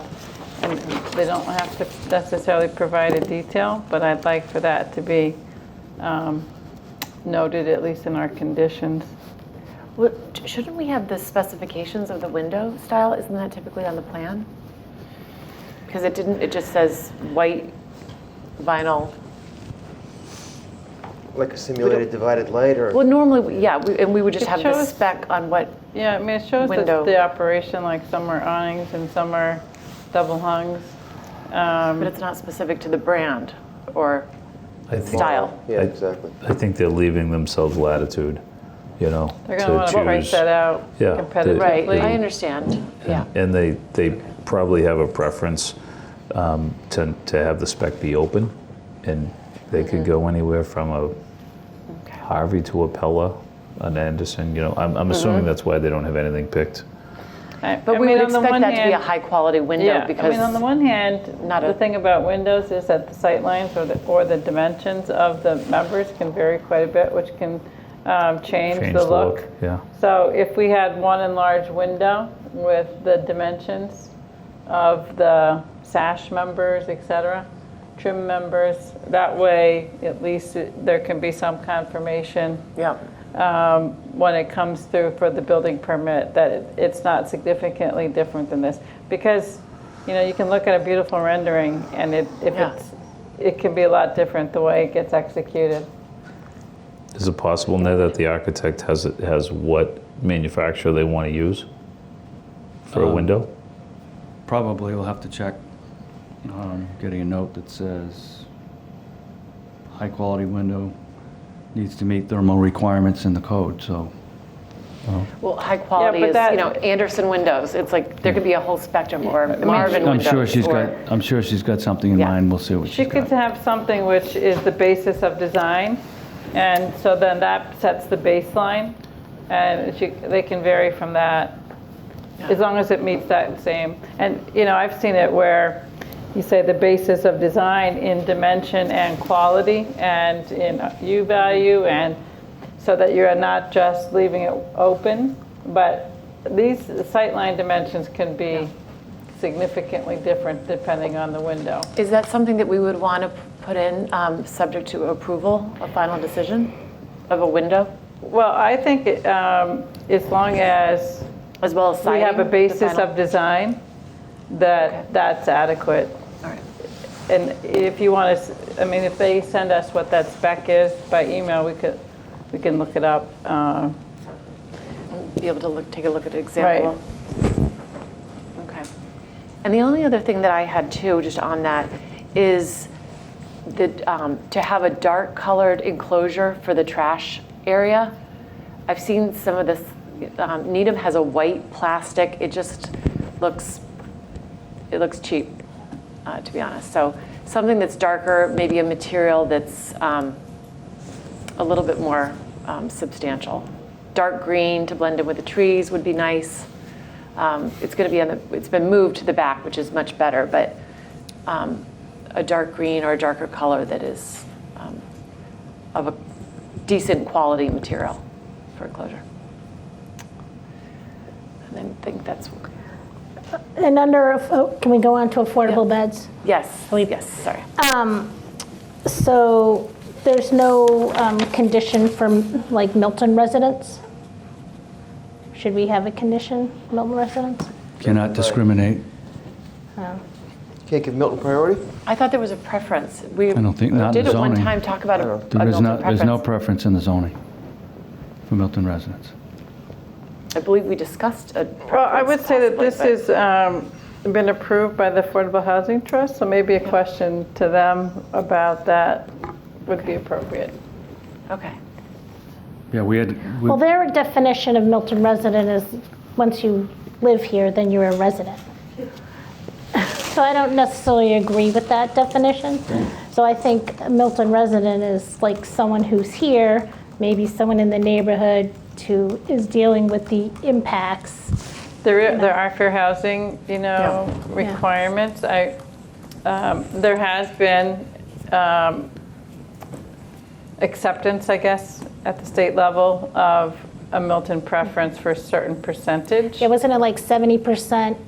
But that's not, I did attend this webinar put on by the AG's office that had part of it dealt with fair housing.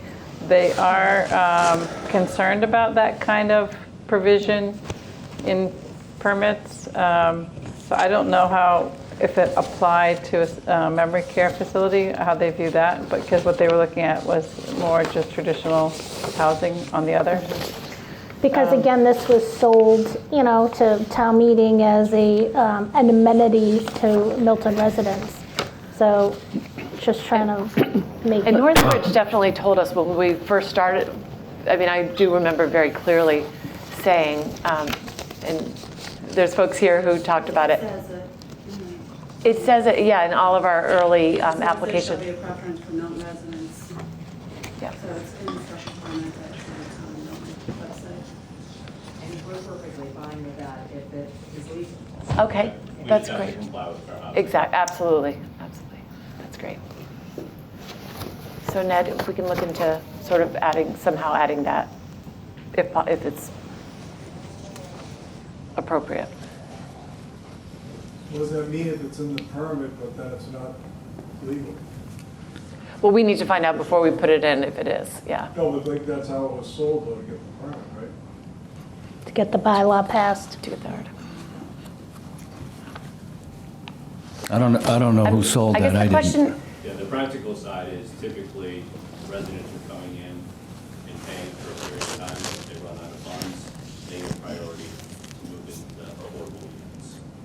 So we were trying to accommodate and support a family when they potentially run out of funds.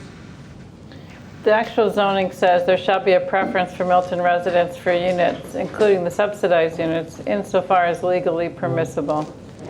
Exactly. So that comes to the fair housing law. okay. And our intention is to work with the town to solicit residents. Great. Meredith, is someone speaking? We can't hear anything of what's going on. Oh, yes. Sorry, that was Jim Coughlin. He does not have a microphone. What Jim is the CEO of the Northbridge Communities, is basically saying is that to the extent that it's otherwise, as the bylaw says, to the extent that it's legal, there will be a preference for Milton residents.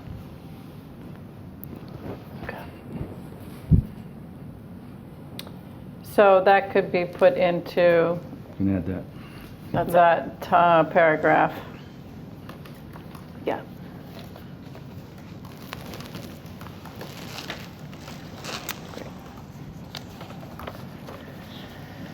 Okay, good question.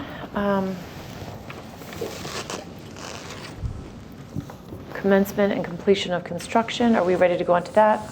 Or did we still have more with the affordable? I think that's been approved by the Affordable Housing Trust, so we should be good there. Construction shall be commenced within 1 year. I'm fine with those dates. You all? Amendment, these permits shall be amended.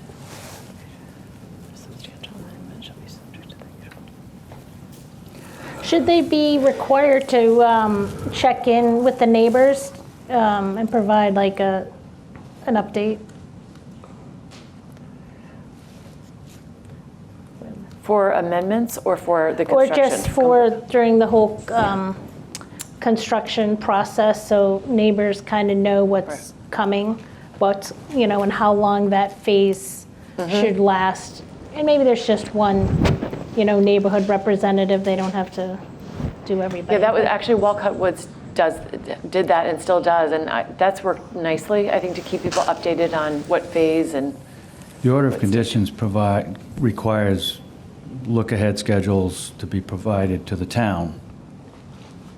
We could certainly provide to a representative, the neighbors as designee well? of the neighborhood. I think that would be helpful.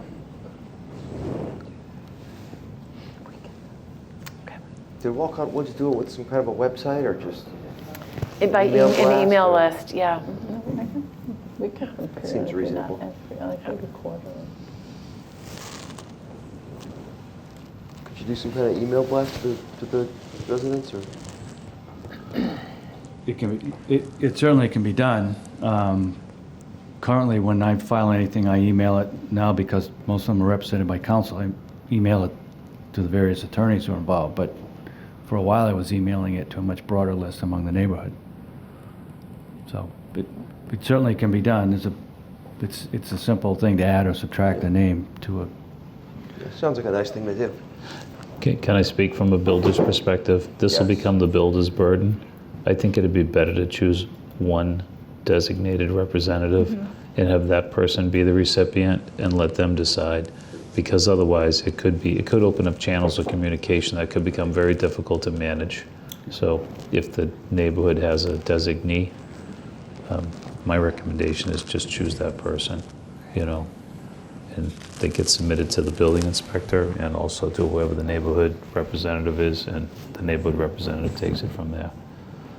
Sounds good. It'd be a little easier to. Tim, can you scroll down to the last paragraph?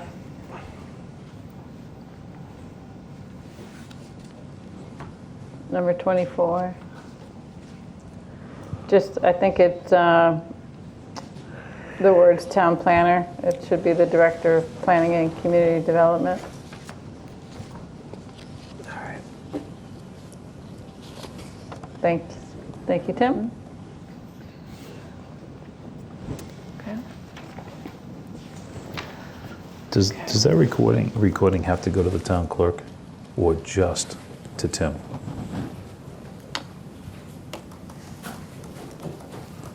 Where does it normally go, Ned? To the clerk permit? or to? She stamps it. No, if there's a permit that's issued, Yeah. it goes to the town clerk. Okay. It sits with the town clerk for 20 days to determine whether or not there's been any appeal. If there is no appeal, then it gets recorded at the Registry of Deeds. And then you provide a copy of the recorded document back to the town planner or to the conservation agent as appropriate. If there is an appeal, then nothing gets recorded until the appeal is resolved. Okay.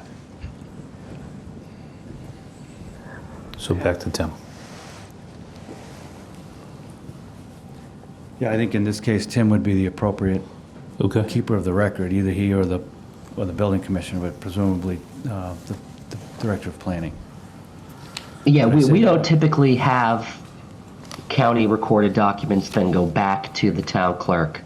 The county registry of deeds is like the super clerk. Right. They've got everything. That's the official copy. Yep.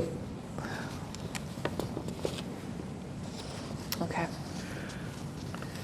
All due respect to the town clerk, who is a super clerk. We know. Well cleaned up. Okay. Yeah. All right. So at this point, it's 11:15.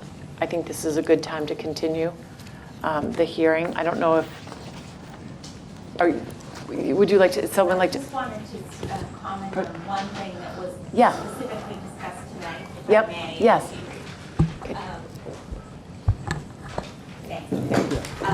So just, I understand they're doing some work to the landscaping possibly as a result of your comments tonight. So I just wanted to pass around, there was a question about what this looked like, this area now, and I actually happen to have a folder with a piece of paper in it that actually shows you. And it's quite contrary to the, what was on the screen. It's extremely sparse there, so that's what's there now. And I would specifically ask, I think I asked the last time the landscaping was discussed, we'd really like to see when we drive up Spafford Road, it's the closest spot to that building is right there on Highland. It's not that long, beautiful entrance. We're looking at the side of the building, right there in that area you're going to see in the picture. And I think a pretty big retaining wall. I know that retaining wall's 19 feet in some areas. So I would really ask that we slow down and be certain that we're going to be able to mitigate, because we have this scenic road, beautiful residential neighborhood, and I wouldn't want to speculate about what plants are going to be able to cover this 19-foot retaining wall, especially since the landscape architect appears to be under the impression that it's a quite green space, and it's really not the vast majority of the year. So I'll leave it at that, and we'll have additional comments. Can I ask a question? Sure. This looks like it's further up Highland. Is that, what residences are we looking at I through the? think that's can I show it to you, Bart, because it was part of your that looks slideshow? like, it looks to me like that's the Bacardi residence on the Yeah. right side of the photo, and the next residence up on the left side of the photo. Yep, so if So- you go up sort of across from, that's correct. If you go up this street, Yeah, so if you're driving up Spafford, you see kind of the site in front of you, and then the Bacardi residence, and Yeah. then over that would be like the top of Buckingham. but isn't this further up the road than the site? This looks like it's further up the road to Well, it me. says adjacent to 137 front yard. 107, Yeah, 11, that it's, It is fairly sparse. It's not, it doesn't. Yeah, There are Yeah. photos that I could put in right now. very that are- sparse. I'm not suggesting that, but I'm just, I guess, I look at that, that's not the site, the way I see it, that's up the road. That's in front of Bacardi and in front of, I don't know who the next It's hard residence to up tell is. from that angle. Yeah. The Driving up Bacardi there. residence is right, snug up to the site. So, Yeah, as I look at that, if you look at that again, Manette, it doesn't, it looks like it's from in front of Bacardi and in front of the residence to the left. The condition where you're describing might be looking at just, the like side, might be just I like see it. what you're saying, Yeah. yes. So this is Highland here, They're both Highland. right? This is Highland, and that's the Bacardi residence right there. And this is from, I guess regardless. It's, well, the only It's a reason, sparse the reason it's, area. well, the reason it's important is it's Yeah. further up the road. It's not in front of the site. It's further up the Yeah. road. You look at it, Ned, you know, it doesn't look like it's, to me. That's pretty much the site. Yeah, Honestly, like, Okay. adjacent to 107 to 111. I mean, if you go and look. You're gonna build in front of the Bacardi residence then? well, do you know what the Well, Bacardi Yeah, it's drive? 25 feet away. Boy, winds around. I understand that. That looks like it's, House on the map. it looks like it's right in front of it. It looks like it's gonna be built in the front yard. It's, yeah, well, it's pretty much. Yeah.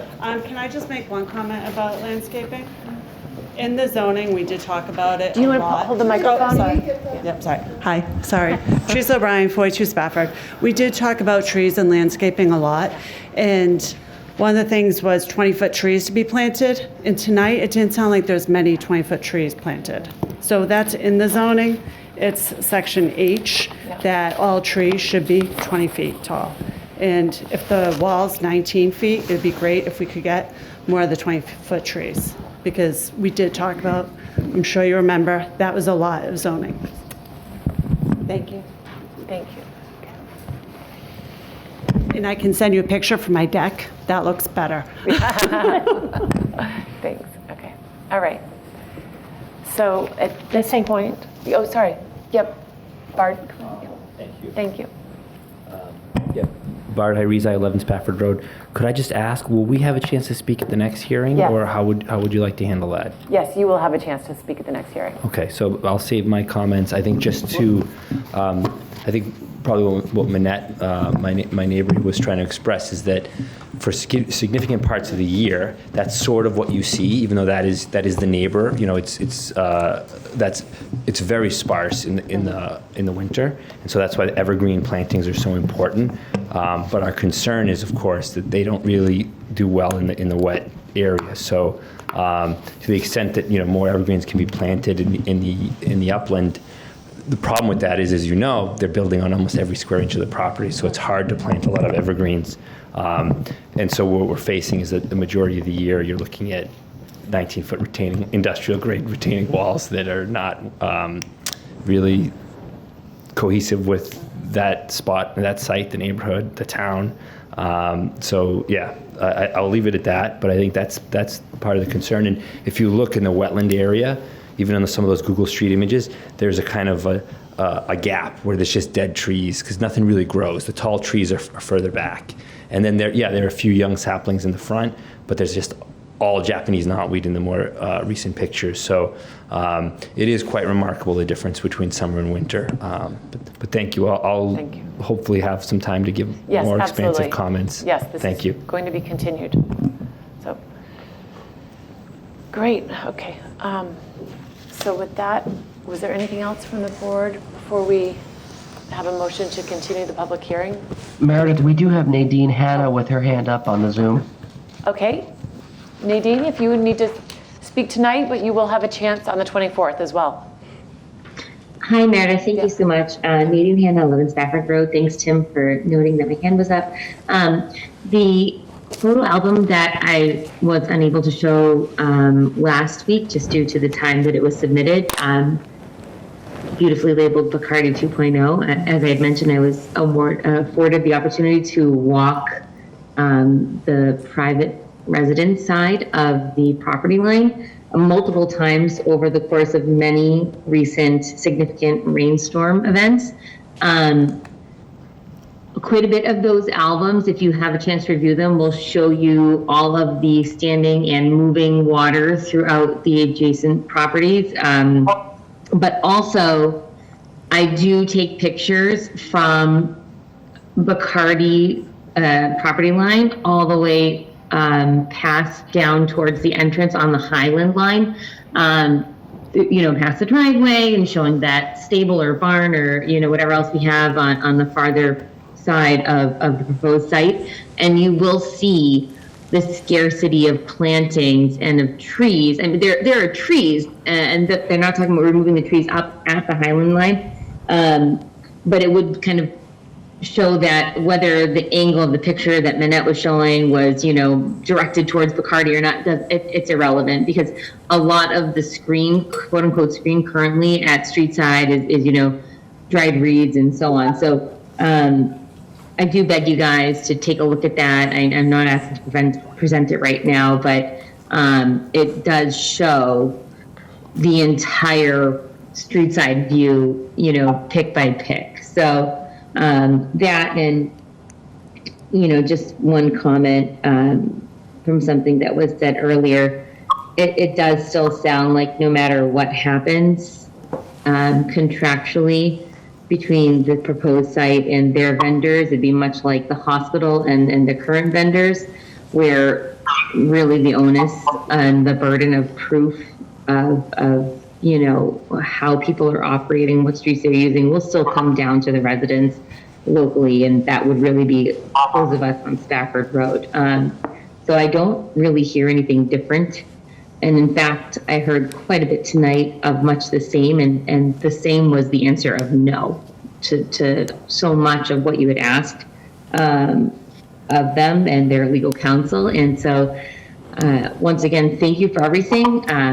But just let's all really be cognizant of the fact that they had a site, they had a business that they wanted to put in Milton. And this is just a location that they're going to try to wedge it into. They already had, the scale of it, the scope of it mapped out from a business perspective, and everything else either checks their boxes or it doesn't. So it's really, you're our last line of defense. We appreciate you.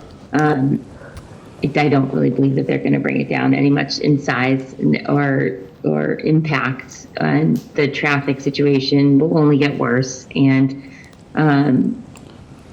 anything you can do to help combat that, we appreciate. So thanks once again. Please look at those pictures and have a great night. Thank you. Thank you. Thank you. All right. So with that, can I vote? Was that feedback? That's you. That's me giving feedback. A motion to continue the public hearing for 111 Highland Street. Meredith, we've got Diane Agostino with her hand up in the Zoom. Okay. Do one more comment before we... Welcome, Diane. Good evening. Sorry to be so late, but it was the first time I heard about the 19-foot retaining wall. And I just wanted to present tonight the concern or the request that the planning board look into the issue that a 19-foot retaining wall may have being built on that particular site. In fact, a quick review of the building code, very quick review that I can provide to you all later, mentions that a superintendent may have to, I was trying to read it to you, may have to review and investigate the soil. As we know, a general retaining wall would require about a 2 to 4 foot footing to make sure that it's supported. And I understand there is some mechanism that they're suggested, which would not require going into the earth because most likely they would run into water. So I hope you will review this with the building inspector to understand what the code requirements are, because if pilings are required to be put in to have a 19-foot high retaining wall, that would be something that you would definitely want to determine any impact to the whole area by having pilings put on. I'm not an engineer, but I did quickly look at the building code, and I would suggest that you gather additional information knowing that under that land is water, so that pilings would have to go way down to get firm footing for a 19-foot tall retaining wall to be safe. Thank you so much for all the work you're doing on this permit and your requirements. Appreciate your work. Thank you. Thank you very much. So can I just make a comment about one thing about these Ready Block and other manufacturers of these products, like Paul mentioned before, they engineer them. So the final design is not going to be something that we see. So I guess one of the conditions that we could put in is if the design ends up being substantially different than what has been submitted to us in these drawings, that it come back to us. So for example, if it splays, or if it has to have multiple steps, or I don't know what the engineer will come up with for any of these walls. But we already talked about some changes we wanted to see in the type of wall. Sean, thanks for sending that product. It looks like it's a much better product, so hopefully they can take a look at that. And take a look at not having the wall come so high, because you're not using it as a curb. And so instead of it being 19, maybe it's 17. All of these things will make a difference. So I just wanted to suggest that we consider that as a condition as well, that once it's engineered, if it's substantially different than what we've seen, it comes back to us. Ned, one thing that would be helpful, there's not that many top of wall, bottom of wall denoted elevations. Jim found the 19-foot because there is a location near there. Do you think Paul could help us and just give us a few more, locations along there where he denotes top and bottom, so we can see what kind of wall exposure we have?